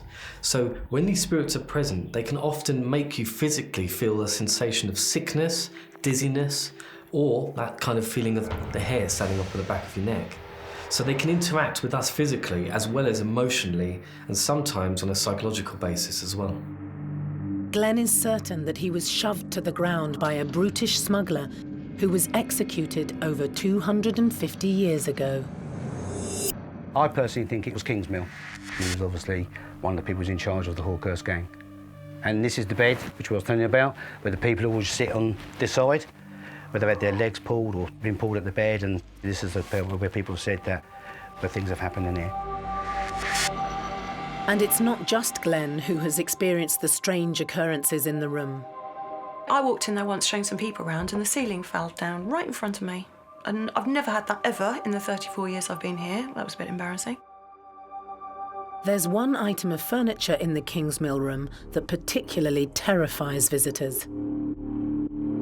One of the hauntings that's been reported at the Mermaid Inn is a rocking chair that guests reported seeing sort of moving back and forth. They'd wake up in the middle of the night and it would be rocking. And so we're talking about a good 30 years ago, the chambermaids used to only go in twos because the room would suddenly go cold for no reason and the rocking chair would rock. And it's got to a stage where the Mermaid Inn routinely take the rocking chair out of the room, but guests who stay there who want to see it can ask to have it put back in the room so they can experience this. This is the rocking chair. The rocking chair only goes in here when people ask it to go in, because it does all different sort of things. It rocks and people have sat inside there. There's so many orbs going around them. They've got hot, cold, all sorts of things. But what sort of spirit could be responsible for the rocking chair's mysterious movements? The rocking chair would have to be moved or pushed by spirit with a substantial amount of energy to be able to move it. So I guess it would be spirit trying to let you know that they're there. Maybe that's a room, that's their room, you know, and they are aware of us. I would call that an intelligent haunting then. Scary if you're just laying in bed and all of a sudden the rocking chair starts to move. The physics-defying chair both excites and scares Glenn in equal measure. For some unknown reason, I don't know why, but I've never ever sat in this chair, and I've told people, they've asked you why, so I don't know, I just don't really want to do it, sort of thing. Many people fear the unknown, and with so much supernatural energy inside the Mermaid Inn, it's no wonder some people are too scared to spend the night here.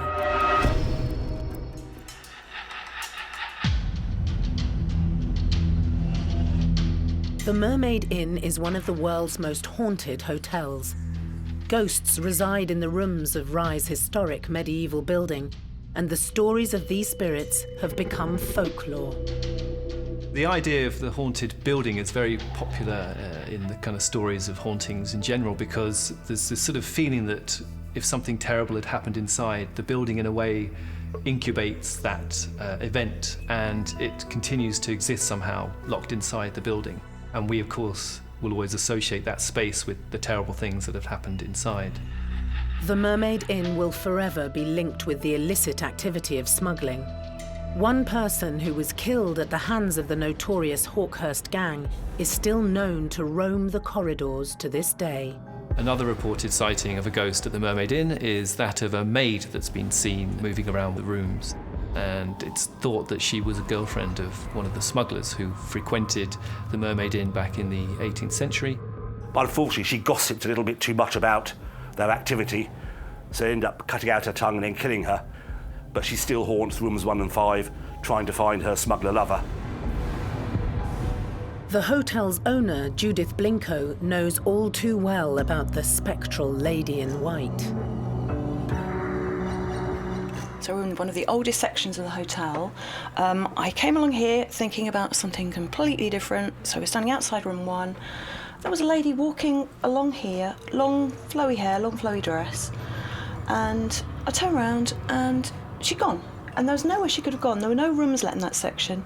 There's a door at the far end that makes quite a creaky noise, and she'd have had to be the speediest of all runners to have got through there without me knowing where she'd gone. So many people have seen this lady that's just then vanished. The maid is seen different places, different times. So I would say she's more of an intelligent haunting. I just think she's become familiar with the people that are, running the Mermaid Inn, that she feels comfortable enough to show herself, because spirit will also do that. If they feel comfortable with you, it's easier to communicate. Or if it's somebody that, looks similar to somebody that they loved, they're easier to come to you because of that familiarity. The murdered chambermaid is one of the most documented ghosts at the Mermaid. The whole time I've been working here, when we first bought the hotel 25 years ago, I went to the local library, got quite a few stories, and there was a story which was of the turn of the century, which was where a couple saw a spirit in one of the rooms, and that was of a lady as well. So all these stories keep creeping up. I think somebody, when they've had their life cut short when it wasn't supposed to, I think they do actually stay where they are. They're earthbound, basically. But that's because they weren't ready to leave. They usually find it hard to move on. So, yeah, it wouldn't surprise me that she still remains within the inn. Obviously, her life was cut short by means not of her own hand and obviously not of natural causes. So that would lead me to believe that's the reason why she stays. Being murdered, being taken, again, that creates an imprint on the space that also could make her feel held there, or maybe somebody's keeping her there, or she was taken too soon. She might be confused. She might not know she's dead. There could be an array of different things, but I want to say because of the traumatic event that happened to her of being murdered, that's why she stays. She's got some stuff she's got to work out before she can cross over.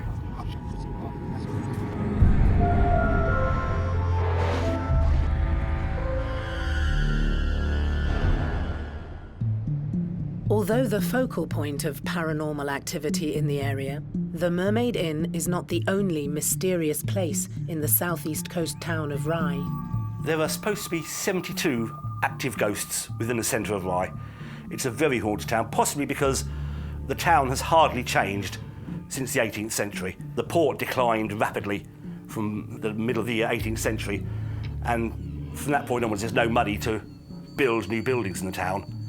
And so much of what you see today is Rye in the 18th century, and as a result of that, many of its former residents are still living here, still visiting the place.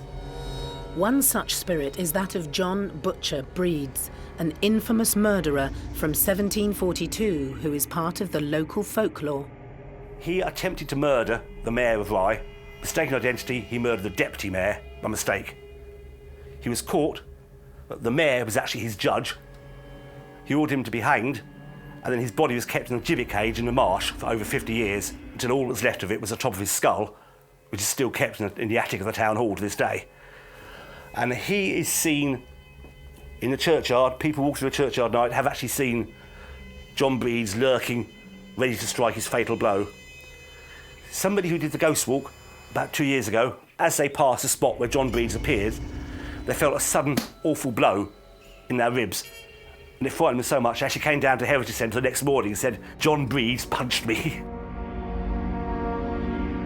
Being attacked by a spirit or an unseen force is not common at all. However, the more you put yourself into a position where you are in the vicinity of spirits, the likelihood of you being physically assaulted or touched is quite high. And myself and my experiences, I have been physically assaulted. Recently, I was punched in the face by a spirit. And this was something I caught on a camera, using an SLS camera. I mapped a figure that was seemingly stood in front of me. I asked it to step forward, and then bang, it felt like a rush of cold air hitting me straight in the face. It knocked me over. He's here, he's here, he's here. I've got him stood in front of me. He's right in front of me, guys. I'm mapping him now. I'm recording. Yeah. Oh! Oh, you're okay. I've been hit in the face. It's something that clearly scares you. It shakes you to your core. But as an investigator, you get back up, you try to carry on and act professionally. It's very difficult.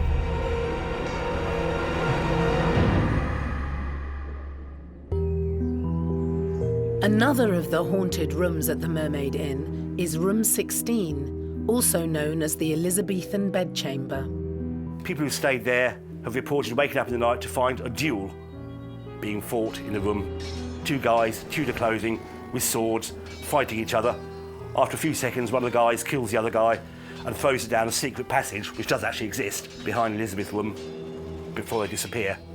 The passage originally led into the bar and would have come out above the bar area, and people working behind the bar have actually seen all the bottles and glasses jump off the bar, exactly as if a body had been thrown onto them. Regular guest Kiki Kendrick has been visiting the Mermaid Inn for the past 25 years. I think we've stayed in virtually every room, but we always, when we go at Christmas for our anniversary, because I got married there, we always stay in the same room, the Elizabethan chamber, with the four-poster bed. Kiki is one of the lucky people to have witnessed the ghostly duel when she and her partner were awoken in the dead of night. Robin and I both sat bolt upright, and we heard a commotion in the corner and everything was freezing cold. And I remember it was all this like clashing of knives, and it was a bit sort of misty and slightly out of focus, but we could tell something was in the corner.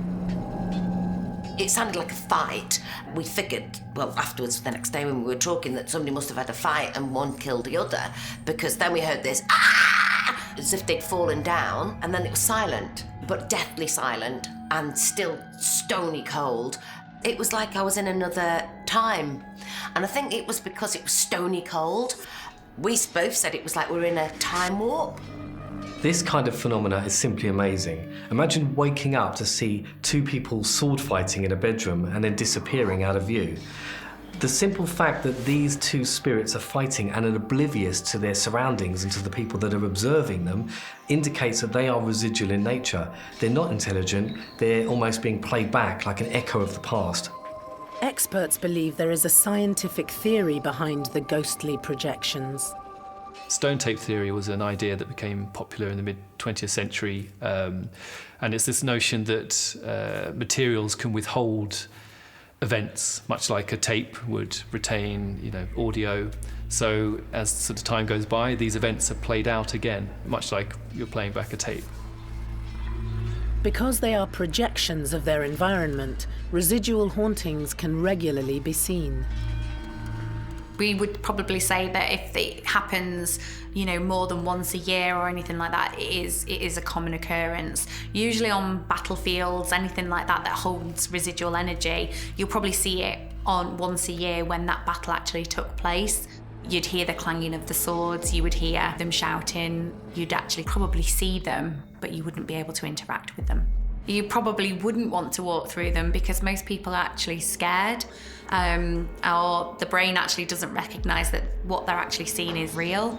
However, it's very real, and you probably could walk straight through them and they wouldn't even know that you were there. The dueling swordsman had a profound effect on Kiki. It's something she'll never forget.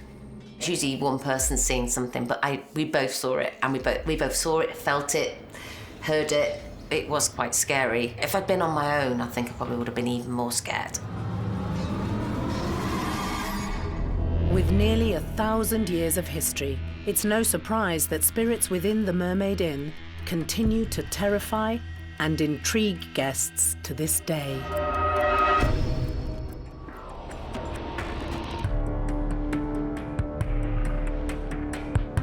The Mermaid Inn is a 31-room hotel in Rye on the south coast of England that's full of history.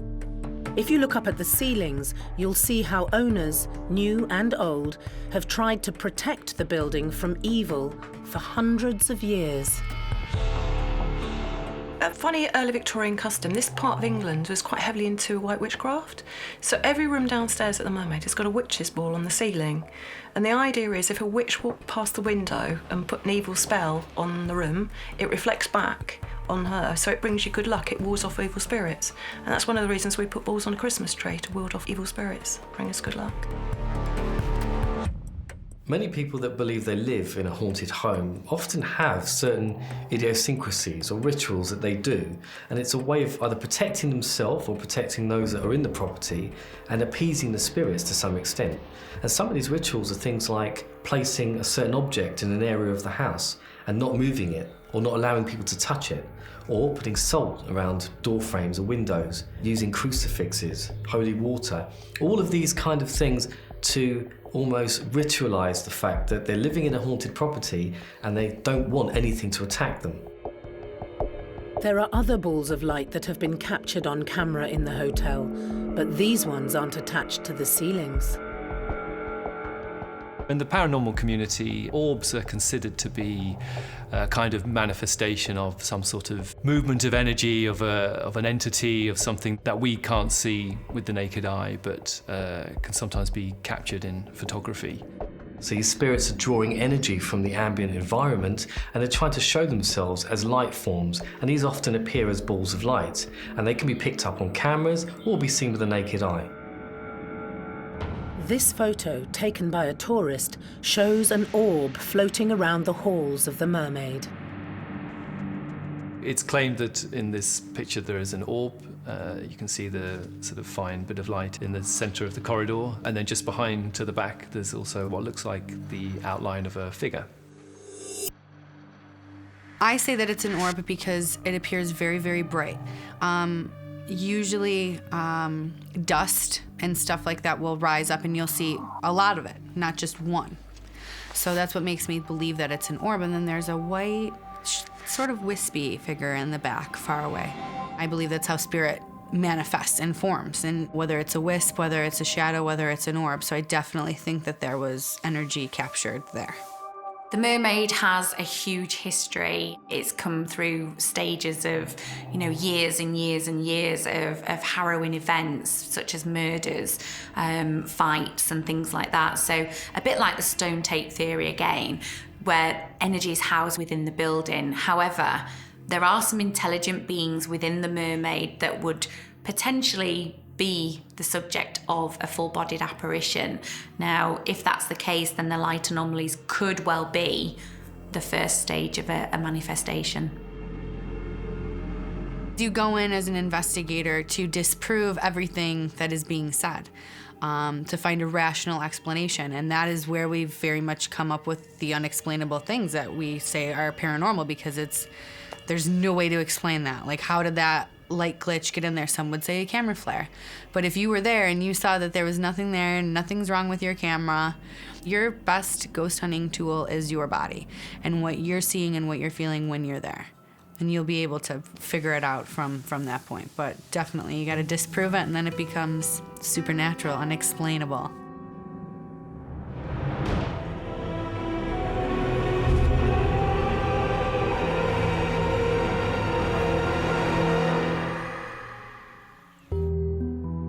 High up in the eaves of the Mermaid Inn is room number 5. Medium Charlotte Underwood has had many supernatural experiences in this extraordinary room, including making contact with a Frenchwoman. She came to me. She was actually speaking French, but I understand it as English. And she was crying, and she explained that she was lost. And I questioned her. I asked her why are you lost, and she described a child. And it turned out that she had actually lost a child. So she'd given birth to a child and lost it in that room. And she was held captive by one of the smuggling gang.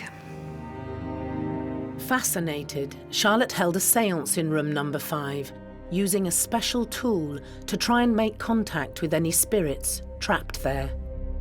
The angel board is basically similar to a Ouija board, but it's protected a little bit more. There's a prayer on the underside of the board. As we were going along, this little person popped in at the side of me. Rather than a person, I should say entity, but to me, they're like people. And he, a little boy, can't have been more than 7 or 8.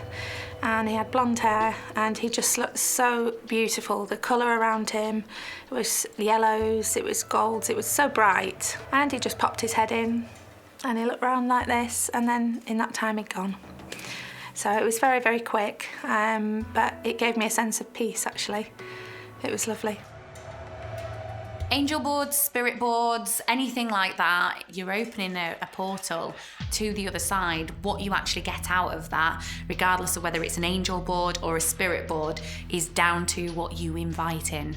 With a spirit board, you usually have a glass that's turned upside down. This could be also classed as glass divination. Now, what usually happens is that the energy flows through the finger of every single person that's there and actually generates enough energy that spirit can communicate with us through the board. It's said that our energies are interacting with the spirit world, and this board itself is opening up a portal to the other side. So there's a way of communicating with these spirits intelligently to some extent. However, spirit boards are often perceived as being very, very dangerous, and they do need to be used with caution. It's not a game, and you do in fact open up a doorway to the other side. Spirit boards, also known as Ouija boards, can be dangerous if used incorrectly. One of the things that people worry about often when they're using spirit boards, either at home or with friends, is that they fear the idea that they might have brought something into the world, a darker force that might be threatening them. People are automatically afraid of it because they don't know what to expect. So fear alone is an energy that is quite forceful, and especially if you've got 4 or 5 people around a spirit board who are quite fearful, it warrants quite a lot of energy. They could potentially have enough collective energy that they can summon something that's quite powerful. People don't properly protect themselves, so you're walking away from a Ouija board, but you just opened up a line of communication. You just opened a door to the other side, and you didn't close that. That's just like you leaving your house door open, and the mice can get in, a squirrel can come in. You don't know who's coming through the front door if you leave it open.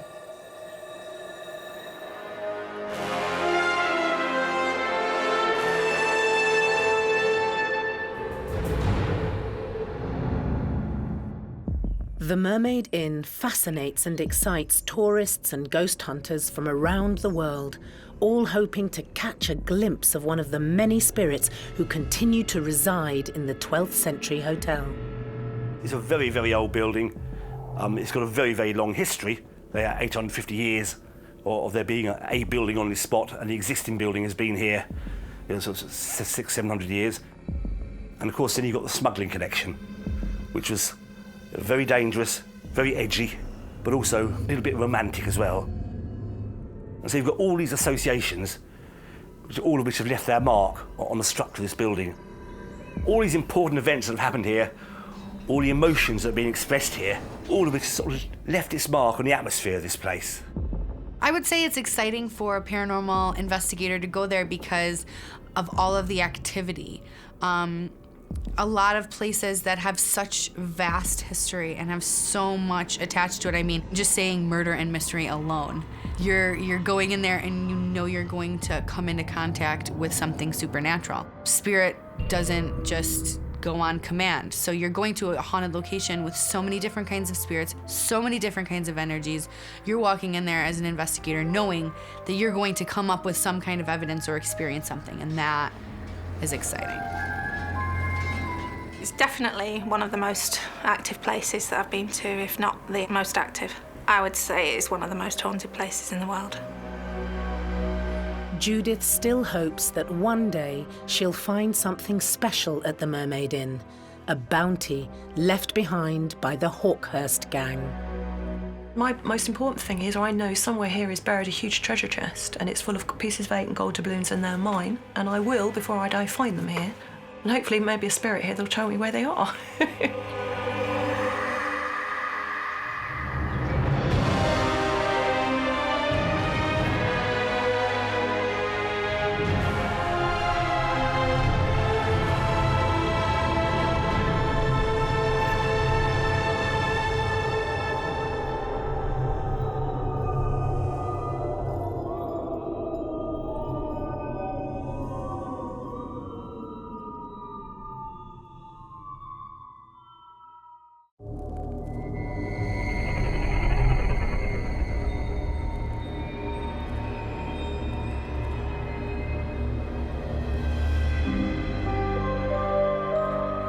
Ghosts appear in many forms.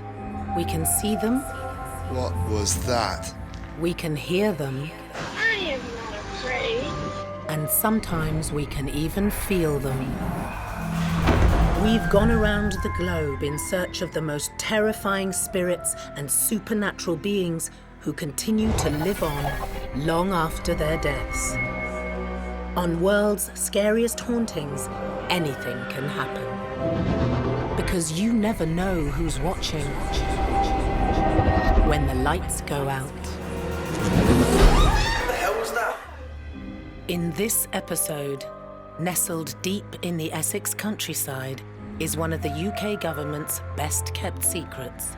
It's just a wooden building which looks very, very small, but as soon as you get past those doors, it is miles of underground tunnels and secret passageways. A subterranean relic of the Cold War, the vast secret nuclear bunker at Kelvedon comes alive with the energy of the dead. Kelvedon Bunker is, in my opinion, one of the world's most scariest places. It's teeming with different energies, everything from shadow people to full-bodied apparitions. Buried 125 feet below the ground, only the brave managed to spend a night here. It's a really creepy place, and it feels like you've been watched all the time, like you're not alone. That chair's moving. That chair's moving. Oh my God.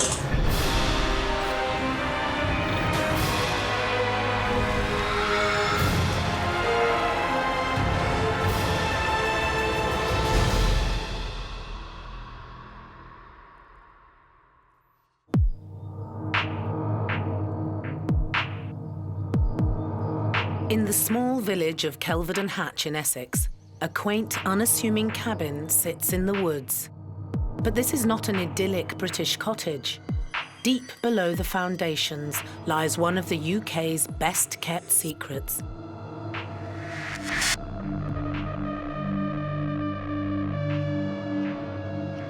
For 40 years, Kelvedon Hatch was the location for the British government's secret nuclear bunker. With the threat of Cold War hanging over the country, there was a real worry that the USSR would launch a missile at any moment, aimed straight at the UK. Decommissioned by the Ministry of Defence in 1992, Kelvedon Hatch is now teeming with paranormal energy. The haunted bunker is owned and operated by Mike Parish, who has opened it up to the public as a tourist attraction. Well, obviously, we've got a bunker in the middle of Essex because it's the London bunker. It was where some of central government would have come had there been an atomic war. It was built here because this is the furthest south that the Ice Age came. And so whereas the rest of the land around here is London clay, we've actually got free-draining soil. And so it happened to be nice free-draining soil on a hill, far enough away from London to be safe.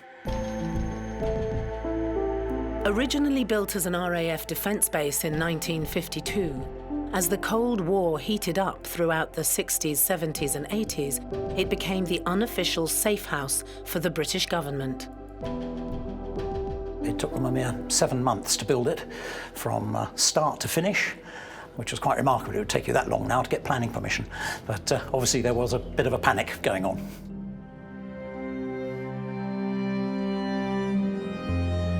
When you first come across the bunker, it presents itself like a small bungalow in a wooded area. But going inside, you soon find that there's a 100-yard tunnel leading you deeper and deeper into the hillside behind. The bunker underneath itself is actually 125 feet below the ground. It was built to hold 600 people, but by the mid-80s, they'd whittled that down to 450. The bunker remains frozen in time, still poised and ready to rescue officials and members of the public in its various rooms, including a dormitory and a sick bay. There are so many different rooms in the nuclear bunker. All these rooms house different operational departments. There's also a BBC radio room that would be used in the event of a war to broadcast live from that particular location. Once you're actually on the inside of Kelvedon Hatch, it's just a rabbit warren of tunnels. It is a huge place, and it's very easy for somebody to get lost on the inside of there, but the location is amazing for a paranormal investigation.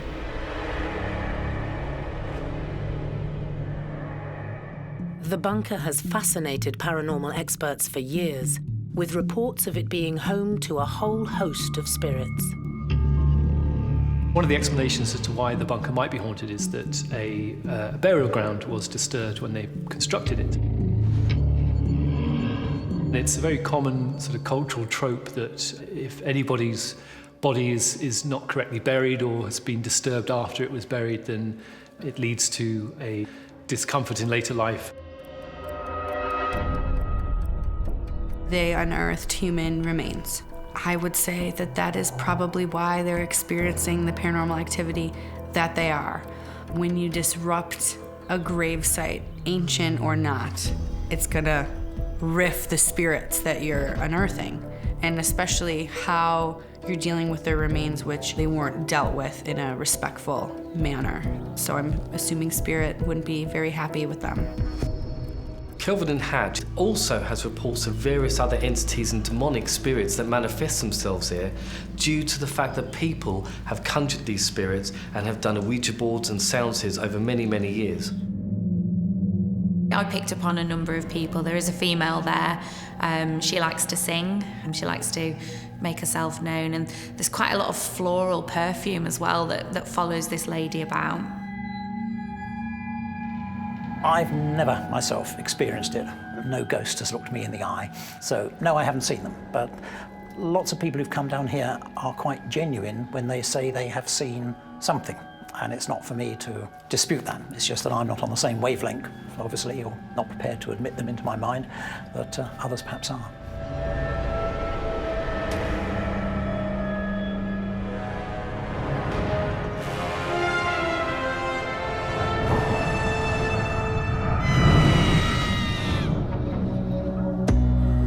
One ghost hunter who has spent more time at Kelvedon Hatch than most is Mickey Gokul.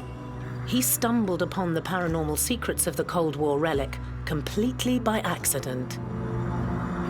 The secret nuclear bunker here at Kelvedon Hatch, for us, was a training ground, a place where we would take our paranormal investigators to get used to an environment, get used to the dark, no ambient sounds from outside. It meant that none of the equipment would be interfered with. For example, the what they call the ghost box. It uses radio frequencies, so we wouldn't experience the external radio frequencies, we would just experience whatever's happening inside. So for us, it's a training ground, but it proved to be more than that. I've been here 3 times with paranormal teams. On every single occasion, we've had some kind of activity. Along with many of his own first-hand experiences, Mickey has heard all of the rumours, myths and legends that swirl around the bunker. We hear so many stories, but certainly there's been reports of a lady that's been present as well. The rumours are that the lady was disturbed when this building was being constructed. Apparently the burial ground, which was in the area at the time, was disturbed, and she says to haunt and sometimes terrorise people that are here. The restless spirit has been seen on many occasions by tourists and ghost hunters alike. One of the ghosts that people have reported seeing at Kelvedon Hatch is known as the tall old lady, who presents as very elderly looking but also freakishly tall. There have been reports by eyewitnesses of her moving around in the shadows of the former nuclear bunker. I would have to say that she's there either trying to seek justice for herself or just make her presence known.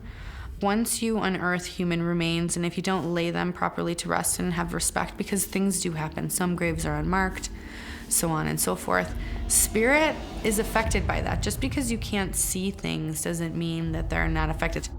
The unsettled woman is just one of a number of terrifying ghosts that keep many people away, but also send many people flocking to mysterious Kelvedon Hatch.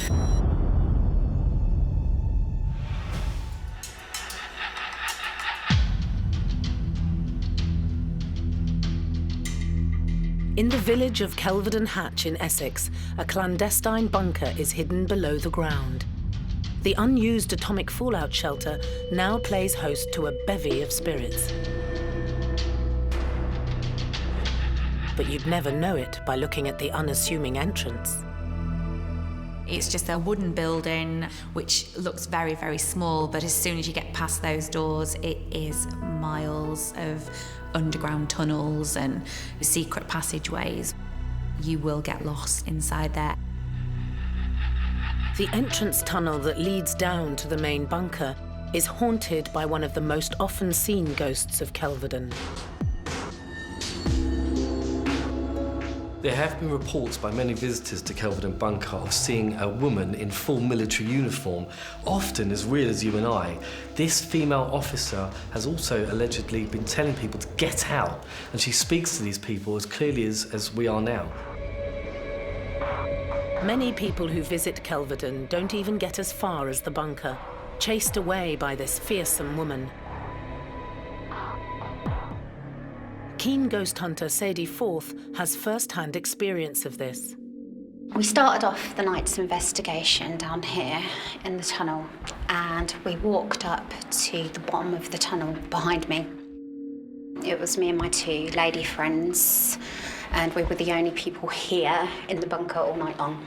I got out my night vision camera to start filming to see if anything was here, and it looked like there was a figure at the other end of the tunnel. There, can you see that? Tall and dark. Yeah. With a face. Yeah. A dark silhouette, a shadow type figure, which was quite frightening to look at. And I zoomed in on the camera to see if it was still there, and it was. I'm not picking anything up on camera. I don't think I am anyway. And it was just really quite frightening, actually, to think that there was something watching us from the other end of the tunnel. We were here on our own. So the sighting of the military woman is quite interesting in a sort of hauntological sense, which is this idea that there are futures that have been lost to us where things took a different path. The idea that maybe in another parallel universe, a Cold War did fully break out, or there was a nuclear war, and perhaps this woman exists in a different sort of space almost. As Sadie and her friends ventured on through the tunnel, their night took another terrifying twist. As we were sort of halfway through the tunnel, sort of near to this end, a lady's voice came through really scarily and told us to get out. But it wasn't a nice get out, it was a really frightening get out, which really terrified the living daylights out of all three of us, to the point where we did want to get out, but we were scared to get out because the only way out was past the voice that we'd heard come from this end of the tunnel. So we needed to find out where the voice had come from. What's quite interesting about the reports of the military woman is that she talks directly to the people that have seen her, which would suggest that if she were dead, she doesn't know that she is, or that she's in fact alive but existing in a different sort of time and space to us. So she is very much not a ghost in the sense that she is the apparition of a dead person, but is a fully autonomous person in her own place. It really set the tone for the rest of the night that we were here and completely frightened us. But as we were going back, it's like we were peeking around the walls to see if there was something there, because we were really terrified, but there's no explanation for it. We did eventually come back down to work out where this voice come from, what it could be, a possible explanation for it. And the only explanation I could come up with was that it come from this tunnel speaker. It was like it was something here not wanting us here. I don't think it was a warning because it would have been more friendly. I think it was quite menacing.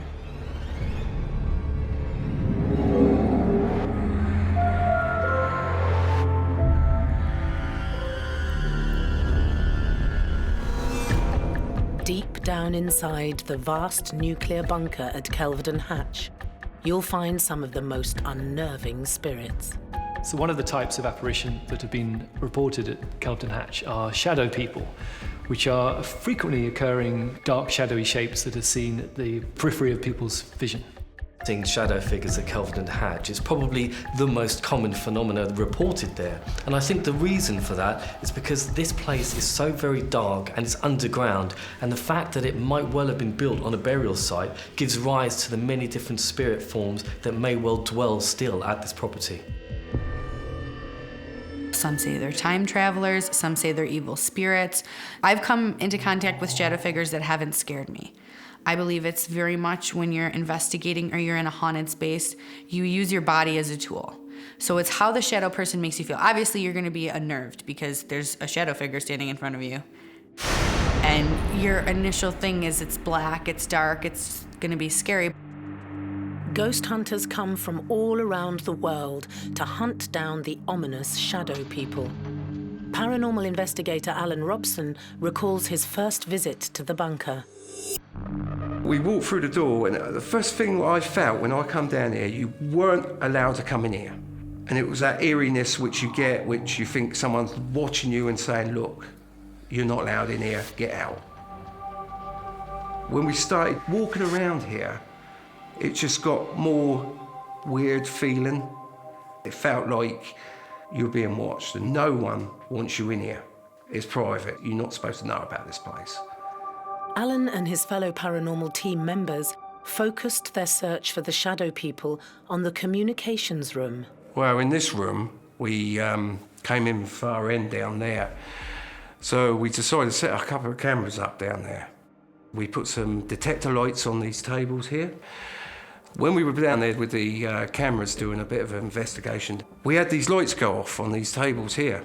And we got to this spot, it was like we had all of us got a tingly feeling. So often when people report seeing shadow people, the sightings come with a sense of malignancy. So there's a feeling that these entities or whatever they are out to cause harm.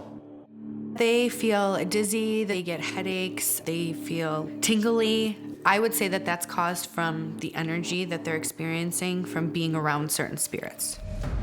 In this instance, because remains were unearthed, I would say that these spirits aren't happy. I'd say that they're not at rest, and that's why you're getting shadow people. Both scared and excited, Alan and his team lay in wait. All the lights were off, and we waited for anything to happen out here. We started getting noises, things moving out here. We just needed to be really quiet for this to happen. We couldn't come out of that room because we knew it would stop. And that's when we could see the shadow passing past the windows in that room. And this happened about 3 or 4 times. We know no one was in this room. We were all in that room together.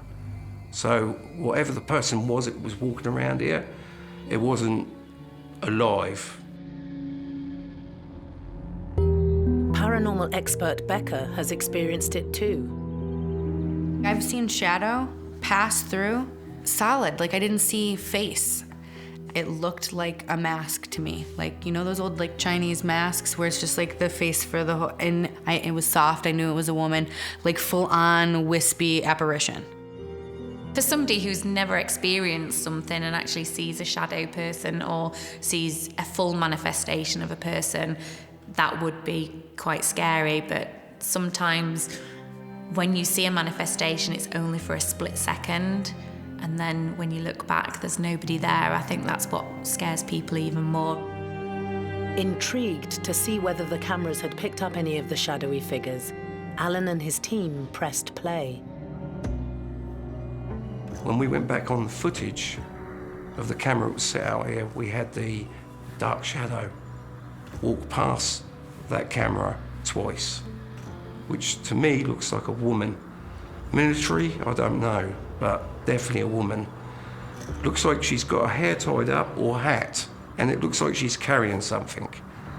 And she's going from this end, where we felt it cold, to the other side of this room, and then disappearing about there. Twice this happened. So this must have been the figure we were seeing, or the shadow, was casting the shadow over on that room, which done it twice, but we see it more times than this, but the camera caught it twice. The video footage clearly shows a shadow moving past in one of the rooms of the Kelvedon bunker. And it is quite possible that this is a shadow figure and one of the many spirits that have been reportedly haunting this location. I would definitely say that it is very possible that it was spirit trying to communicate. Again, investigators say, you know, show me that you're here, make your presence known. That doesn't always mean that spirit's gonna do that right in front of you. They may go to the next room, there's a camera, and walk by it, or not even think of it. That's just how they manifested themselves. So I definitely think that's spirit. Many experts who have ventured deep down into the bunker at Kelvedon Hatch have seen the shadowy spirits. One of my colleagues actually saw what he believes to be a shadow figure himself. It was lurking around just next door to the BBC broadcast room, and as it moved between the rooms, he saw a physical figure. He saw something that had an outline that was darker than the dark of the room itself. Because it's absolutely pitch black inside Kelvedon, 9 times out of 10 a spirit would be black, and they usually would find that they walk past a laser grid or they'll walk past a piece of light and they'll pick something up that way. Alan will never forget his encounter with the dark side of Kelvedon Hatch. This figure, you can see it's actually, it's a person. It's not just a shadow. You know, it's got depth to it. In it's kind of, it's not walking, it's kind of hovering along. It's just not normal the way it looks. If it was a shadow, it'd be all bendy, all over the walls and everything. And from that to start from this area where you get the tingling, that makes sense, doesn't it? That's why I believe this is an actual shadow figure, as they call it. And they're not very easy to catch. But that night we caught one, yeah. The terrifying shadow figures at Kelvedon darken its endless corridors. Not all spirits can be seen, though. Some make contact in other ways. Stop the device, Charles. Oh my God.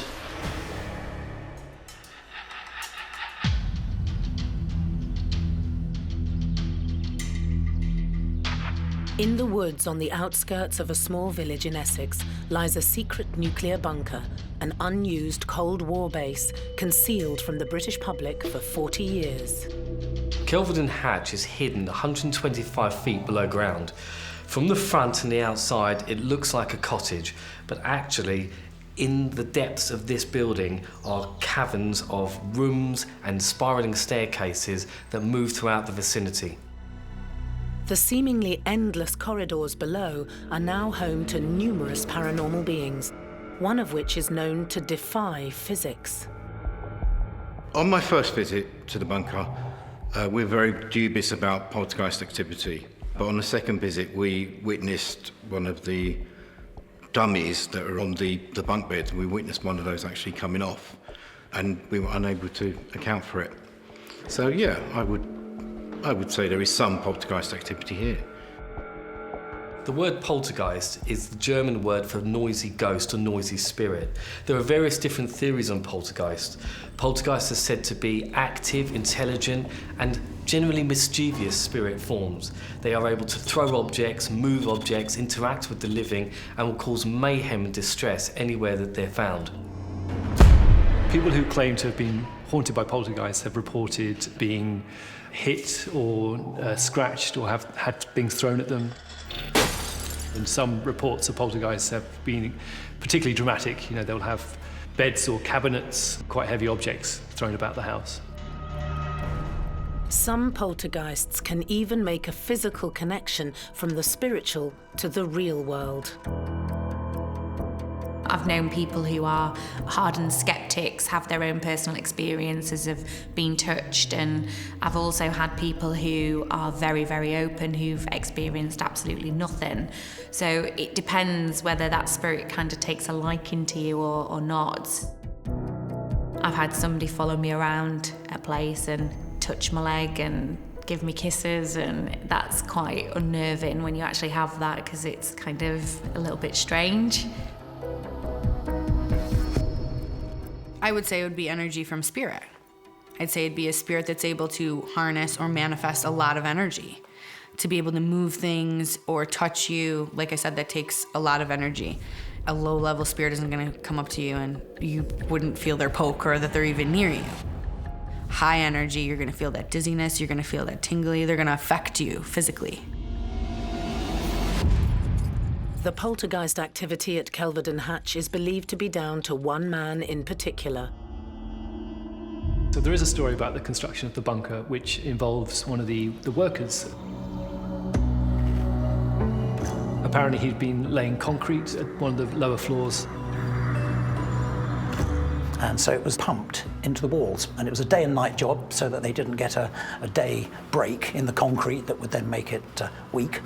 Rumour has it that one morning they turned up and the foreman was missing, and his gloves were on the side of the wall where the pump was pumping the cement in, and he was never seen again. His hat was seen floating on top of the cement in the morning, and his spirit is said to haunt Kelvedon Hatch to this day.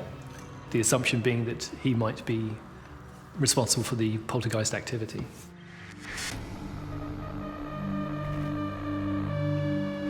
One paranormal team who investigated Kelvedon captured some of the amazing poltergeist activity on camera. The video footage shows a team of investigators calling out, asking the spirits to show themselves or to move an object, and as he pans around, you slightly see this chair moving very, very suddenly. Oh, that chair's moving. That chair is moving. Oh my God. Thank you to the spirit that is moving the chair for us. You're doing really well. It's quite possible that a spirit was in there trying to intelligently communicate with the team, and by moving that chair, it was definitely getting their attention. Spirit communicates in many different ways. Unless you're using a ghost box or doing an EVP session, you're not going to be able to hear them. So you're going to say, move something, show me that you're here, and I believe that Spirit chose to move the chair. Say, hey, I'm over here. The moving chair at Kelvedon is strong evidence of spirit interaction, but experts remain torn on how to define poltergeist activity. There are sort of two main ideas about what a poltergeist is, and one being that it's a spirit, a malicious spirit that has, for one reason or other, attached itself onto one person, or can often be linked to a specific place. So, for example, a family might move into a home and they find that they are being haunted by a poltergeist because the spirit of the previous owner still considers that place to belong to them.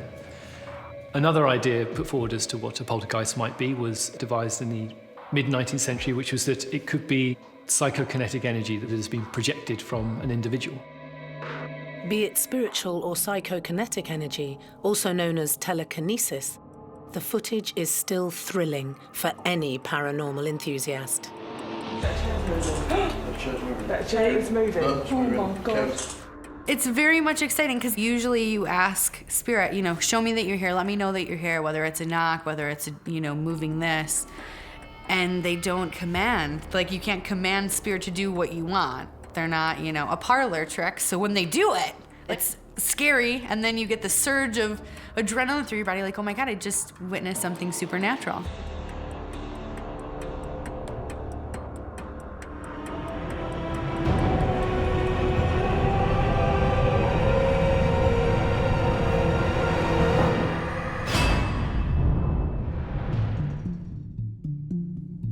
One of the most active areas at Kelvedon Hatch is the radio room.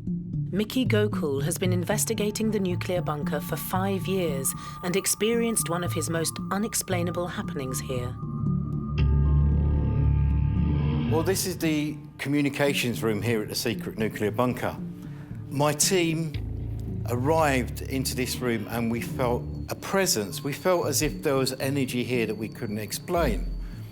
Specifically, when we got to this point here, this was the point that changed a lot of things for a lot of people. This is the point where we established a communication with a spirit called Charles. It was quite remarkable because using a simple EMF device, which was handheld, and a lady that we'd never met before sat in a chair right here, and she was surrounded by my team holding night vision equipment, recording equipment, and EMF equipment. Charles, is that you, sir? Can you make that bleep once for yes, please? Thank you. An EMF device, also known as a K2 meter, is one of the most commonly used tools by any ghost hunter. They were using a K2 meter, which measures the electromagnetic force field or frequency around you. And spirits are able to use that and manipulate it to give you answers. Are you going to show yourself to me? Indicate by bleeping this device. Thank you very much. 2 for yes, 1 for no. And the spirit was communicating with him. The EMF, or electromagnetic field responses, were quite unbelievable. Would you mind lighting the device if you were happy with the present that you received from Her Majesty the Queen? Thank you very much. I used this filing cabinet as an experiment to see whether this spirit could actually hear what we were doing, could hear sounds. I tapped 3 times, and there was a response on the EMF meter. I tapped 3 times, and very quickly followed by 2. And again, there was an immediate response. That's when I knew it could hear us. I'm going to knock. I want you to replicate the knock on there. 1,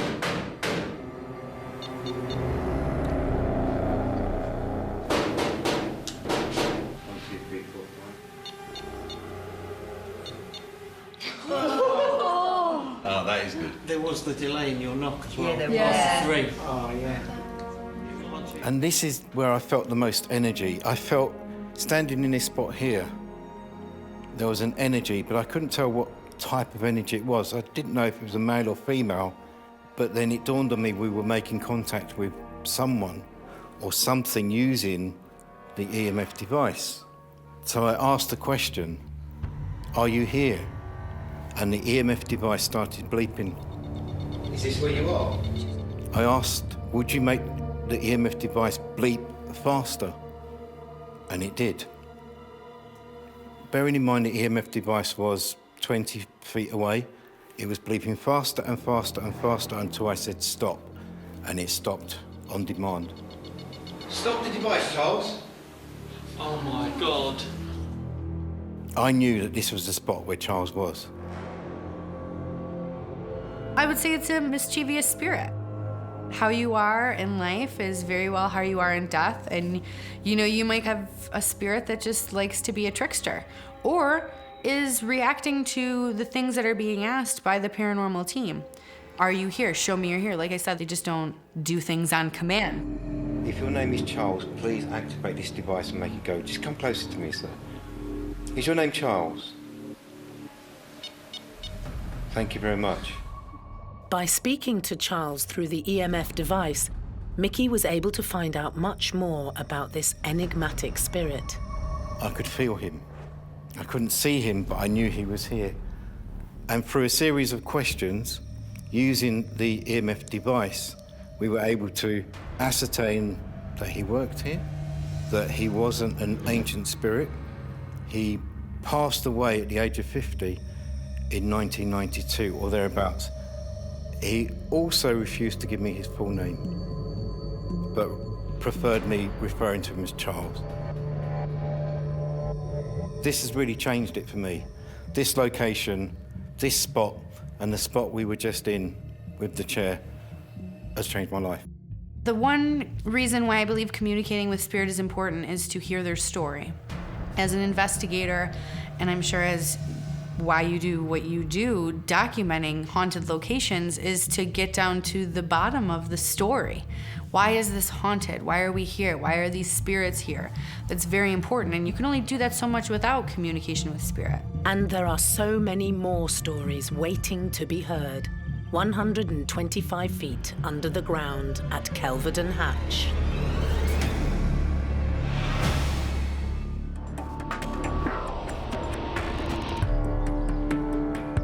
Kelvedon Hatch in Essex is the home of an underground nuclear control base kept secret from the British public for 40 years. Soldiers who served down here during the Cold War would rarely see the light of day. How long they could stay down here is sort of open to dispute in a way, but it was nominally 3 months. It was as long as their food lasted them. If it had just been a small amount of radiation, the Territorial Army, who were surrounding the outside to keep the public out, would have been sent off to get us more food. In those days, of course, the government had food stocks, so they would have brought them in from the food stock. So it was as long as our food and water lasted us. And we've obviously got water buried underground, we have our own sewage systems, and we're self-contained, and say nominally for 3 months. But it seems as though some of the people down here have stayed a lot longer. Some have even made contact with paranormal investigators by way of a spirit box. A spirit box uses radio frequency in order to generate spirit voices. So a spirit box will scan every single radio frequency in quick succession in order to produce what's called static and white noise, and spirits use this to come through as a spirit voice.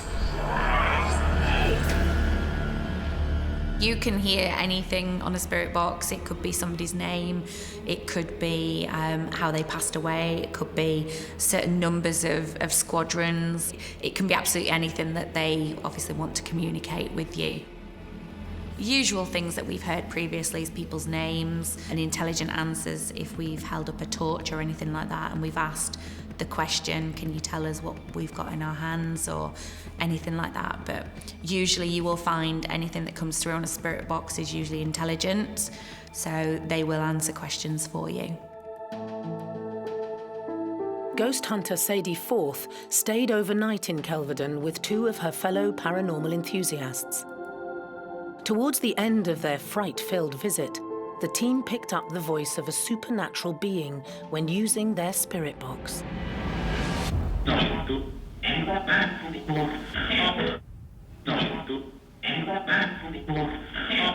It wasn't anything explicable in our world. It was something just random. It wasn't a recorded voice that was projected to come out at a certain time. It just was there and then, as though it was telling us to get out. It basically terrified the living daylights out of us all. It was me and my 2 lady friends who came here, and we were here all alone all night, and it was really quite frightening.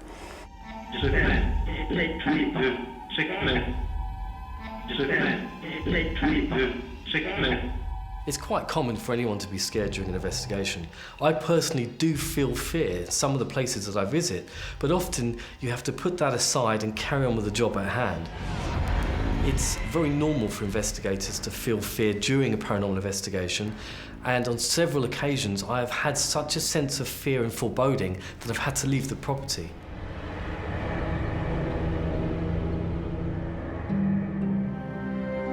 Although some spirits can show themselves as full manifestations, or famously at Kelvedon Hatch as shadow people, others only seem to be able to present as disembodied voices. There's a lot of different theories on where their spirit can go. I just believe it's a different dimension. I believe they're able to just be at peace and be over on the other side and not be so physically attached to this plane. That's where I believe they go. I'm sure they can come back and forth. They can touch here, because that's where we get good spirits, your family, your friends, the people that come, and watch over you. But they're not stuck here. Sadie has returned to Kelvedon since her night of frights, but still feels uncomfortable in the 125-foot deep bunker. It's a really creepy place, and it feels like you've been watched all the time, like you're not alone.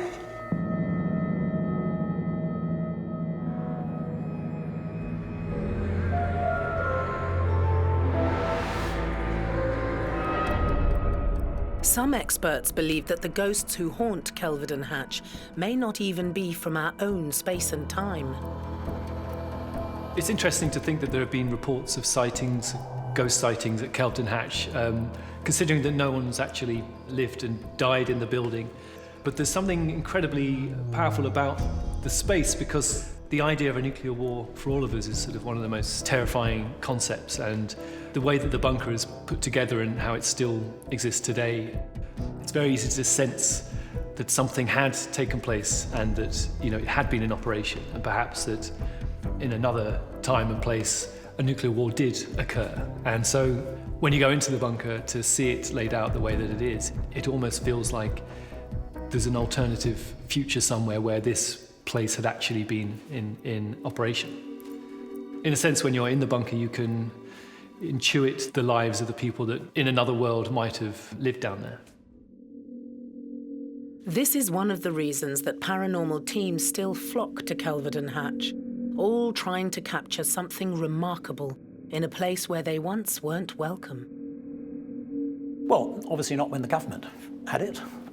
because people hadn't been down here then. They weren't indeed allowed in here to investigate it. But since we've been open to the public, so they have come down, paranormal groups, and most of them find evidence of paranormal activity of some measure, be it orbs, or be it mediums getting hold of people, or occasionally the odd photograph.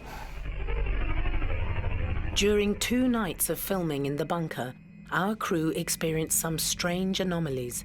Whilst filming, the lights would mysteriously turn themselves on. And the overnight trap cam was triggered in the pitch black when the nuclear facility was completely empty. People have claimed to have captured orbs in photographs. Perhaps they've gone to investigate an area that's got a reputation for being haunted, and when they receive the photographs back, they find these bright, small spheres in the back of the photograph. There are many different theories about spirit orbs. Orbs are generally the first manifestations of a spirit entity, normally usually energy or balls of energy with their own kind of signature. The spirit learns how to manifest in many different ways. There's not one specific way I've seen spirit manifest. So whether it's a little energy ball, whether it's a wispy figure in front of you, whether it's a shadow person, there could be many different reasons.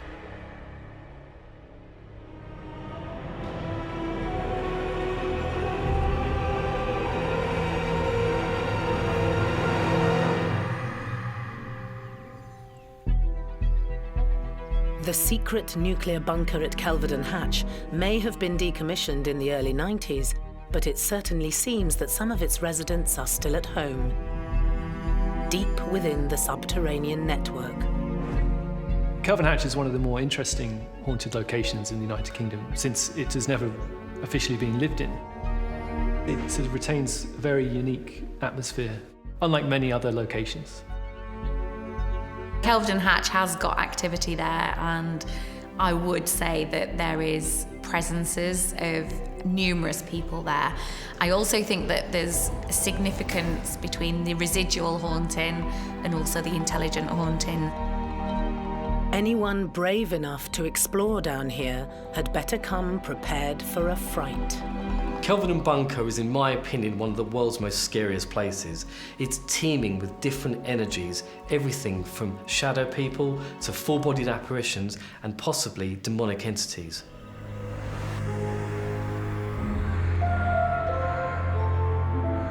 I would say it rates quite highly because there was only the 3 of us here, so there was no contamination from any other sources here. It is definitely one of the creepiest places I've been to. I have been to lots of other creepy places, but I would say this rate's quite high on the scale of paranormal activity.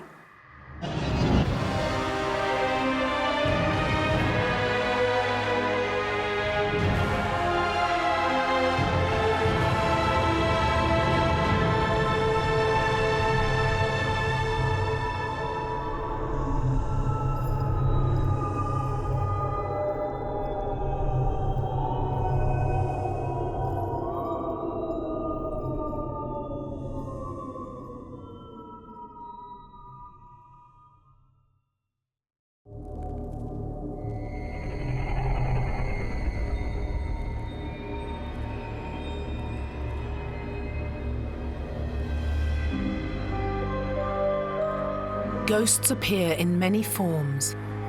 We can see them. What was that? We can hear them. I am not afraid. And sometimes we can even feel them. We've gone around the globe in search of the most terrifying spirits and supernatural beings who continue to live on long after their deaths. On World's Scariest Hauntings, anything can happen. Because you never know who's watching when the lights go out. What the hell was that? In this episode, a medieval castle once home to a bloodthirsty clan. If you've got people being thrown into dungeons, you imagine the actual emotional anxiety that they're going to go through. It would obviously have a massive effect on the energy levels that are absorbed within the fabric of the building. Murder and torture were a daily occurrance in the aptly named Bloody Chapel. The O'Carrolls invited MacMahons back here to be paid, and they held a banquet up in the bloody chapel. But when they got them up there, they poisoned all 29 of them. Many of those unholy characters still haunt this historic stronghold. What happened to me here is something that I'll never forget. It's scared me that how much power they can have over you.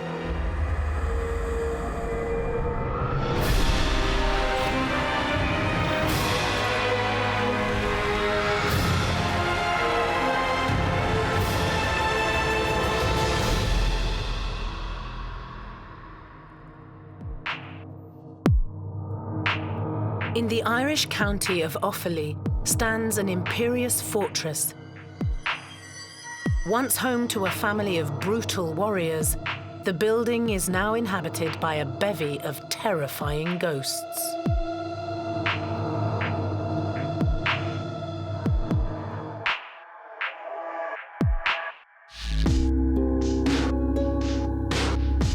Tales of bloodshed and slaughter, Leap Castle wouldn't look out of place in a Hollywood fantasy world.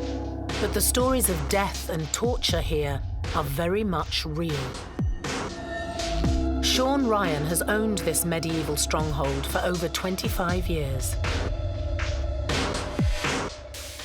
We were just lucky. It came up at a time when there was nobody interested in it. It was very cheap. I had loads of energy, and I just fancied having a go at it. And that's how it came about. But we're delighted we did. We loved the place. During his time at Leap, Sean has learned to live with his ghostly lodgers. There are lots of spirits in the house. They don't interfere with us or make life difficult. They let us know they're here. And we live alongside that. Sean often hosts paranormal evenings for ghost hunters from around the world. Warren Coates from Northern Ireland makes regular visits from across the Irish border. It took a bit of persuasion to get him to allow us into the castle, but obviously Sean, being the gentleman that he is, let us in, and right from the word go, there was just things happening. It was like getting a cloak of energy just put around you as soon as you come down into it. About a couple of weeks after that, there was myself and another 2 group members came down, and up in the chapel at the top, we had stones thrown at us. And again, to us, it was just trying to draw attention. You know, people sort of freak out and think, oh, there's something trying to possess us or trying to harm us. Things they got are normally the spirit, just trying to draw attention.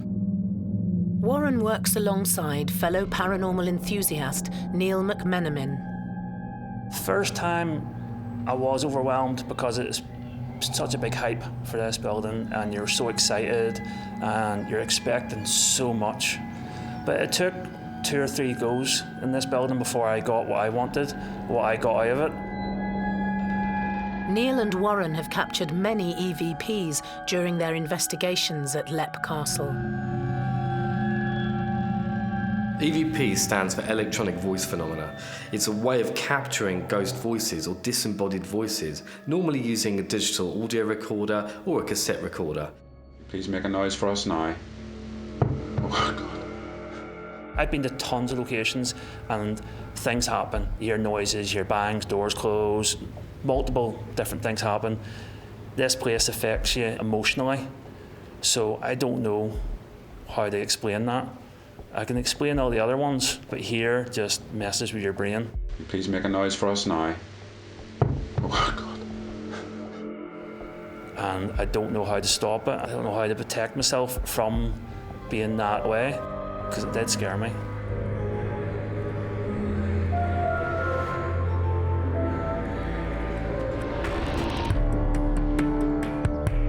The small stronghold in County Offaly, Ireland, has stood proudly for at least 600 years.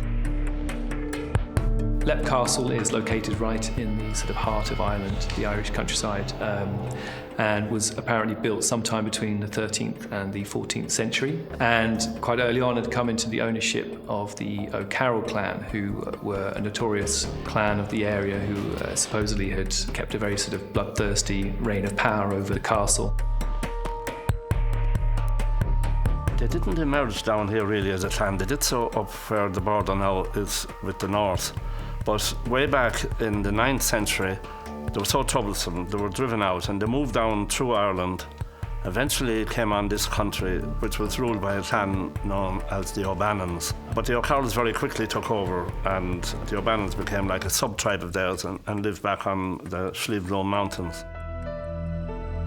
The fearsome O'Carroll clan remained at Lepp until 1659. Then at some point it came into the hands of the Derby family sometime in the 1600s. And there's one woman of the Derby family who apparently brought evidence of potential hauntings at the castle to the public attention. The Derbys lived here then until 1922. It was bought and sold then many times during the 1900s until it came up again in 1991. And that's when then we, in probably a little fit of madness, decided we'd buy it. Early 94 then I started the restoration, albeit I've slowed down a good bit now because the madness is over. But we have enough space to live, so that's fine for us. Under Sean's stewardship, Lepp Castle has thrived. The history alone, places like this need to be kept and restored, and it's good with the paranormal world because it keeps, see like the money produced like doing events and all here, that brings in a ton of money that we can use to restore. Then we help Sean restore the building and keeps it up to date and stuff and all, and keeps more people visiting from all around the world because this building is known all around the world. It's just an amazing building in general, so it is. It was the history alone that first persuaded paranormal investigator Ray Mullen to visit Lepp.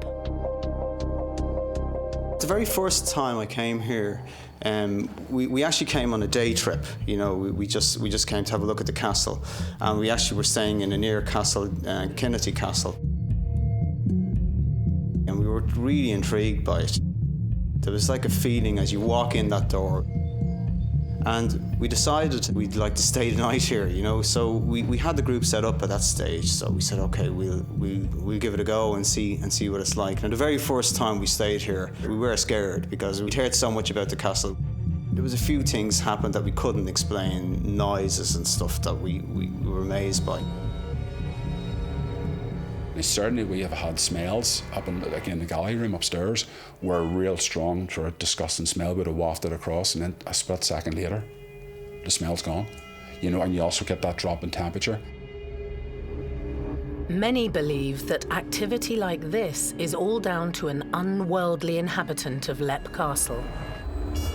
Elementals are what I would class as low-level entities, basically. They're not human, they've never been human, they've never walked the earth as a human, hence why the elemental name is given. The elemental that's supposedly in Lepp Castle is classed as a figure, but it's also accompanied by the smell of rotting flesh, and people say that this is more of a demonic entity within Lepp Castle rather than, obviously, a positive energy. Now, it sounds horrific and all that, and it was written about by eminent people at the time who stayed here and experienced it, and I'd have no cause to doubt them. Stories of the elemental date back centuries. Elementals are very common in folklore, particularly in sort of Irish folkloric mythology. Talk of fairies and the creatures of the country and hidden realms. We sort of see them cross into ghost stories because they have properties that what we think of as traditional ghosts might share, and you know, some people have even suggested that what we take to be a ghost is actually an elemental. That's sort of a whole different thing in itself. I believe that they reside on a different plane than us, within our plane, but not to where we could see them or be a part of their world. And from what I know of elementals, the one in Lepp Castle was conjured, was brought through in a negative way to do negative things. One group of ghost hunters decided to fight negativity with negativity at Lepp Castle and captured a disembodied voice on camera. I mean, this is your place. You're supposed to be the boss here. Seems like you're getting your face licked here, man. Just like... In this particular audio recording, you can hear a clear no response. Now, the investigator is provoking and trying to get the spirit to interact, communicate, and respond, but the response is quite clear and it's whispered, and there is a definite no there. I've seen it be used as a tactic to try to provoke spirit to get them to communicate with you. But I really just think it pisses off the spirit. I mean, I'm sure you get what you're looking for in terms of provoking the spirit, but I think it's a very dangerous game to play. But I guess it works for some people. Anger and negativity are two strong feelings that run deep at Leap Castle. Years of bloodshed and torture have left a legacy of tyrannical spirits.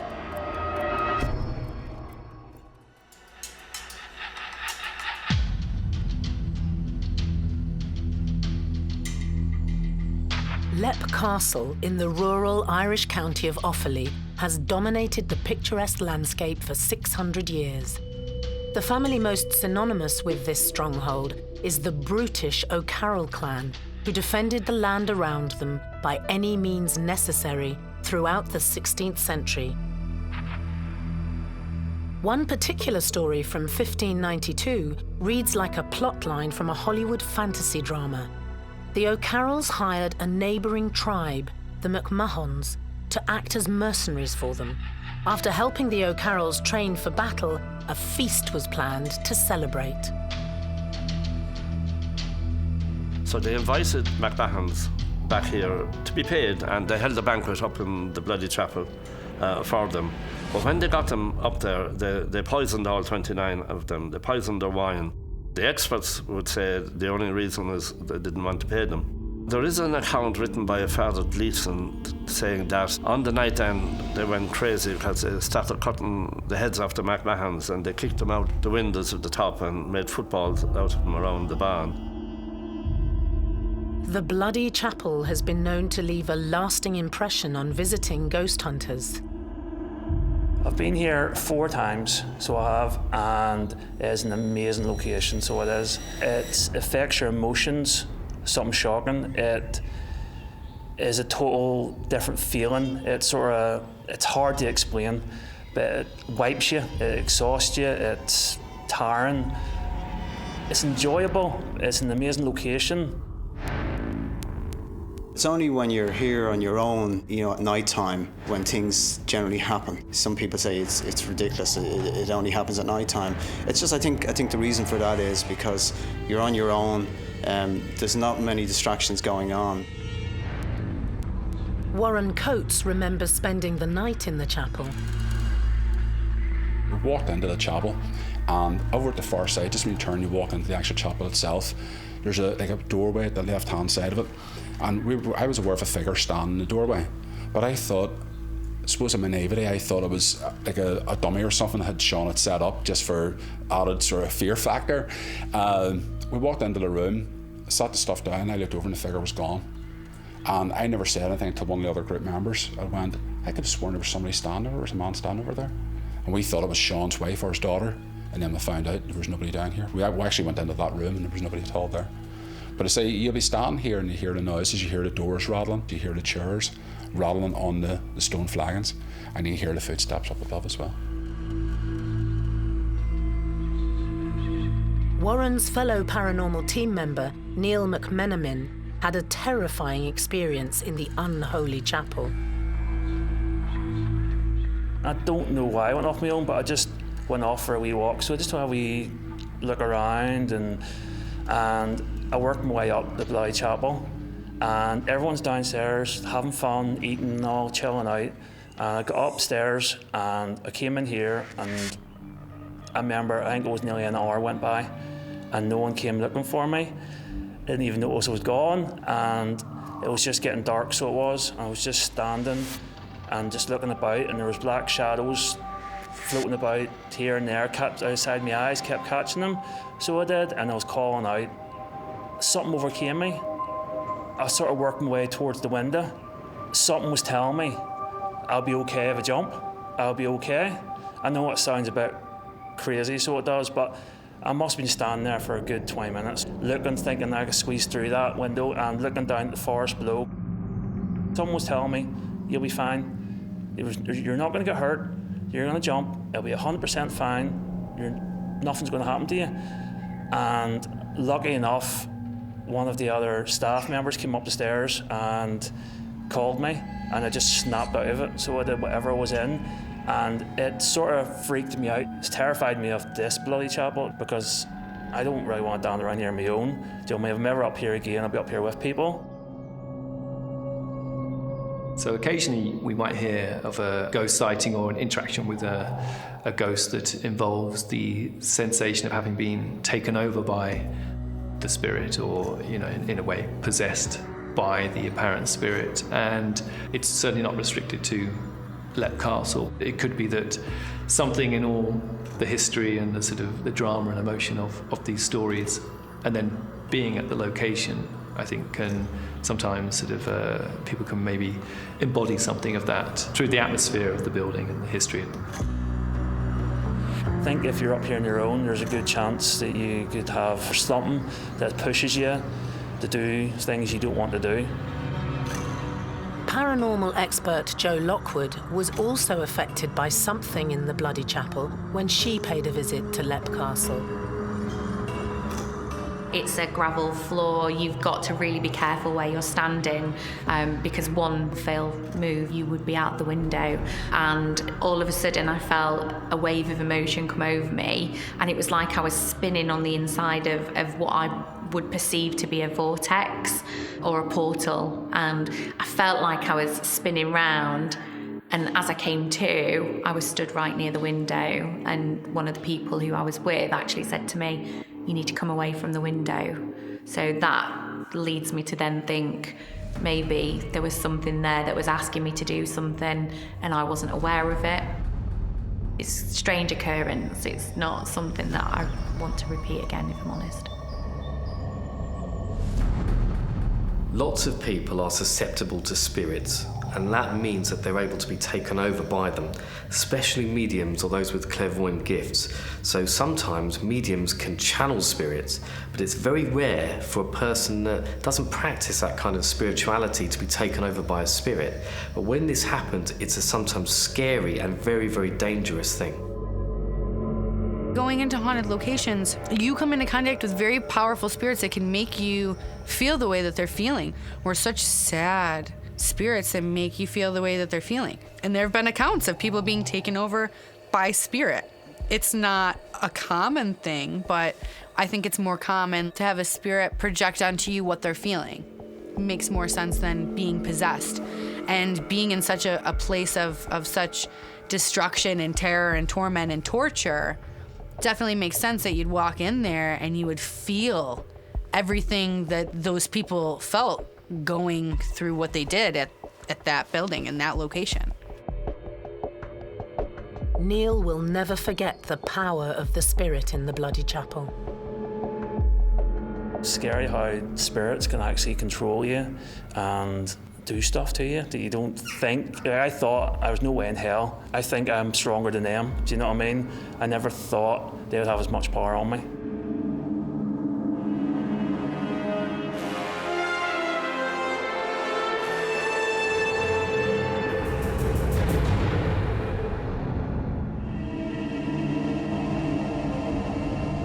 Leap Castle is synonymous with bloodshed, but not all the ghosts at the medieval stronghold are linked to its brutal past.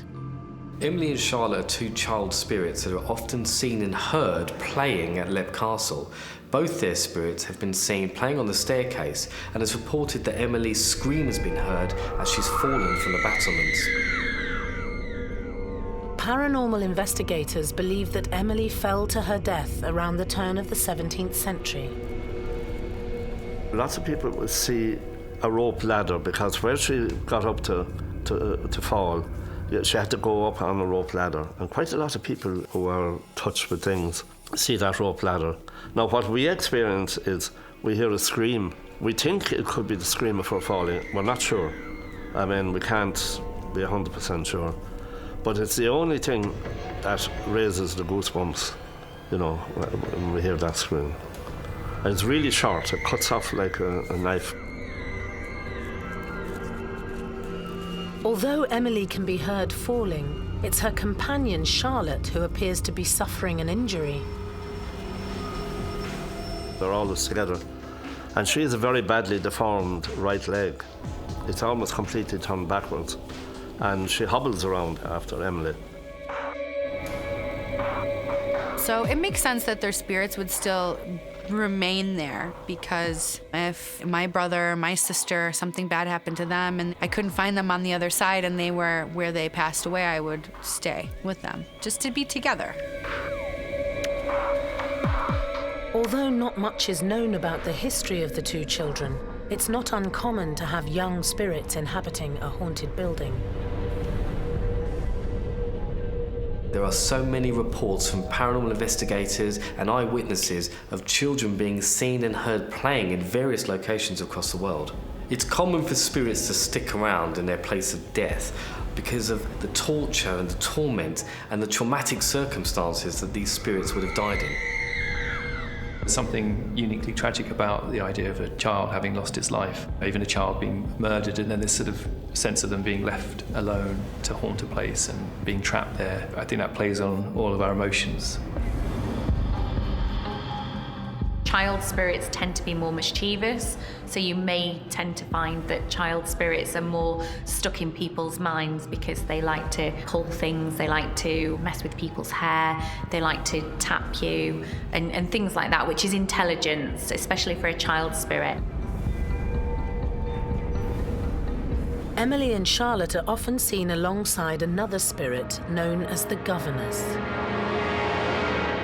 We might often hear as well stories of how they're supposedly being looked after by a governess figure or a nanny or some sort of caretaker, and I think that sort of emerges from this idea of the tragic notion that a child is somehow being left behind by their parents, and it's comforting to think that they're actually being looked after by somebody. She's always around when the two girls are around. But she touches off people. It's like somebody passing you and kind of brushing off you. A lot of our visitors now experience that. So even in death, if they're intelligent spirits, she would still be looking after them because that was her job in life. So she would still continue to do that in death. But not all the ghosts at Leap Castle are quite so shy and retiring. Some of them are ready and willing to make themselves heard. Eat.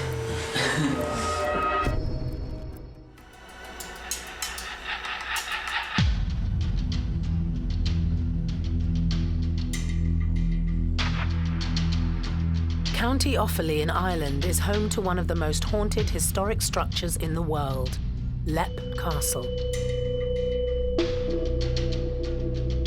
Ghost hunters regularly make the journey to this rural location in the hope of experiencing the unexplainable. It's an amazing place. There's definitely something here.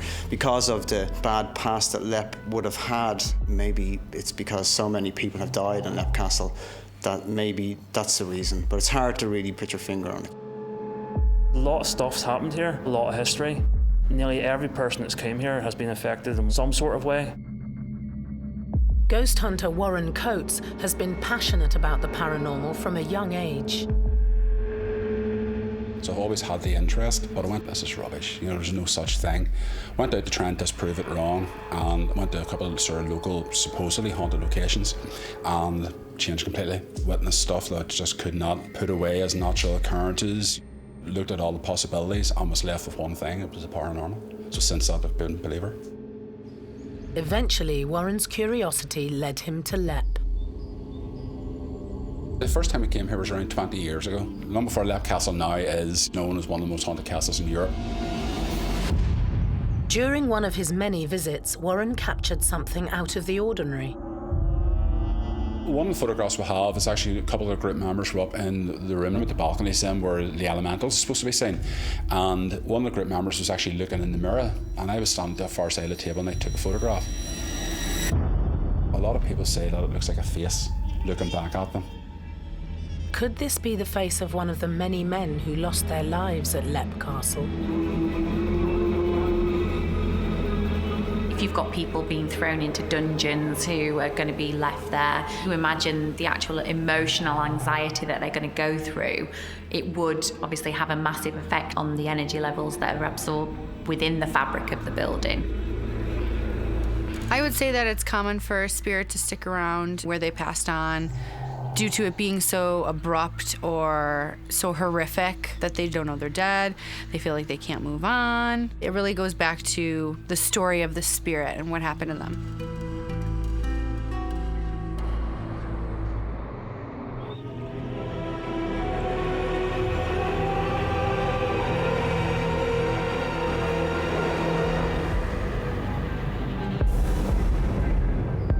The bloody history of Leap Castle attracts ghost hunters from far and wide.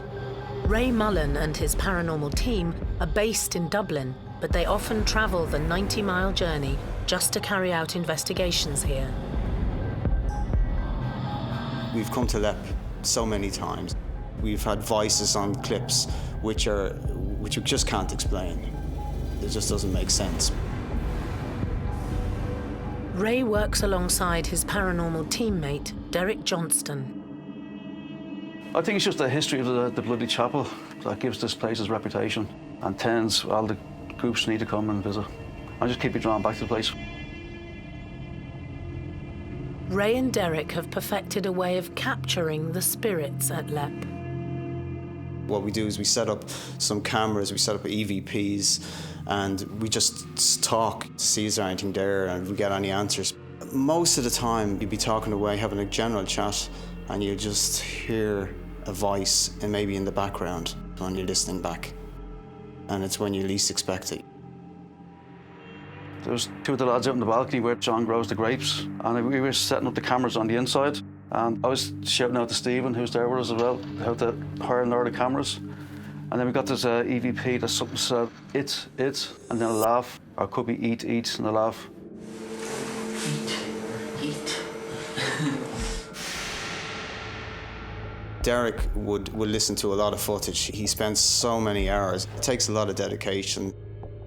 He sits down, he goes through all the tapes, and you'd get a phone call from Derek to say, I've just heard something I really need you to listen to. This particular clip, there was no female there that night. We're just setting up equipment, and it's like you can hear a female voice. It's like as if she's been watching or something, you know, in the background while we're setting up the equipment. Eat. It's saying eat, and laughing in like this malevolent, nasty laugh. Sounds like a clear EVP. I would definitely rank that high on the EVP scale. EVPs like this still excite a seasoned investigator like Derek. The hair stand up on your neck, to be honest. Because I'm a skeptic as well, so I don't usually believe in all this stuff, but I can't explain it.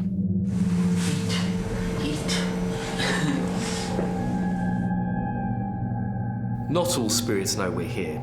Some of them are intelligent, some of them are just residual. So those intelligent spirits are able to see us and perhaps interact and communicate with us. But these residual energies, these ghosts, are just moving around their kind of everyday world. They aren't able to see us, they aren't able to hear us or interact with us, but we might well see them or get a glimpse of them in their own world. On the very same night, Derek kept his recorder rolling. Shortly after that then, there was another EVP. Within the 3 minutes of that clip, there's another one near the end of it. It's a very faint voice, you probably need earphones to hear it, but it sounds like I had to go past Jesus Christ, or something like that.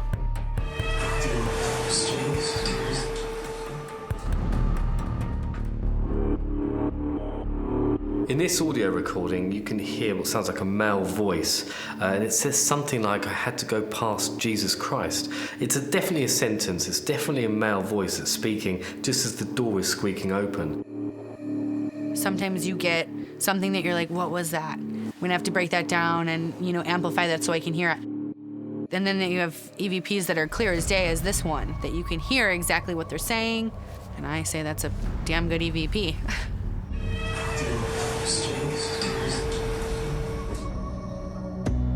It was a fantastic capture for Derek and Ray. It used to scare us, this is really, really strange, But now, you sort of get used to it. We wouldn't have had a huge amount of times it's happened. But when it does happen, there is no explanation for it. Where did the voice come from? There must be something. So there's something in there that says there is something, Capturing intelligent spirits on tape can be extremely difficult, And often the responses they give are seemingly random. Is it possible that they're not even aware that they're being contacted?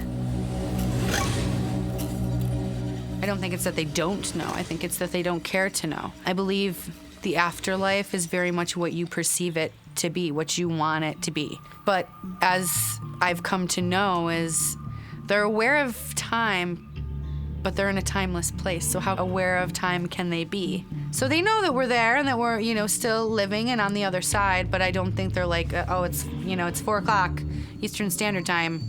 Gotta hurry up, it's getting dark outside. I don't think they're aware like that.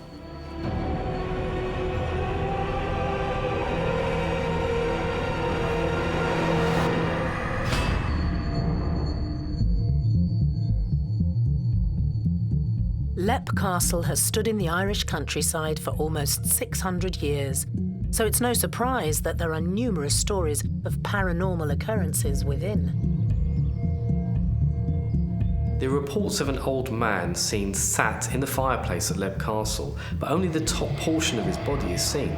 Now, he could well be a residual energy, a ghost, but the reason why he's only this part of his body is seen is because the floor might be a different level than it was back in the day. So what you're seeing isn't really there, but the building has changed and the structure of the room has changed so much that we're only seeing this portion of his body. When Jo Lockwood visited Leap, she felt the presence of this mysterious man. I was sat in the fireplace because it was really, really cold when we went there. Leap Castle is situated quite far back and it's quite high up. And once I was in there, it was very, very cold because it's all stone. And I was actually drawn to a seat, and I actually asked the gentleman who actually owns the castle, I said, is there a gentleman who sits here? And he said, yeah, you're right. It's hard to pin him down to a time, because we don't know how he's clad or anything. But he doesn't seem to be aware of us. He often sits just here in this corner. He seems to be staring out that window there and doesn't seem to be aware of us at all. There are many theories about why the apparition of the elderly man is not complete. I don't know why only half of his body shows up. I don't know if that's the imprint in time or if he had no legs or that's how spirit comes across. But I would count it as residual energy because he's seen at the same place every time in front of the fireplace.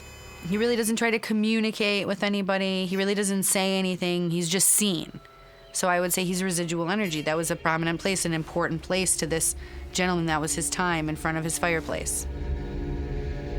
When we hear of ghosts that are disembodied and only partially visible, people tend to think of this as representing one of two things, which is either that when they originally existed, the place that they sat on or where they used to walk was sort of below where it is now. You can't sort of see below the floor, so that might be one explanation. Another being that if it's a residual ghost, whatever's keeping it here is starting to wear out over time and it's sort of vanishing. With such a vast treasure trove of spirits, it's no surprise that Leap Castle continues to excite paranormal experts from far and wide.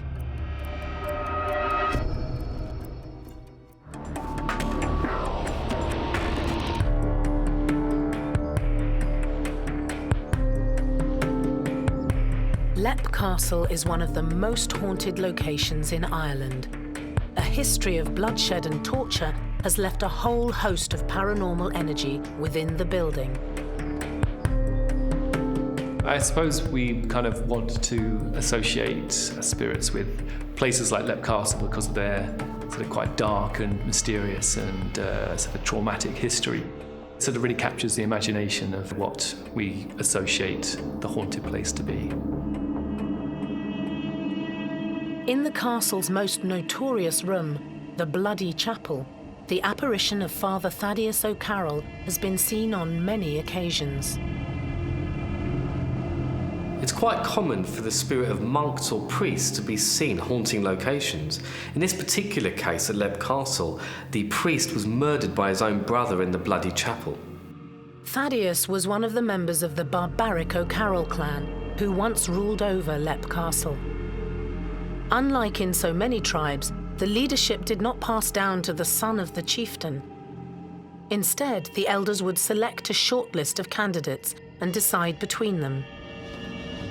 When Mulrooney O'Carroll died in 1592, Thaddeus and his brother Tig were in line to take over.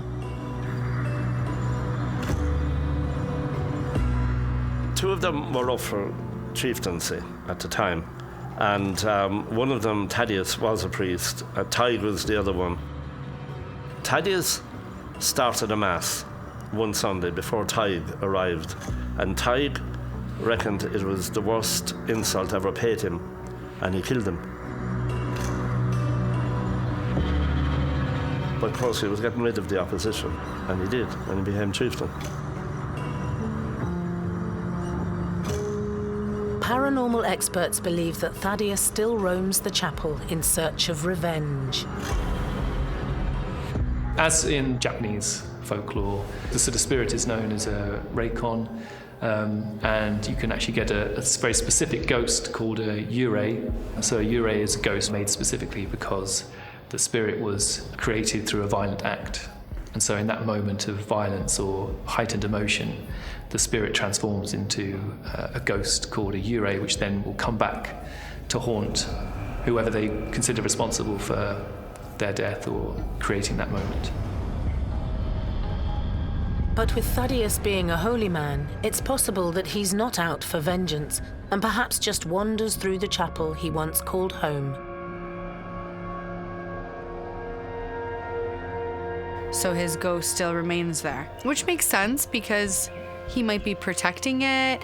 He may be trying to warn people to not go there if it's a bad place, if it's a dark place, because there's just a lot of heavy darkness surrounded around that energy. So maybe the priest is sticking around to bring light and love and to maybe keep the darkness at bay, like a protector, like there to protect and oversee and make sure that there is peace brought to the land.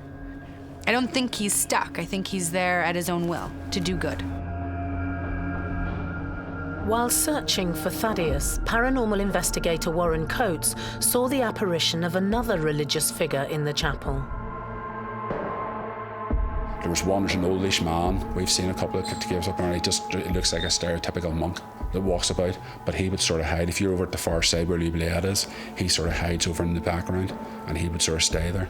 And then when you walk away, it's as if he's following you throughout the castle, keeping an eye on just what you're doing.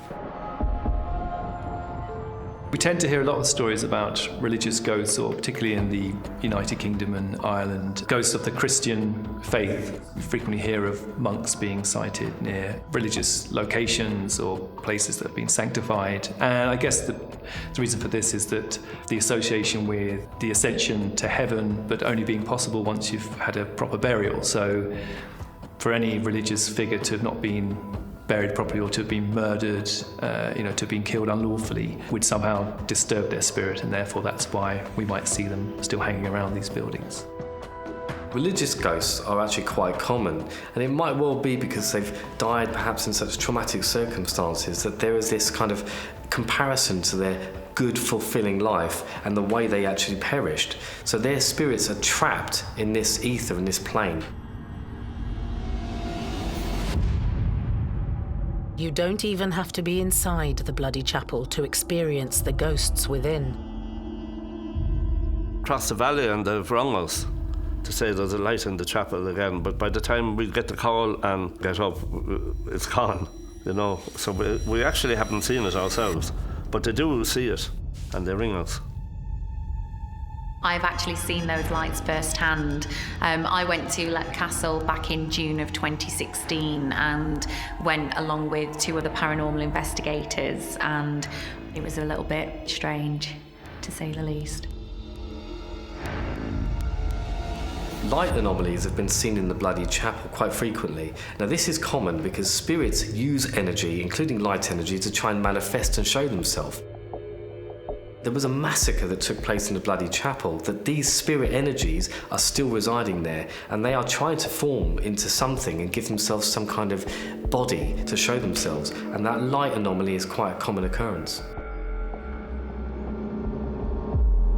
We often hear reports when people talk about strange sightings, particularly possible ghosts or apparitions. You commonly hear stories also of strange lights being seen at the same time, or something glowing. It might happen at night time and there's not a light source around. So, the fact that this is something that happens at Lepp Castle apparently would be quite a common occurrence.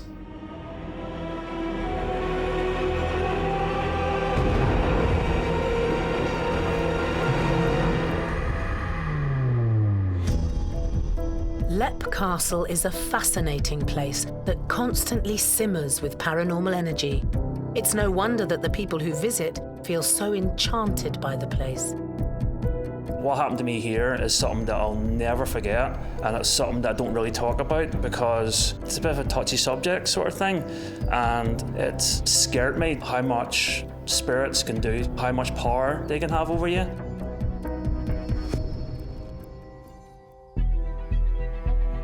The castle itself is in good hands, and there's no reason why it couldn't stand for another 600 years. What Sean's done here is amazing. When Sean took us over, it was just a shell, and he's done all the work, and that's why he is so accepted by the spirit energies that live here. But there's a history. If Lepp Castle had been knocked down years ago, there would have been a field here, it would have been somebody's big mansion house built here now, and the history would have been gone. The energies would have still been here, stories would have still been here, and all the folklore would have still been here. But once you lose Plazteg, that's them gone forever. You can certainly build a replica, but it's not good enough. Even if it wasn't haunted, or even if it was nothing, whatever was going on here, it would still be an amazing building to come and visit, take photographs, bring your kids. It is an amazing building, so it is. It's really important to the haunted world.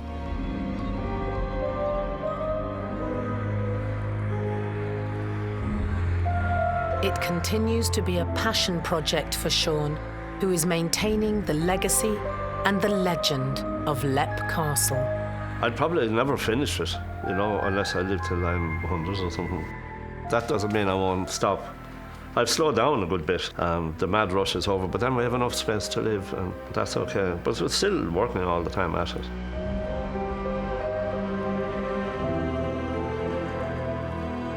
Sean has done everything that he possibly could to keep the place going. He keeps the history of it alive. It's like when I come here, I try and imagine what it would have been like to live here maybe 600 years ago, and it would have been quite a different place. It's an amazing castle.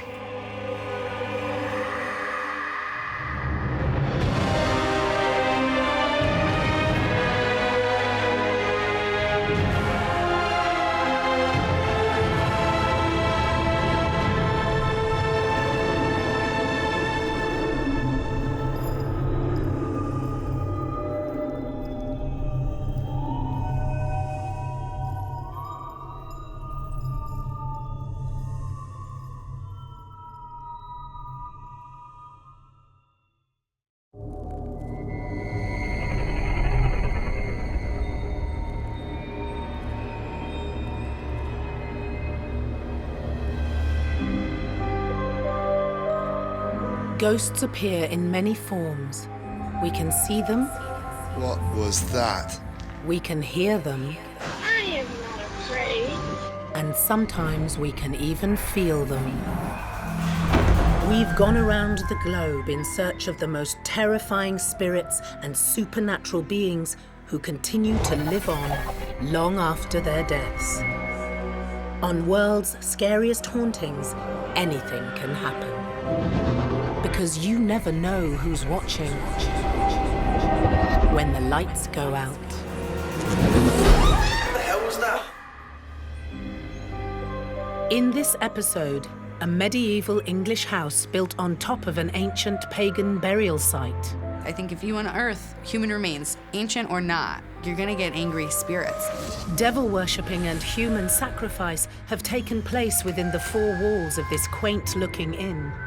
You don't realise until you actually step foot in there just how horrible that place actually is. This is the unholiest of homes. The Bishop of Gloucester visited the Ram Inn to exorcise the spirits and was later quoted, "The Ram Inn was the most evil place that he had ever had the misfortune to visit."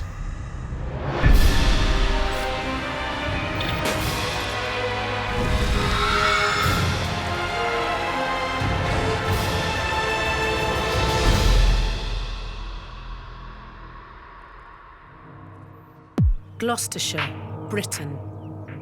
The small village of Watton-under-Edge lies within the Cotswolds, a scenic part of the country where people often come to enjoy the peace and serenity of the English countryside. But there is one building that looks a little out of the ordinary, an eyesore on the picturesque landscape.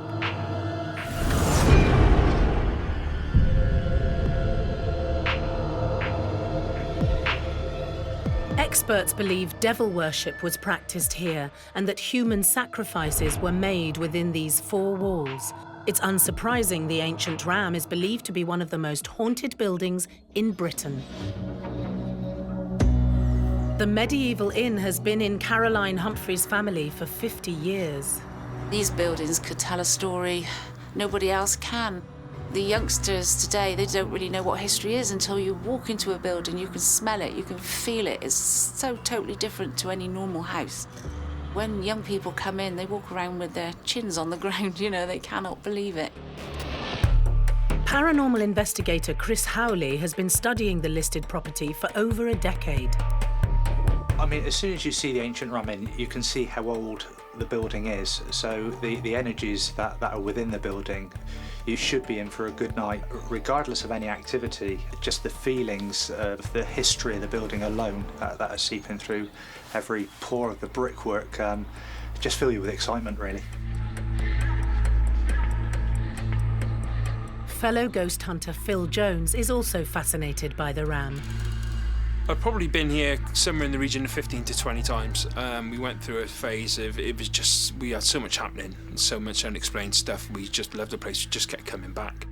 At one stage, I think we came here 5 times in 1 year or something ridiculous. But it's just a fascinating place. Always left us with unanswered questions, which is what we want, really.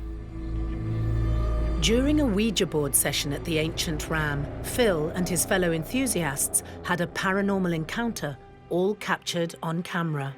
And we were talking away, asking questions as you do. Can you point the glass to who you intend to affect? And then all of a sudden the energy changed, the movement of the glass on the table became very violent, but all of a sudden we could hear this noise. What the hell's that? And it sounded like drums, and I was like, well, what's that coming from? The first thing we do on investigation, everybody turns their phone off because it affects the equipment. And I said to the girl sat next to me, Liz, and I said, that's your phone. She goes, it can't be, it's turned off. I said, that's coming from your coat. Oh, it is? This is your phone. Yeah, but how did that go off? So she pulled her phone out, and the phone was playing a video of her children, which had been to an African drumming class that day, just like a child's activity. She turned the video off, she put the phone on the table. And we carried on, and the glass was going violently again. And then all of a sudden, on the corner of the camera, the screen just went bright. Oh, my God! She picked the phone, she showed it to the camera, and it's just reoccurring number 6s, one after another, across the whole screen. And that was pretty eerie, pretty frightening. You know, our first sort of real experience of some of the bad vibes in this place, and it unnerved quite a few people, that did, for sure.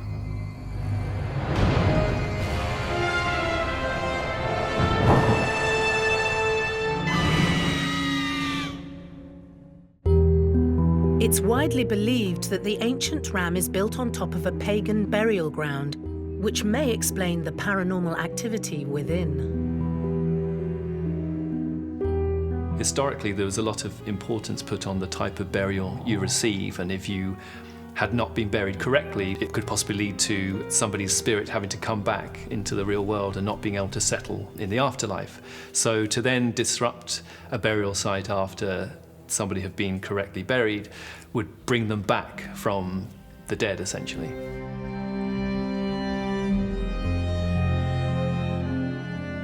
When you lay somebody to rest, whether it's their ashes or their bones, that is a special ritual in itself. You're making a holy, sacred, safe place. And when you unearth that, and you don't properly take the steps to do right what was done wrong, you're going to upset the other side, or whoever's bones you're doing this to. And the fact that there was sacrifice, human sacrifice, child murders, highwaymen killing and murdering people there. You have all of this over many, many hundreds of years building up on the property and the land, and it's absorbed into the fabric of that building. There's no place for those spirits to go. and that seems to just trap them there, almost like a portal to the other side. The ancient Ram Inn has stood in Watton-under-Edge for 1,000 years. It's one of the oldest houses in Britain. I think it was built in the 900s, but our deeds go back to the 11th century. It's in the Domesday Book saying it goes back to Richard the Lionheart's reign. I believe it was a manor house, it was a tannery, it was also a brewery for the church. So the people that lived here were anything from peasants to royalty, really. Historically, we don't know too much between 1145 and 1350. All that we know for this period of time is it was predominantly a church house, and it would have been used to house the stonemasons involved in the building of St Mary's Church, and possibly slaves, including children. By the 20th century, the Ram was badly in need of renovation, and a local carpenter couldn't resist the challenge. It was 1968 when John Humphreys bought the ancient Ram Inn for £2,500, and it wasn't until then that we got to hear of all the ghost stories. Well, in 1968 I was 7. There were no such thing as ghost hunting events then, and nobody really wanted to come and look for ghosts. Mum and Dad didn't really elaborate on the paranormal activity that was going on here because obviously they didn't want to scare the children. I slept above the grave and in various other places in the Ram, and had I known that, probably at the time, I'd have run a mile.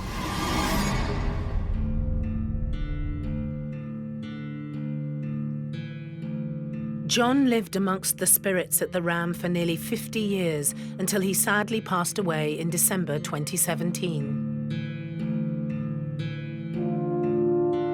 John is a legendary character in the paranormal world. He's had so much dealings with the paranormal, both inside and outside of the ancient Ram. He was a very lovable rogue, very eccentric, very, very knowledgeable about the history of the Ram. John himself feels like the spirits know him, and he has a connection with them. And I believe his spirit is probably still there, looking after the place.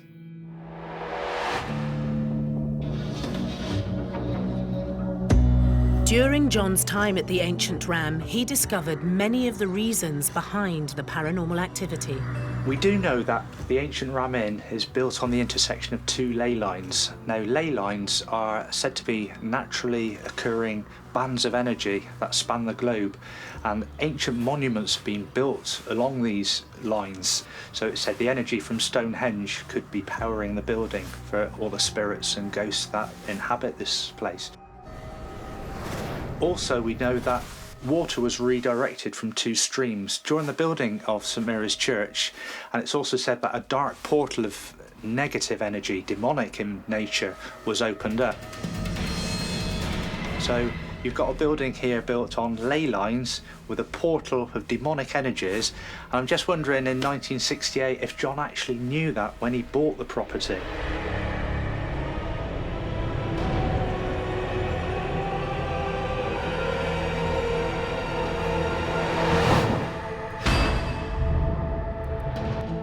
The ancient Ram has become infamous amongst the ghost hunting community.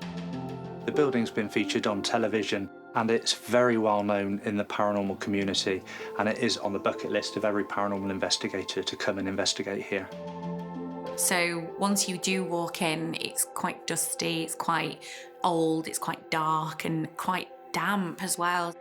You don't realise until you actually step foot in there just how horrible that place actually is. I first started investigating at the ancient Ram Inn back in 2005. My first thought when I walked through the door was, this is going to be a good night. Very oppressive atmosphere, dark. You can almost feel the energy within the building when you first step over the threshold. Which is exactly how the guests must have felt when John Humphreys opened the doors of the Ram to the public. John bought the Ram Inn with his wife and moved in with his family to run the place as a B&B. And John has quite amusing stories when they had guests in. They'd be cooking breakfast and they'd have the bacon and eggs in the kitchen on the side. They'd turn round to grab some toast to put on the plate, and then as they returned to the plate of the bacon and eggs, it had vanished. It's also said that many of their guests who had spent the night in the bishop's room would leave the Ram Inn in the middle of the night and never to return because of what it was that they'd experienced within the building. They were able to get out of the windows, I do believe, because the building's built in a bank, so a bishop's room, I would think, is quite easy to get out of. People used to leave in the middle of the night, never to be seen again.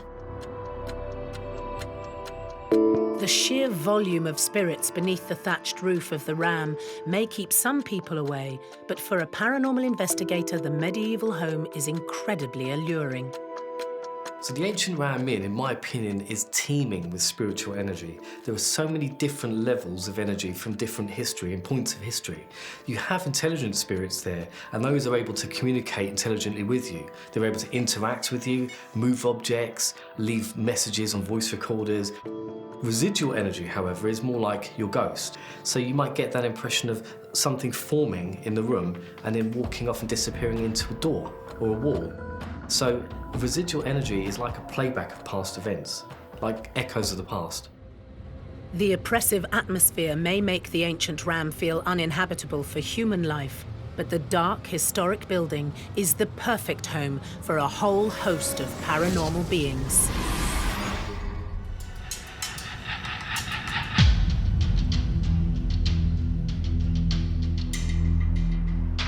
The ancient Ram Inn sits uncomfortably within the beautiful village of Watton-under-Edge in the Cotswolds. The building, believed to be Britain's most haunted property, used to be 3 times larger and was used by various industries until 1820, when it became a pub. The main seating area was christened the men's kitchen. In the men's kitchen, we have reports of baby crying, so you hear that sound coming out of the darkness. The reports of 2 apparitions, 2 men stood either side of the fireplace. But I think the most famous one is the lady in blue, who's the ghost of, the name that we've been given is Elizabeth, and she was apparently murdered by 2 highwaymen. And her ghost still haunts the old kitchen area.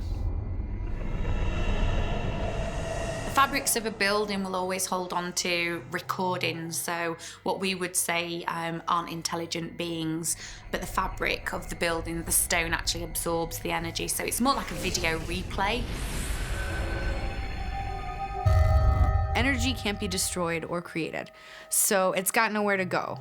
So if it's good energy, it makes a good imprint. If it's something bad or horrific, the imprint is bad and negative, and it stays there.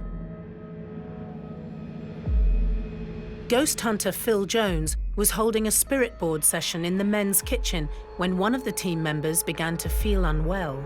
You could see her gradually sinking into the point where we had to carry her out the building. She just couldn't walk. You know, she was just like a rag doll. One of our medium sensitives who was with us at the time picked up on this quite negative energy. At the moment, there is a shadow that's kind of over top of you. The room went colder.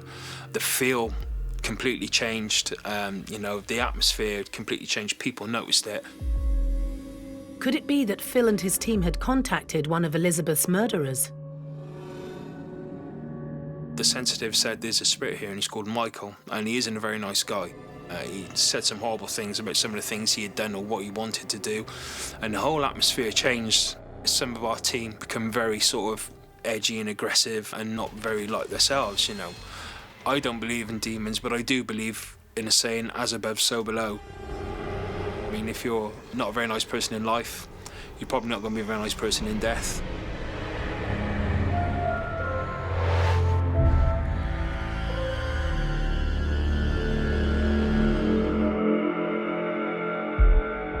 Upstairs in the Ram is the most haunted room of all.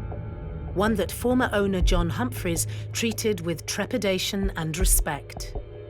I think one of the most interesting rooms in the ancient Ram Inn has got to be the bishop's room. I know John used to have a ritual before entering the room. He would grab the crook.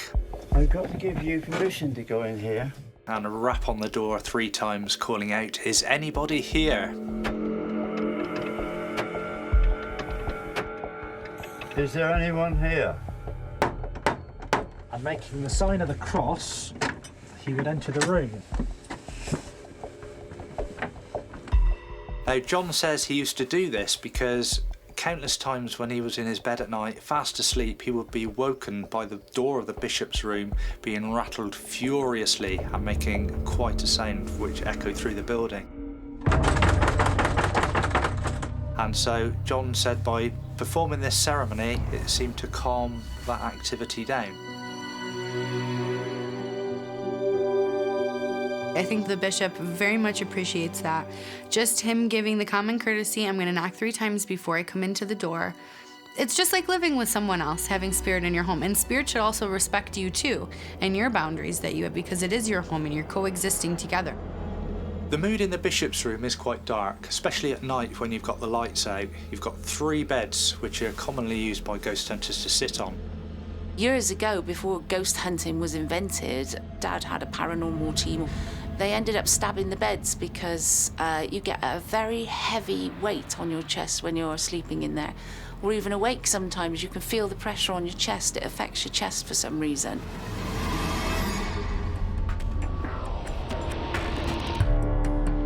After accommodating thousands of guests, it's no surprise that the bishop's room is bursting with paranormal activity. This would have been the guest room where many guests fled the building in fear of the activity that was going on from the room. I mean, we've got stories of one of the former innkeepers being killed by having his head pushed into the flaming fire. It's quite a horrific way to die, so you can almost hear his screams coming from that fireplace. We've got the cavalier who was witnessed coming through the window on horseback through the room. Phil Jones's paranormal team captured some amazing footage in the bishop's room. 3 of the girls from the team went up into the bishop's room and took the spirit board with them and placed it on the table. They'd had some experiences there earlier in the evening. They wanted to try and open some sort of communication, get some confirmation, so they decided to use the spirit board. And they were asking the questions, and they just literally placed their fingers on the glass, and the glass slid from under the fingers. It didn't tip, it didn't fly off and smash, it just shot off the board and their fingers were on the glass. Can't explain it. The table was level, the glass and the board were all level, nobody pushed it, they literally just rested in their fingertips.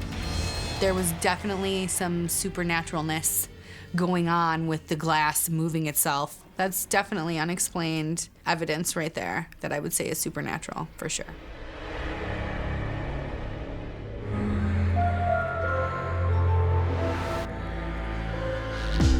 Along the corridor from the bishop's room is another terrifying bedroom. This is known as the Beaufort room, but also the witch's room. Now, it's nicknamed the witch's room because it is alleged that a witch hid out in this room with her familiar, the black cat, prior to being executed at the stake in the village. During the witch trials, anybody deemed to be doing anything against the church would have been deemed a witch. So they would have been hunted down and forcibly dragged off, and they were guilty regardless and executed quite unceremoniously. The murdered woman clearly has unfinished business. She has been cited as a shadow figure that walks across the room. I have witnessed it myself, where I was on the landing just looking in through the doorway, and a shadow passed the door frame coming from this side, across the frame, and appearing to walk towards this side of the room. I came in expecting to find one of the team in here, but the room was empty.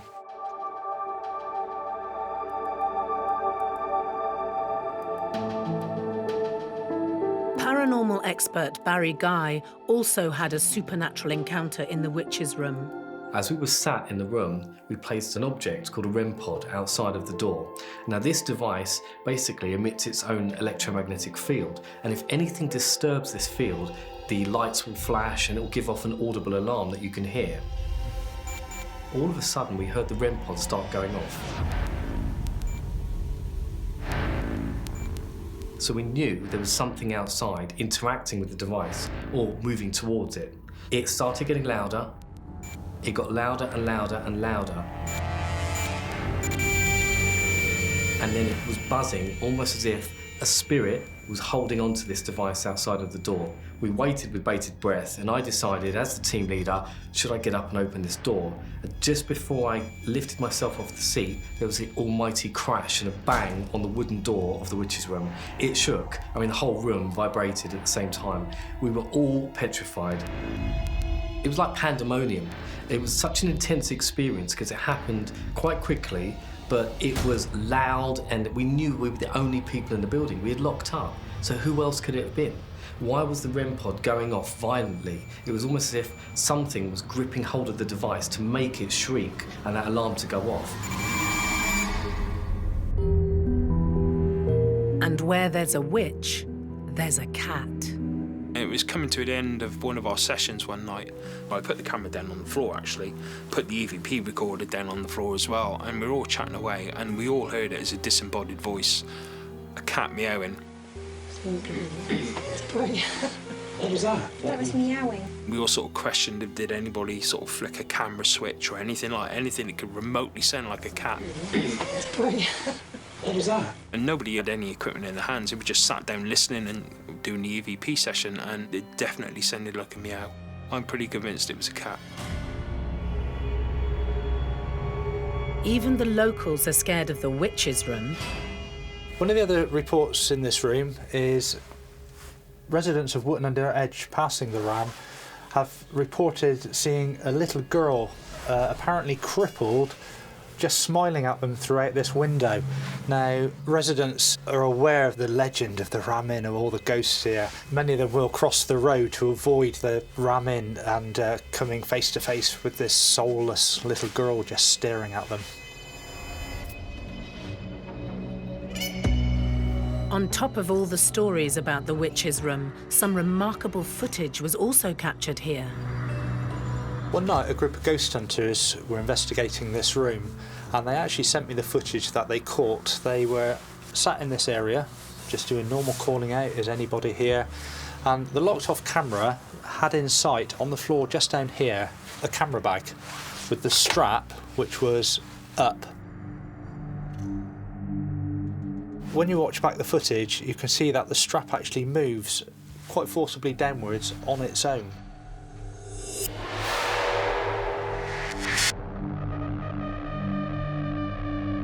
And it's quite an intriguing piece of footage, one of my favourites from this room.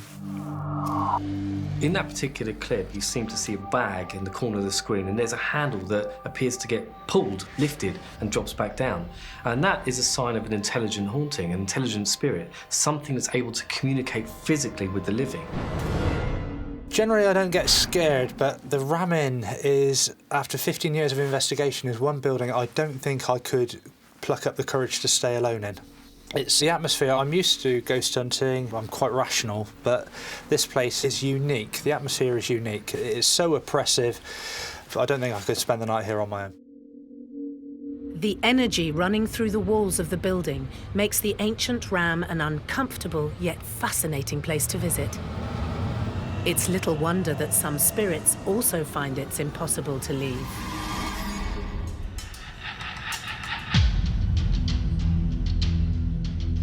The ancient Ram Inn is a small, unassuming house in the village of Wootton Under Edge in Gloucestershire that fascinates and excites paranormal investigators worldwide. Ghost hunter Lee Bullock remembers his first visit to the 12th century building. It's just the history, more than anything. I mean, it's next to two ley lines that are intersecting. It's a very, very old building. There's supposed to be sacrifices here, devil worship, witches that were killed here. So with a history like that, you've got to come and try and get something from the paranormal world. Coming through the door and walking through, especially coming up to the stairs, old wooden beams, old brickwork, very eerie, very, very eerie, and you felt creepy. It's the fear of the unknown. Lee has visited twice and both times felt the power of the ram. The first experience when we were in the bishop's room, we heard chains. We were in another room and we could hear some sort of voice, a whiny voice come through on the cameras. Anything you'd like to ask? Are you trapped here? Are you trapped here? Intrigued, Lee and his team returned as soon as they could. So the second time we were here, we were investigating all downstairs. We did the bar area, the old barn, and then we got to the living room. Now, in the living room, we decided to do an EVP session using a digital recorder. Okay, so we're here at the Ancient Ramin, EVP session 1 in the living room. When we listened to it back, we heard a whistling on there. What was that? None of us whistled. We know that. I've got the cameras to prove it. It couldn't have come from outside, because if it had, we would have heard it as well as the cameras picking it up. So we just can't explain that. What was that? Straight after that, we think we've caught a couple of voices. A female saying something like, "Take this away," followed by a man saying, "Cecil" or "Cecil." We just don't understand where those voices come from. Spirits there like to communicate with you. They like to leave a response or a voice. Sometimes you don't even know that it's happened until you play back the recording afterwards. But on occasion, when you're in a room and you're calling out for spirits to interact with you, you might hear a response, or you hear a sound or word, but only one of you hears it, the rest of you don't. That's what I call a DVP, direct voice phenomena. The mysterious voice scared Lee. It's kind of weird to hear something that you think, well, it doesn't have a body, it doesn't have a voice, it doesn't have lungs, vocal cords, tongue, mouth. How is it doing this? How is it whistling? How is it talking? Was it dead 100 years, 50 years, 500 years? Why is it communicating now?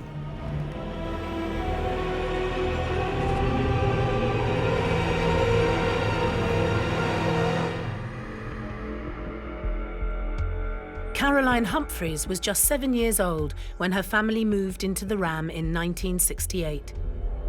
She came back to live here in the early 2000s. And I got the opportunity in my mid-30s to live in the attic for a year, which was lovely. It's a beautiful building to live in. One day, we could hear a lot of noise. It sounded like our dog had been stuck behind some furniture and rubbish in the attic. And we went through all the attic junk. We couldn't see the dog. So we were going down the attic stairs looking for the dog, and the bedside cabinet from my bedroom was stuck in the doorway. So we removed the cabinet in order to look for the dog and evacuate the attic. And all over the floor were my cartomancy books, and my tarot cards come out of the box, and still no sign of the dog. And he was downstairs up against Dad's door. He was shaking like a leaf, and Dad was sat down, totally oblivious of any activity that had happened. Something had pushed the cupboard down the attic stairs. Could it be evidence of an active poltergeist in the ancient Ram? Poltergeist is basically a noisy spirit, so that is a spirit that will move things, throw things, potentially touch you. This is a ghost that people would consider to be malicious and threatening to the person that's being attacked by them. And they would be considered to be autonomous and intelligent, and they have their own personality. Spirit manifests and holds energy in many different ways, whether it's taking it from the person or whether it's just able to harness the energy of the universe around it. So that's how I would explain the poltergeist activity. It's the energy that spirit's able to harness and how they're able to move or touch things. Because if they don't have a lot of energy, then they can't really make anything happen. If they have a lot of energy, then they can affect this or that or touch you or make themselves known. It was quite a massive event, really, to have a cupboard go down the stairs. I was in a state of shock as well, but we were clearing up, and I found the Three of Pentacles and the Three of Swords. Those two cards were really significantly marked and damaged, whereas the rest of the cards were okay. It was the final straw for Caroline. I thought, well, that's all the evidence I need. I really hadn't experienced anything like that before, and Dad had only ever told me about the activity here, and I really didn't know if it was true until I actually experienced it myself, and then I became a firm believer, and when I left here then, I vowed never to come back again, and I've never slept here since. Many ghost hunters head straight to the attic when they visit the Ram. I've been to the ancient Ram Inn a few times investigating with my team, and both occasions recently we've yielded some amazing results. In one incident, I set up an infrared camera in the attic of the building, and we also placed a motion-activated light in view of this camera, hoping that something would trigger the light off and we might get to see something, and we did. We caught what appears to be a shadow figure sort of emerging itself on the back wall in the attic, and it runs quickly past. But as it does this, the motion light turns itself on, which proves that it was triggered off. Something else was in that attic, and there was nobody around. We were all downstairs at the time. Shadow figures are quite common in the paranormal world. Generally, they're seen as corner-of-the-eye experiences, so you don't actually catch too much detail. It's something that's just caught out of the peripheral of your vision, and when you turn your head to look, there's nothing there. Of all the unexplainable happenings that ghost hunter Chris Howley has experienced over his time investigating the Ram, none have been scarier than the close call he had on the stairs. One of the reports of the staircase is of a demonic force that will try and push you down these stairs. On an overnight investigation, we came into the building, we thought we would set a camera up, so we placed a camera in that crevice at the top there, looking down the stairs, and I had a small Newton's cradle, which I thought would be a good idea to place on the shelf. Now, I had one of my team members checking the monitor, so I put the cradle down, radioed through, is it in shot? Said, yeah, all's good. I then turned round to go back down the stairs. The walkie-talkie went off with a load of expletives as he witnessed this come off the shelf, and it flew past my head, down my right-hand side, and lay in a tangled mess at the bottom of the stairs. It was quite a frightening experience, but I was more disappointed that we hadn't managed to press record.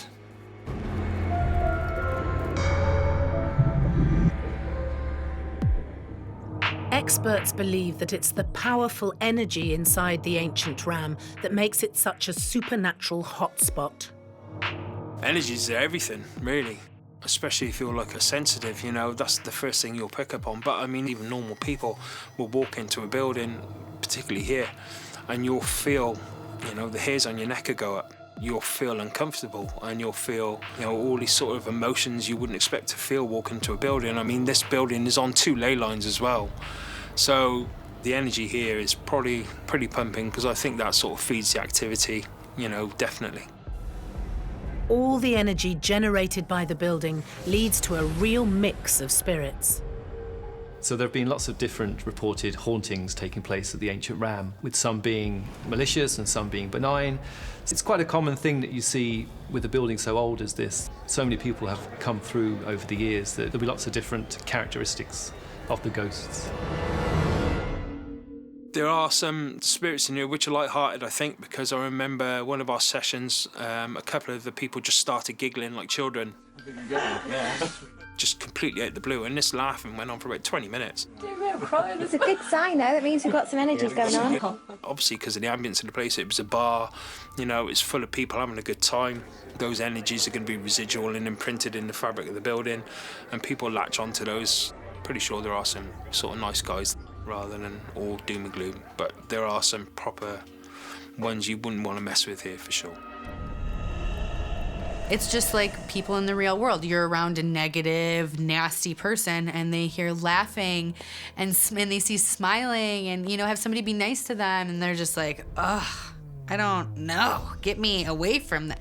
That's exactly how spirit is. They want that negative. They feed off of that chaos, and they'll even try to create it, even if it's just like mood swings, little things, little subtle.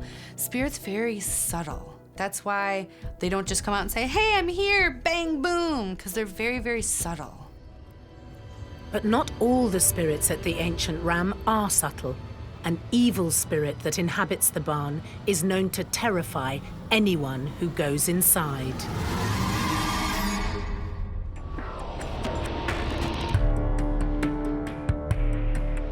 The ancient Ram Inn is reputedly Britain's most haunted building. The medieval house is steeped in history and flooded with paranormal activity. Some of the spirits are good-natured, but in the barn, the Ram shows its evil side. We did experience quite a lot of activity whilst we were there. Some of the live streams actually picked that up, but one of the main things that we experienced was inside the barn area. Now, inside the barn area, it is notorious for a dark, tall, brooding figure. Now, he made himself known in a form of a mist that one of my colleagues actually caught on an iPhone. And once we slowed the stills down, we actually found that there was a face on the inside of this mist. So that was quite an extraordinary find for our evidence. Phil Jones has also experienced the malevolent spirit in the barn. The first time I experienced the black mass coming towards you at speed, that was really unnerving because you've got no way of getting out and this thing's just coming towards you. You try to rationalise, is it my eyes playing tricks? Is it because my eyes are focused into the dark or whatever? But you could see this mass changing shape as it was moving. When you actually see that, it is quite exciting. And I think the adrenaline starts to flow then and you kind of want more things to happen. Two of the other more evil spirits reportedly residing at the Ram are the demonic incubus and his female counterpart, the succubus. Traditionally, the incubus and the succubus will attack their victims at night, so they tend to prey on individuals while they're asleep, or they might find themselves waking up and feel like they are being attacked. I don't know how to say it. It sort of is sexual with you in your dreams, and I guess you can hear the succubus sounds like they're high heels, but really it's her hooved feet coming for you. A lot of the spirits that you encounter are quite peaceful in nature. They will just catch your attention and disappear. Incubus and succubus form part of the darker realm, and these are more evil in their intent. Ghost hunter Lee Bullock tried to make contact with the succubus during one of his investigations at the ancient Ram. We use an EMF device to pick up electromagnetic fluctuations. It's changes in the environment, electromagnetic forces. So if you have a kettle, for instance, if you put the kettle on and put it next to it, it will go up. It's picking up on the electricity around the area. During the investigation, we always like to try and split up when we can. On this occasion, we split up and I was up here. I lay down on the bed. I was asking for the succubus spirit to interact with me. If there's anybody in this building with us, if you can come into this room, please. I thought, well, I'll put my laser pen on, see if anything can break the beams. I put it on, and the EMF detector went off. So I turned my laser pen off, sat up, asked it to do it again, and it did. That's you. Can you make that device? I asked it to do it again, and it did. Can you make it go off? I can't explain it because it had been there throughout the investigation, not really gone off. So why it went off then, I don't know. Thank God I've never experienced it, because I wouldn't be here sat talking to you now if I'd experienced incubus activity. I'm lucky in a sense that I just get poltergeist activity, and I think almost this building has a sense of respect that it doesn't freak me out too much. It's almost like it likes me. But Caroline's father, John, didn't get away so lightly. He was known to be tormented by the succubus during his time at the ancient Ram. I think it scared him a little bit because he was trained to be a Baptist minister when he came out of the RAF, and he wasn't interested in ghosts, but his belief in the Holy Ghost meant that he should have some sort of respect for the spirits that are here. But apparently the first night he stayed here, he got dragged out of bed by his wrists. John's first night in the ancient Ram Inn was quite an eventful one. He was sleeping in the old man's kitchen, and in the middle of the night was forcibly dragged out of bed and thrown across the room. Quite a frightening experience for anybody. The location of John's first experience with the succubus has now been partly dug up.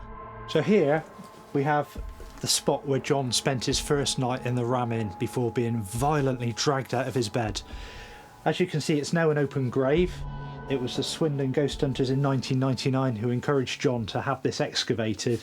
Bones and the ceremonial daggers were found. These were taken away and analysed. John told me in the past that the police took the bones away. He didn't hear anything else back from that.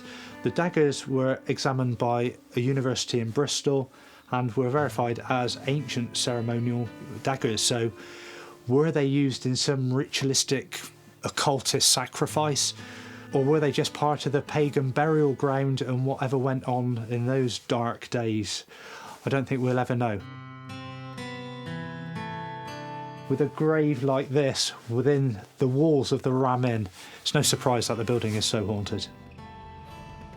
If we could dig deeper, who knows what we could find here.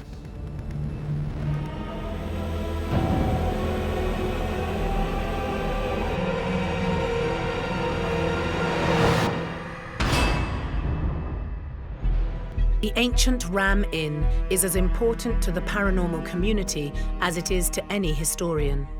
1,000 years of life have been lived inside the medieval building, and although no humans currently reside in the extraordinary bedrooms, the Ram is still packed to the rafters with spirits. It's good to keep a place that's got so much history. It'd be a shame for this place to go. It's important not only to the community around here, but to the paranormal world. You know, so many people have investigated it, so many future generations of investigators are going to want to investigate it. The ancient Ram Inn is a national treasure. It's a piece of history that needs to be preserved. Not more so for the ghost hunters who keep coming here, but I think historically the building is a fantastic location. You can feel the energy as you walk in. It's a building that's had an awful lot of life, good and bad, over its many, many years of existence, and it's a building that does need looking after. The ancient Ram remains a listed building, so it won't be disappearing anytime soon. And with a past so dark, the future looks bright. John has left a legacy with the ancient Ram Inn, and I know Caroline, his daughter, is doing a fantastic job in keeping that legacy going. She's keeping the building open, and we still get ghost hunters coming down here looking for the spirits that inhabit these walls. I love it like my dad did. I feel a bit like Indiana Jones. I'm kind of on a voyage of discovery. I want to find out so much more about it, like my dad did. I'm fascinated by the history and the stories and the things these walls could tell if only they could speak. It would be amazing.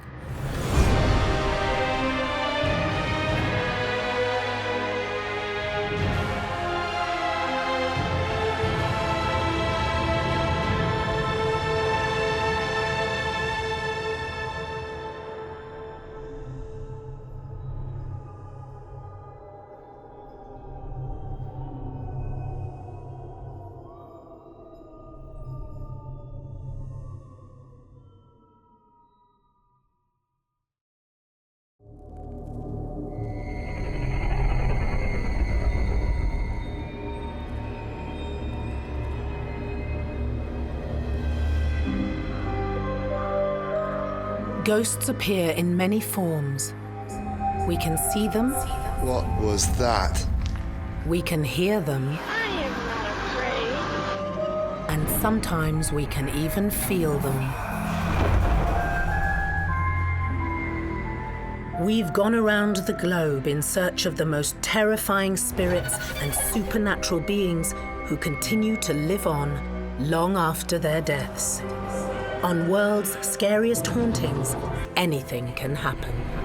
Because you never know who's watching when the lights go out. What the hell was that? In this episode, a 13th century castle with an evil power hidden beneath it. Houska Castle was built seemingly in the middle of nowhere, standing alone to preserve the rest of the world from what is underneath it. Legend has it that Houska was constructed to cover a gateway to hell that was once used for torture and experimentation. It was offered a prisoner full pardon if he agreed to have himself lowered in the pit, and when they pulled him out, his hair was white and he was mad completely. Today, Houska is a hotbed of paranormal activity, full of mysterious sights and terrifying supernatural forces. There's somebody in here making me freezing and then making me warm. What do you want from me?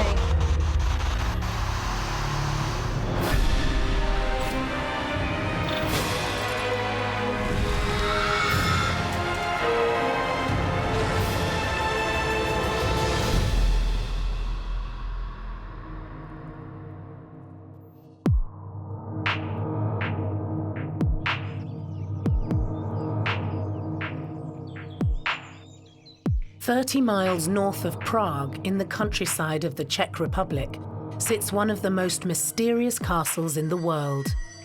This medieval fortress wasn't built to keep people from getting in. It was built to keep something from getting out.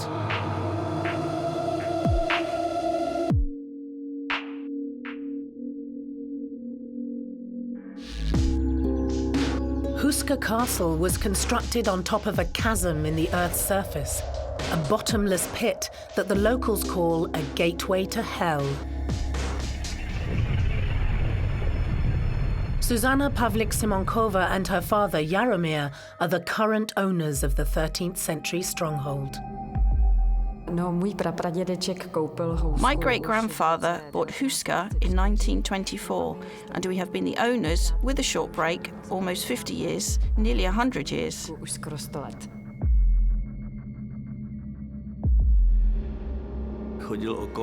He bought it because he used to walk past the castle, watching it decaying, and he also owned woods around it, so he decided to buy it and reconstruct it. When I first came here, that was in 1990, the atmosphere was very strange. You come to your own castle that unfortunately has no windows and doors, and you are freaked out a little bit.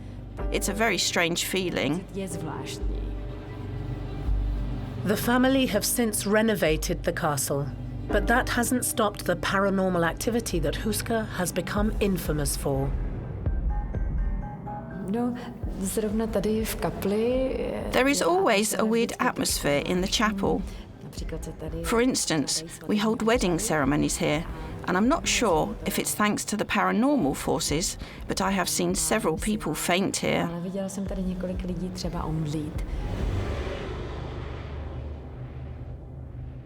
Zuzka got married here at the castle. While preparing the wedding, I was standing up there, in the door, and was talking to the workers upstairs, and here downstairs I had a light above me. The minute I started talking, the light began to flash, and then the light bulb blew. Exploding light bulbs are a regular occurrence in the castle. It takes a lot for them to be able to communicate and move things as it is, let alone be able to blow out a light bulb or do something on that nature. We used to have a show here called A Night with Superstars. We've had 15 or 16 seasons. I was the one to launch the night, and when I started speaking, the chandelier above started to flash. We switched the light off, turned it back on, and 6 of the light bulbs blew. We've had it checked by professionals, but they haven't found any fault.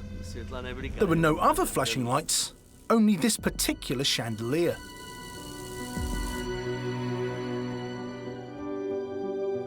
If somebody walks into a room and a light bulb blows, we could argue that that's just energy at that time. That person may give off a certain electromagnetic field, or if it's paranormal, a spirit could use that light bulb and actually shatter that light bulb. I've only seen it probably on one occasion, and nobody was stood anywhere near it, and it was a lamp, and it actually shattered. They can take the energy and draw it up from whatever they can use the energy from, whether it's from the portal or the hole or whatever the hole represents or where they're coming from. They could definitely use that energy to manifest it and blow out light bulbs.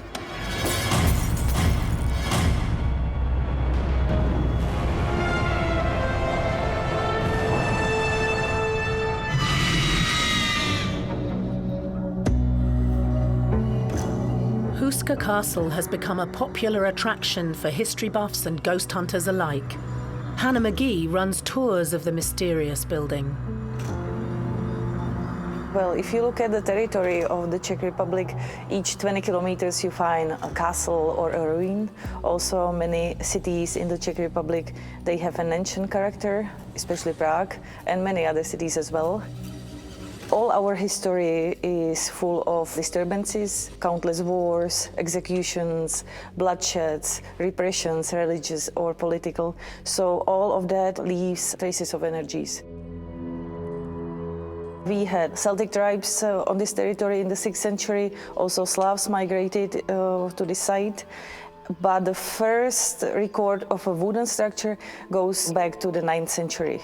It was probably where the name Houska comes from, because father built it for his son, whose name was Houska, and one of the theories that Houska comes from him. But the Gothic castle was built in the 13th century, supposedly by King Ottokar II, and it would be then 800 years old. People have always avoided the castle, fearing that the evil lurks somewhere within these walls, and it has countless legends. The castle was actually built with no fortifications. It gives the illusion of actually looking like a castle, but on the inside, it tells a different story entirely.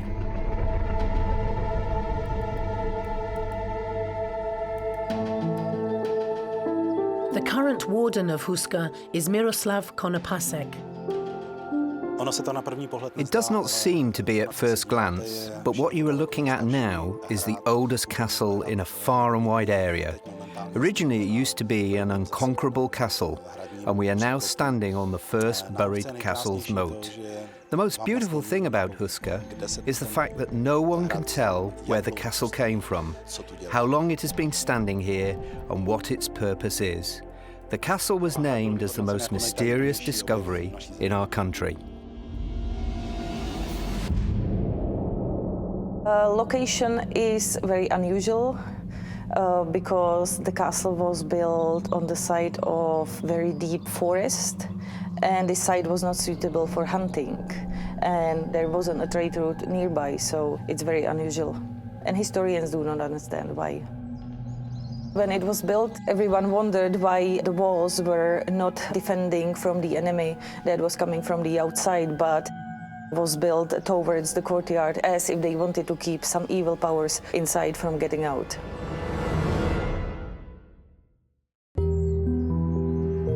But what was it inside the castle walls that the locals didn't want to escape?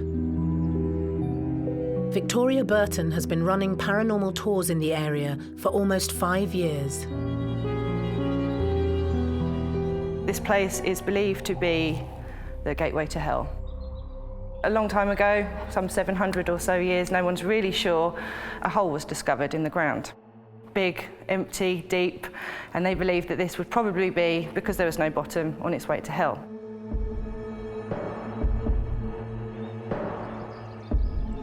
This bottomless pit apparently contained the devil, demons, creatures that were half human and half animal that would creep out at night and roam around attacking people and just causing immense fear to local villagers.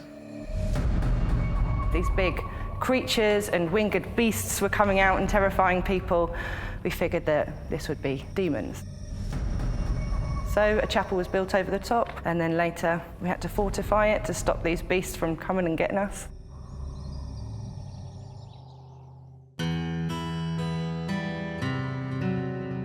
The idea of a hole to hell or a portal or a gateway to the underworld is very common in ancient mythology. We see it in ancient Greek stories, ancient Egyptian stories. There is a cave in modern-day Turkey where a shrine was built to the god Pluto, who was the sort of god of the underworld, and the cave emitted strange, noxious smells that people thought it was actually an entryway to the underworld.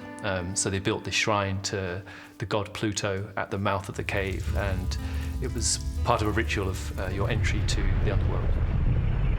To this day, the chapel in Houska Castle remains on top of the mysterious chasm. Here in the chapel, as you can see, there's no big hole in here. That's because it's underneath. It would be irresponsible if we are to believe everything to be true about this castle to have this open. It would be the end of days. This is covered over in the chapel's sacred place, put on top, of course, to try and keep all the evil down underneath here. But not all the spirits have been trapped. Stories of dark figures and eerie voices at Houska Castle still terrify visitors from around the world.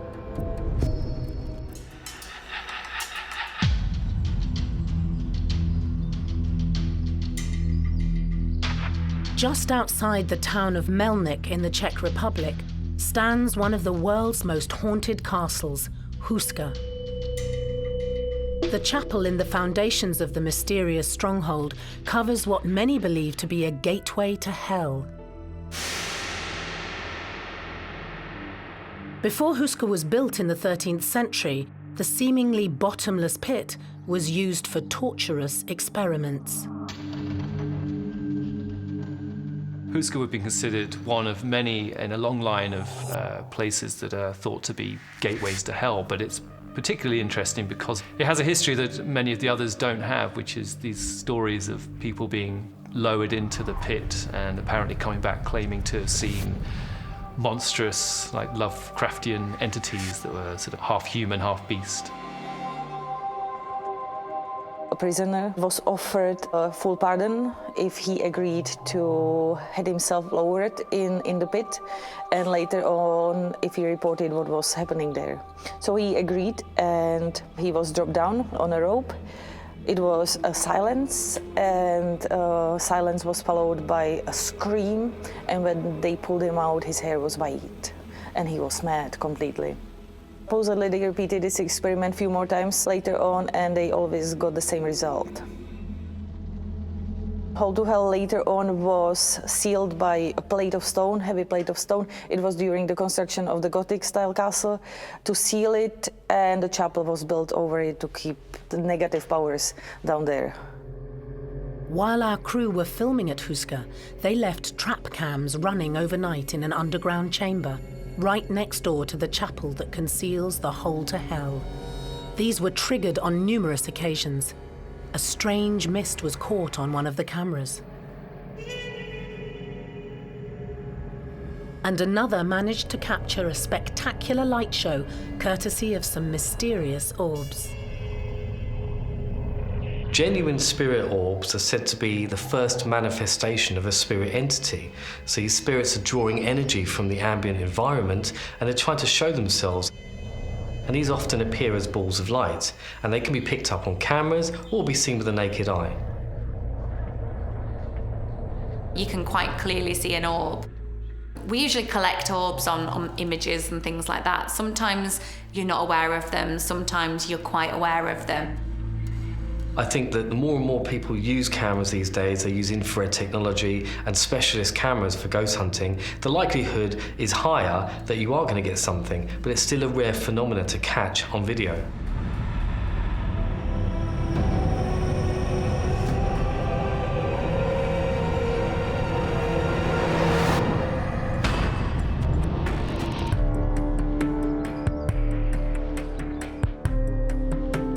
Ghost hunter and tour guide Victoria Burton has been investigating Houska for 5 years since moving here from London. She's still trying to decipher the mysteries of the castle. Today we're just going to feel out, try and establish whether this is just a big myth, a big misunderstanding, or if there's something really hiding underneath all of this mysterious castle. Victoria has come equipped with a range of ghost hunting tools, including an electromagnetic field or EMF detector. Paranormal investigators use EMF detectors to try and communicate with spirits, but you can do that by visually seeing these lights changing colour and flashing, and also listening to the alarms that these devices give off. Spirits are said to manipulate the environment, the ambient temperature, the electrostatic energy, and the EMF, and those meters are able to pick up on these changes. You can more or less ask closed questions to something, such as, are you there? Flash to red if you are here, and you can kind of have a good communication session using an EMF meter. Nothing's happening at the moment, which isn't surprising. There's no reason for it to go off. Let's pretend the paranormal is a big lie. Nothing exists, nothing is real. Then this shouldn't do anything. But if something wants to join us, we may see it here, and we can ask the valuable yes or no questions. Another way of detecting spirits is by listening out for their voices. This is our SB7 spirit box. This is one of my favourite devices. It scans radio frequencies very quickly, and the idea is that it will provide a signal for the other side to be able to send us their voice back through. What we're listening for are voices that cut through all of that stand alone and come through more than once. If we have a voice that comes through twice and it's the same, then I would say the chances are quite high we were talking not to the radio. When it comes to communication, there is no language barrier in the spirit world. Lots of people use English when they speak to these devices, and a lot of time we get a lot of stick because why are we speaking English to old Czech ghosts from hundreds of years ago? When we come to these old places, when we go to new places, in any part of the world, it doesn't matter what language you're using. My favourite theory, and one I prescribe to from hearing things and experiencing things, is that language only works the way it does here on planet Earth. We are very foolish to think that the same rules apply anywhere else. We have our physical realm, we have our vocal cords to say chair, table, bear, watch out for those things. But when we leave this body and we leave this place, there are no bears, there are no chairs. We no longer have to find a way to communicate our feelings because we are kind of our feelings. So you can use intention. So if you're somewhere spooky, as long as you use your heart and your mind and you open yourself up, and you can speak any language, but you will hear them come back through the spirit box in their native language, because that's what they're used to in the physical world, which they are trying to contact. I personally absolutely love them because they are a tool that everybody can hear. I did something in broad daylight with a couple of people who, one person was quite sceptical about it, another person was quite open, and this person who actually came through was a member of their family who'd passed away 10 years previous. Now, I didn't know this person, but he knew my name and he knew how many people were in the room at the time, and 4 people witnessed this. And even to this day, they said they would never have believed it if they hadn't have seen it or heard it. According to Victoria, her best chance of detecting a spirit in Houska is by, quite literally, feeling their presence.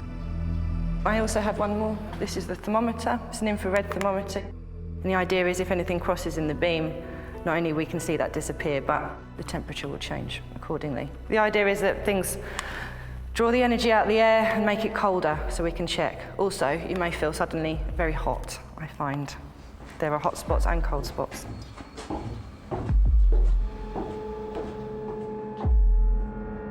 Nothing is coming up on my meters in here. The only interesting thing is that the temperature is 6.66.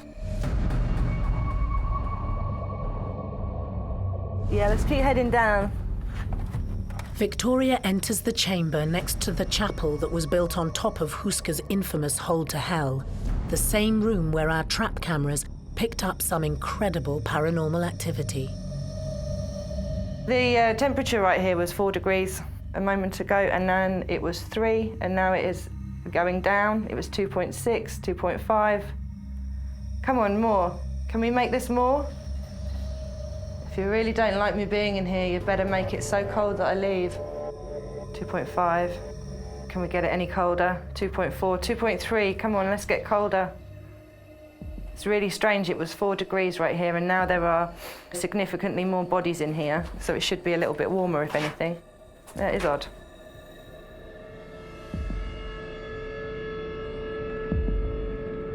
The drop in temperature inside the chamber may be due to one of Houska's most cited ghosts, a shadow person known as the Guardian.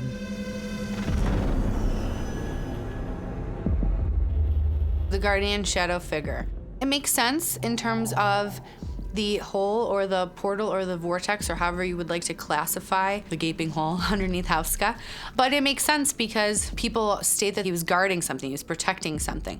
That could be the hole, that could be from something coming in or going out, that could be from people going in, that there could be an array of things, but he's obviously there for a reason.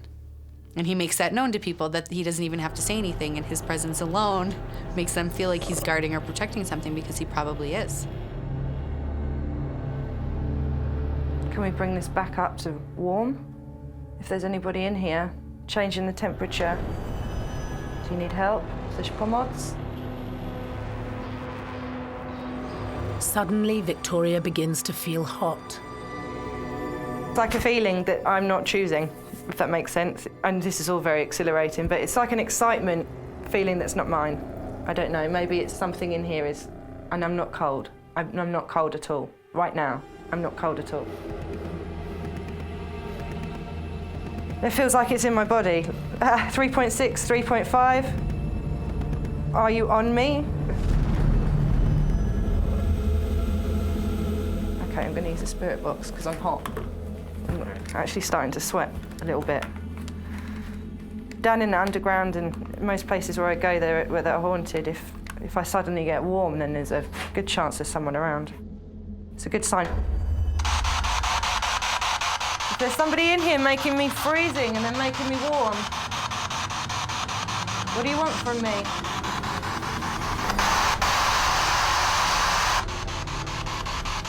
You're standing right in front of me and I can't hear you. Try harder, speak here. Was it the Guardian who was in the room with Victoria? I've always got really cold hands. They feel warm. Yeah, I don't know. I can't figure it out. It's just a really strange feeling, like the feeling you get when you are about to go on a roller coaster. With such an abundance of paranormal activity, it's no surprise that Houska Castle is such a popular location for keen ghost hunters from around the world.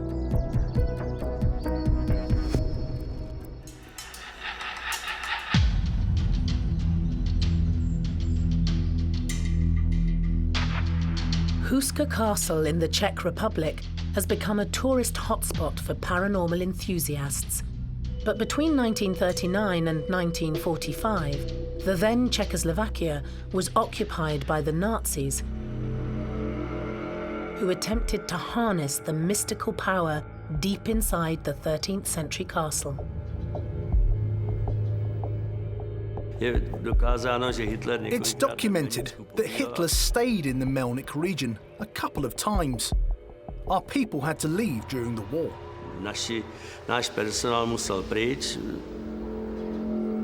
During World War II, Nazi SS group occupied the castle, and no one really knows what they were doing in here because this castle had no strategic importance for them. When Germany was bombed, a lot of important books were brought from Germany to Houska, and when Nazis left, they found a lot of books on occult and Kabbalah. One of the theories is that Nazis wanted to change course of the war when they were losing at the end by doing some rituals. But also one of the theories is that they were breeding pure Aryan race in here at the castle. They had suitable women, and this is what they were doing here. We had lots of various visits regarding this issue. For instance, a group of ufologists. Their boss was a Concorde pilot and had a group of people around him that were saying that Hitler teleported himself from here to the rest of the world. It may seem far-fetched, but when it comes to the mysterious Houska Castle, nothing surprises Jaromír.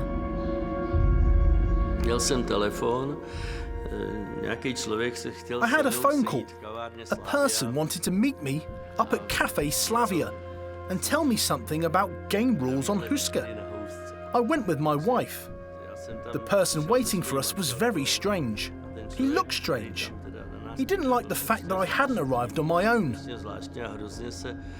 I think that was the reason that he didn't tell me much. He wasn't prepared for me to come with company. The chat showed that he wanted to warn me, to treat the supernatural powers with respect, not to go against them. Otherwise, they could turn against me. That was the end of our conversation. It ended untimely. He was a very strange person to look at. He was blonde with very strange blue eyes. He looked like he was from a different world.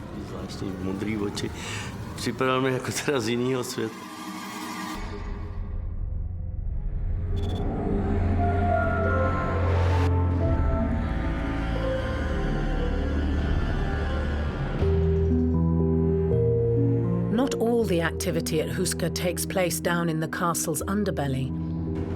Owner Jaromir has heard many stories about a terrifying spirit in the hunting room.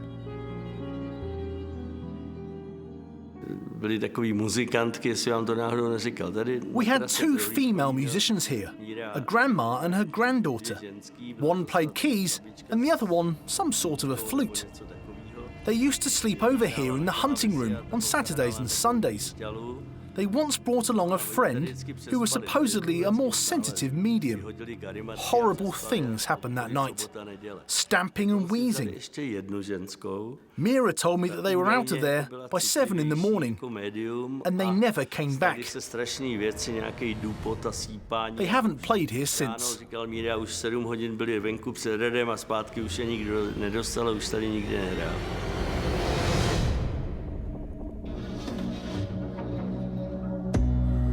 Paranormal enthusiast Andrea Trinity remembers the night that she spent at Houska. We arrived at the castle at midnight, and we chose this hunting room as our base. We read about paranormal activities taking place here, or various entities being here, so we decided to make a protective circle around us. We drew the circle with sanctified chalk to prevent an attack from beings, ghosts. Before we even drew the circle, one of my colleagues, Ivan, started to unpack our stuff, and my other colleague, Jacek, went to have a look around the castle. We went up this staircase, and we found a large room above our base, the hunting room. The room had a very negative feeling. Our hearts were beating fast. We couldn't breathe. We then came back to our base. When we drew the protective circle, we lit a candle and waited for what was going to happen. When the candle was lit, nothing happened. Totally quiet.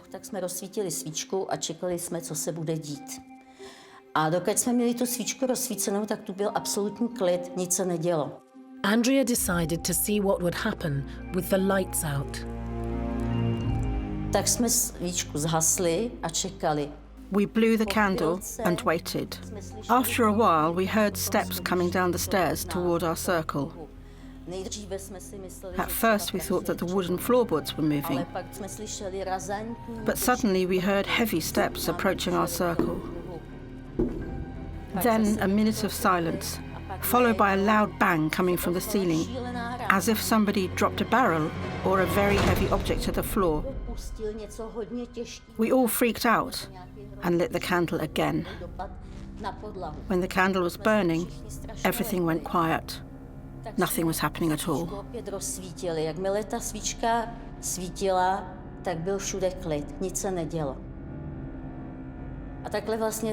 This was happening all night long. When we had the candle burning, everything went quiet.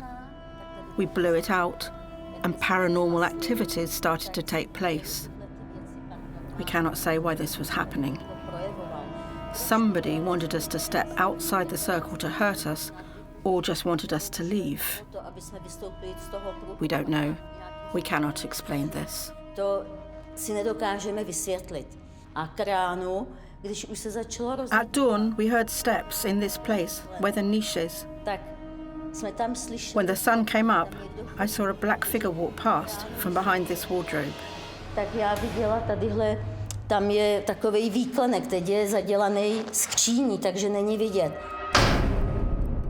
Was the black figure one of Houska's notorious shadow people?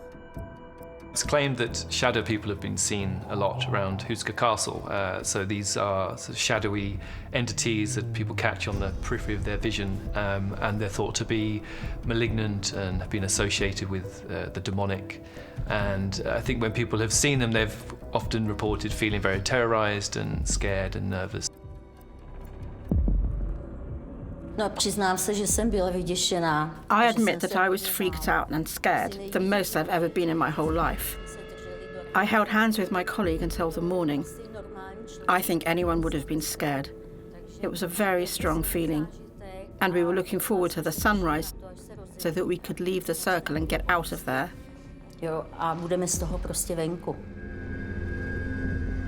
After surviving the night, Andrea woke up terrified and is still mystified to this day.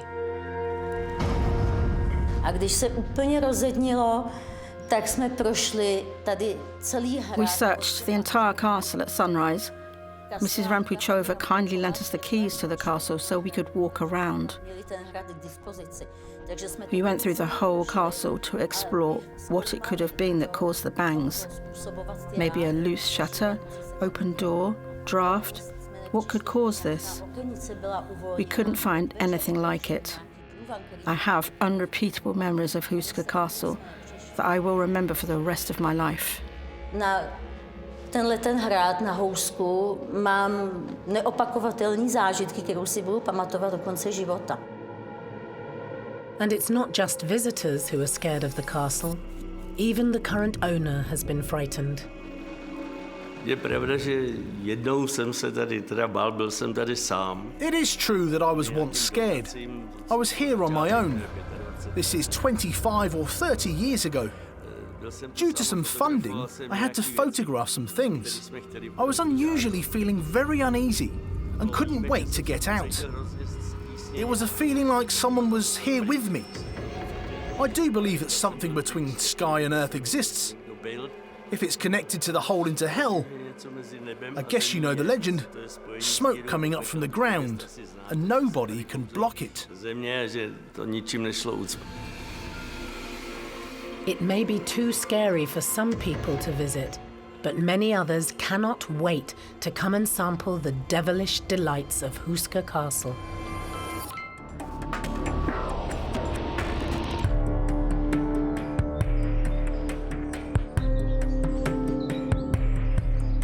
"30 miles north of Prague in the Czech Republic is a fortress built to protect people from the evil within.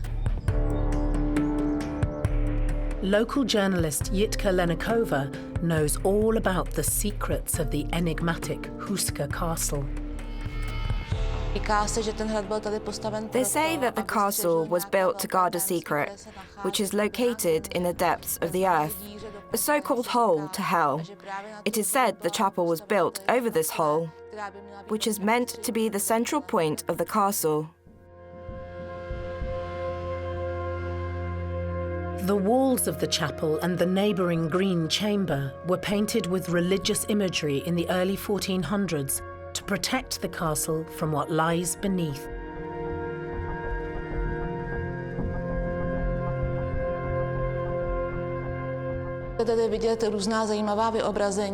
You can see here various interesting illustrations.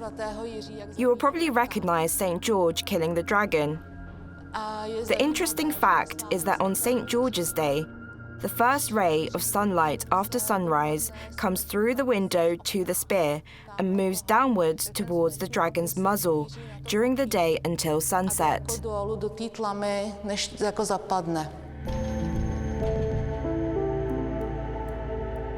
It's quite common to use religious artifacts in the case of warding off evil spirits. So we see this in practice of exorcism, where priests usually use relics of saints or things that have been associated with a saint.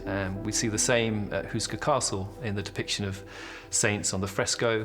So they would be used to neutralize the demonic forces that they considered to be associated with the area.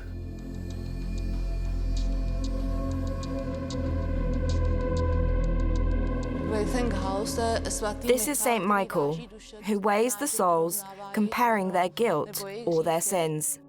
You want to keep, obviously, any sort of energy that's down there, you want to kind of keep it housed rather than unleashing it to the atmosphere. And some people actually have put spells on things and put runes on top of them and crucifixes, anything to do with godlike murals and things like that.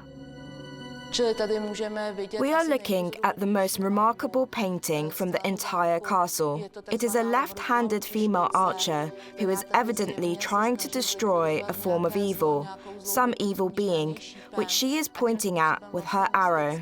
And in this way, she mystically protects this place.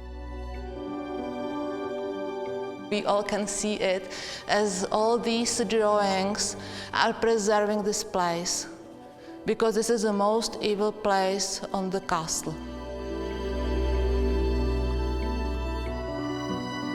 When you're going into any haunted location or space, especially dating back to the early, 1400s, your religion and the things that you believe strongly in are what protect you. So whether it's a painting, whether it's an amulet, whether it's a symbol, whether it's a stone, whether it's an herb, your intent, if you feel protected by it, that will protect you. So that makes total sense on why they would build a holy place above a place that they believed was full of darkness. When ghost hunter Andrea Trinity visited Houska, she noticed that it wasn't just the humans that were scared by the 13th century castle. When we arrived, there were 2 German shepherd dogs in here. They greeted us and played with us. When they came closer, suddenly they bristled up, got scared, and ran away from us to hide, as if we were soaked up with something strange. They felt it and ran away. Animals are very sensitive to things like that. It was not normal. Something strange.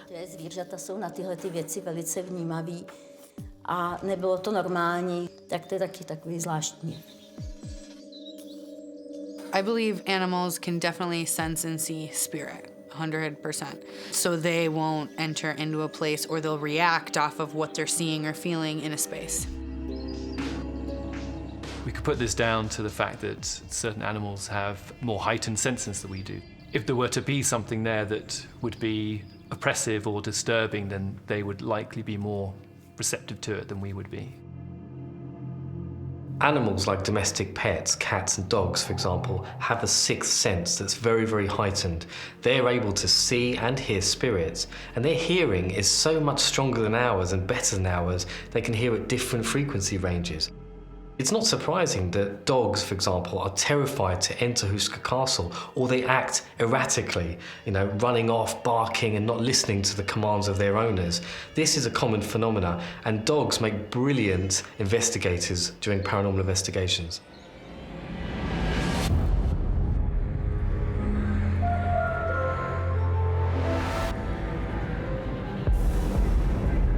The paranormal energy at Houska is palpable.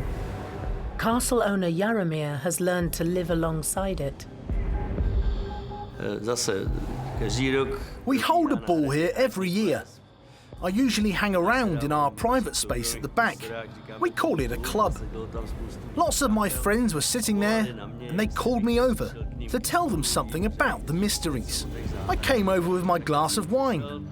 I put my glass on the table, started to talk, and all of a sudden, my glass moved towards the centre of the table. I caught it after about 20 or 30 centimetres. Didn't feel any force. When I released it, it moved a bit more, then stopped. We weren't able to technically explain this incident. We couldn't think of any reason, because the glass wasn't wet, the table wasn't wet near me. We couldn't explain it. You can find evidence for technical stuff, but this movement of a glass is not possible to explain.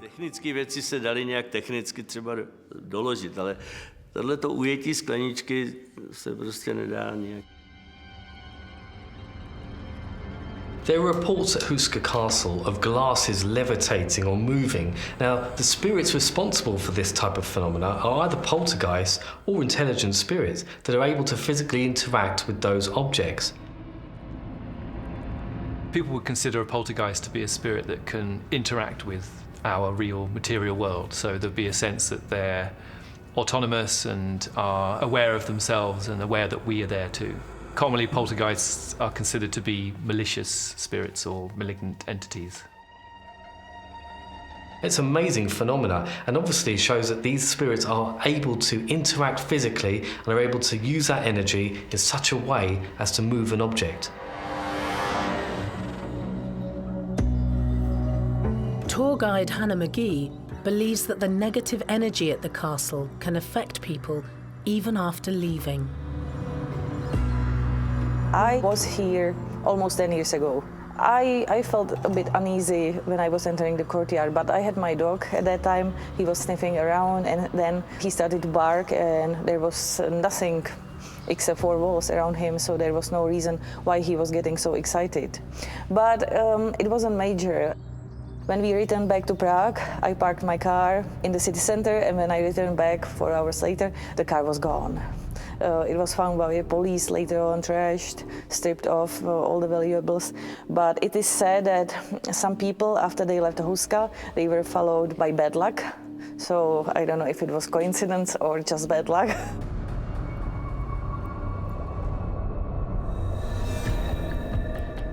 Castle warden Miroslav Konopasek has experienced things here that he cannot explain.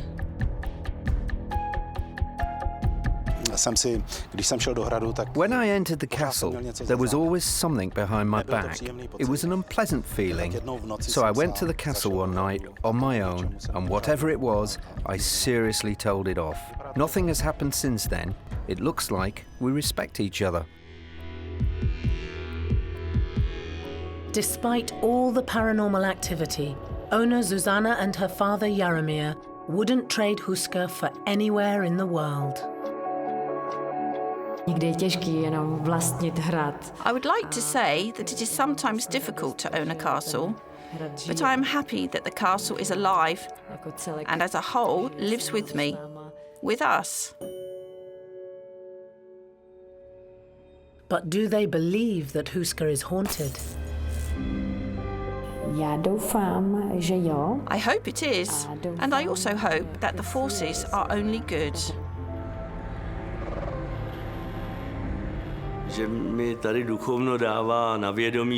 The spirits make it clear that they're here. They give me signals.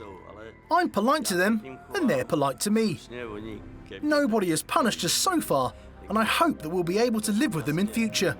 I hope everything will be all right. Snad tady budeme moct do budoucna s nimi dál být a snad to bude v pořádku.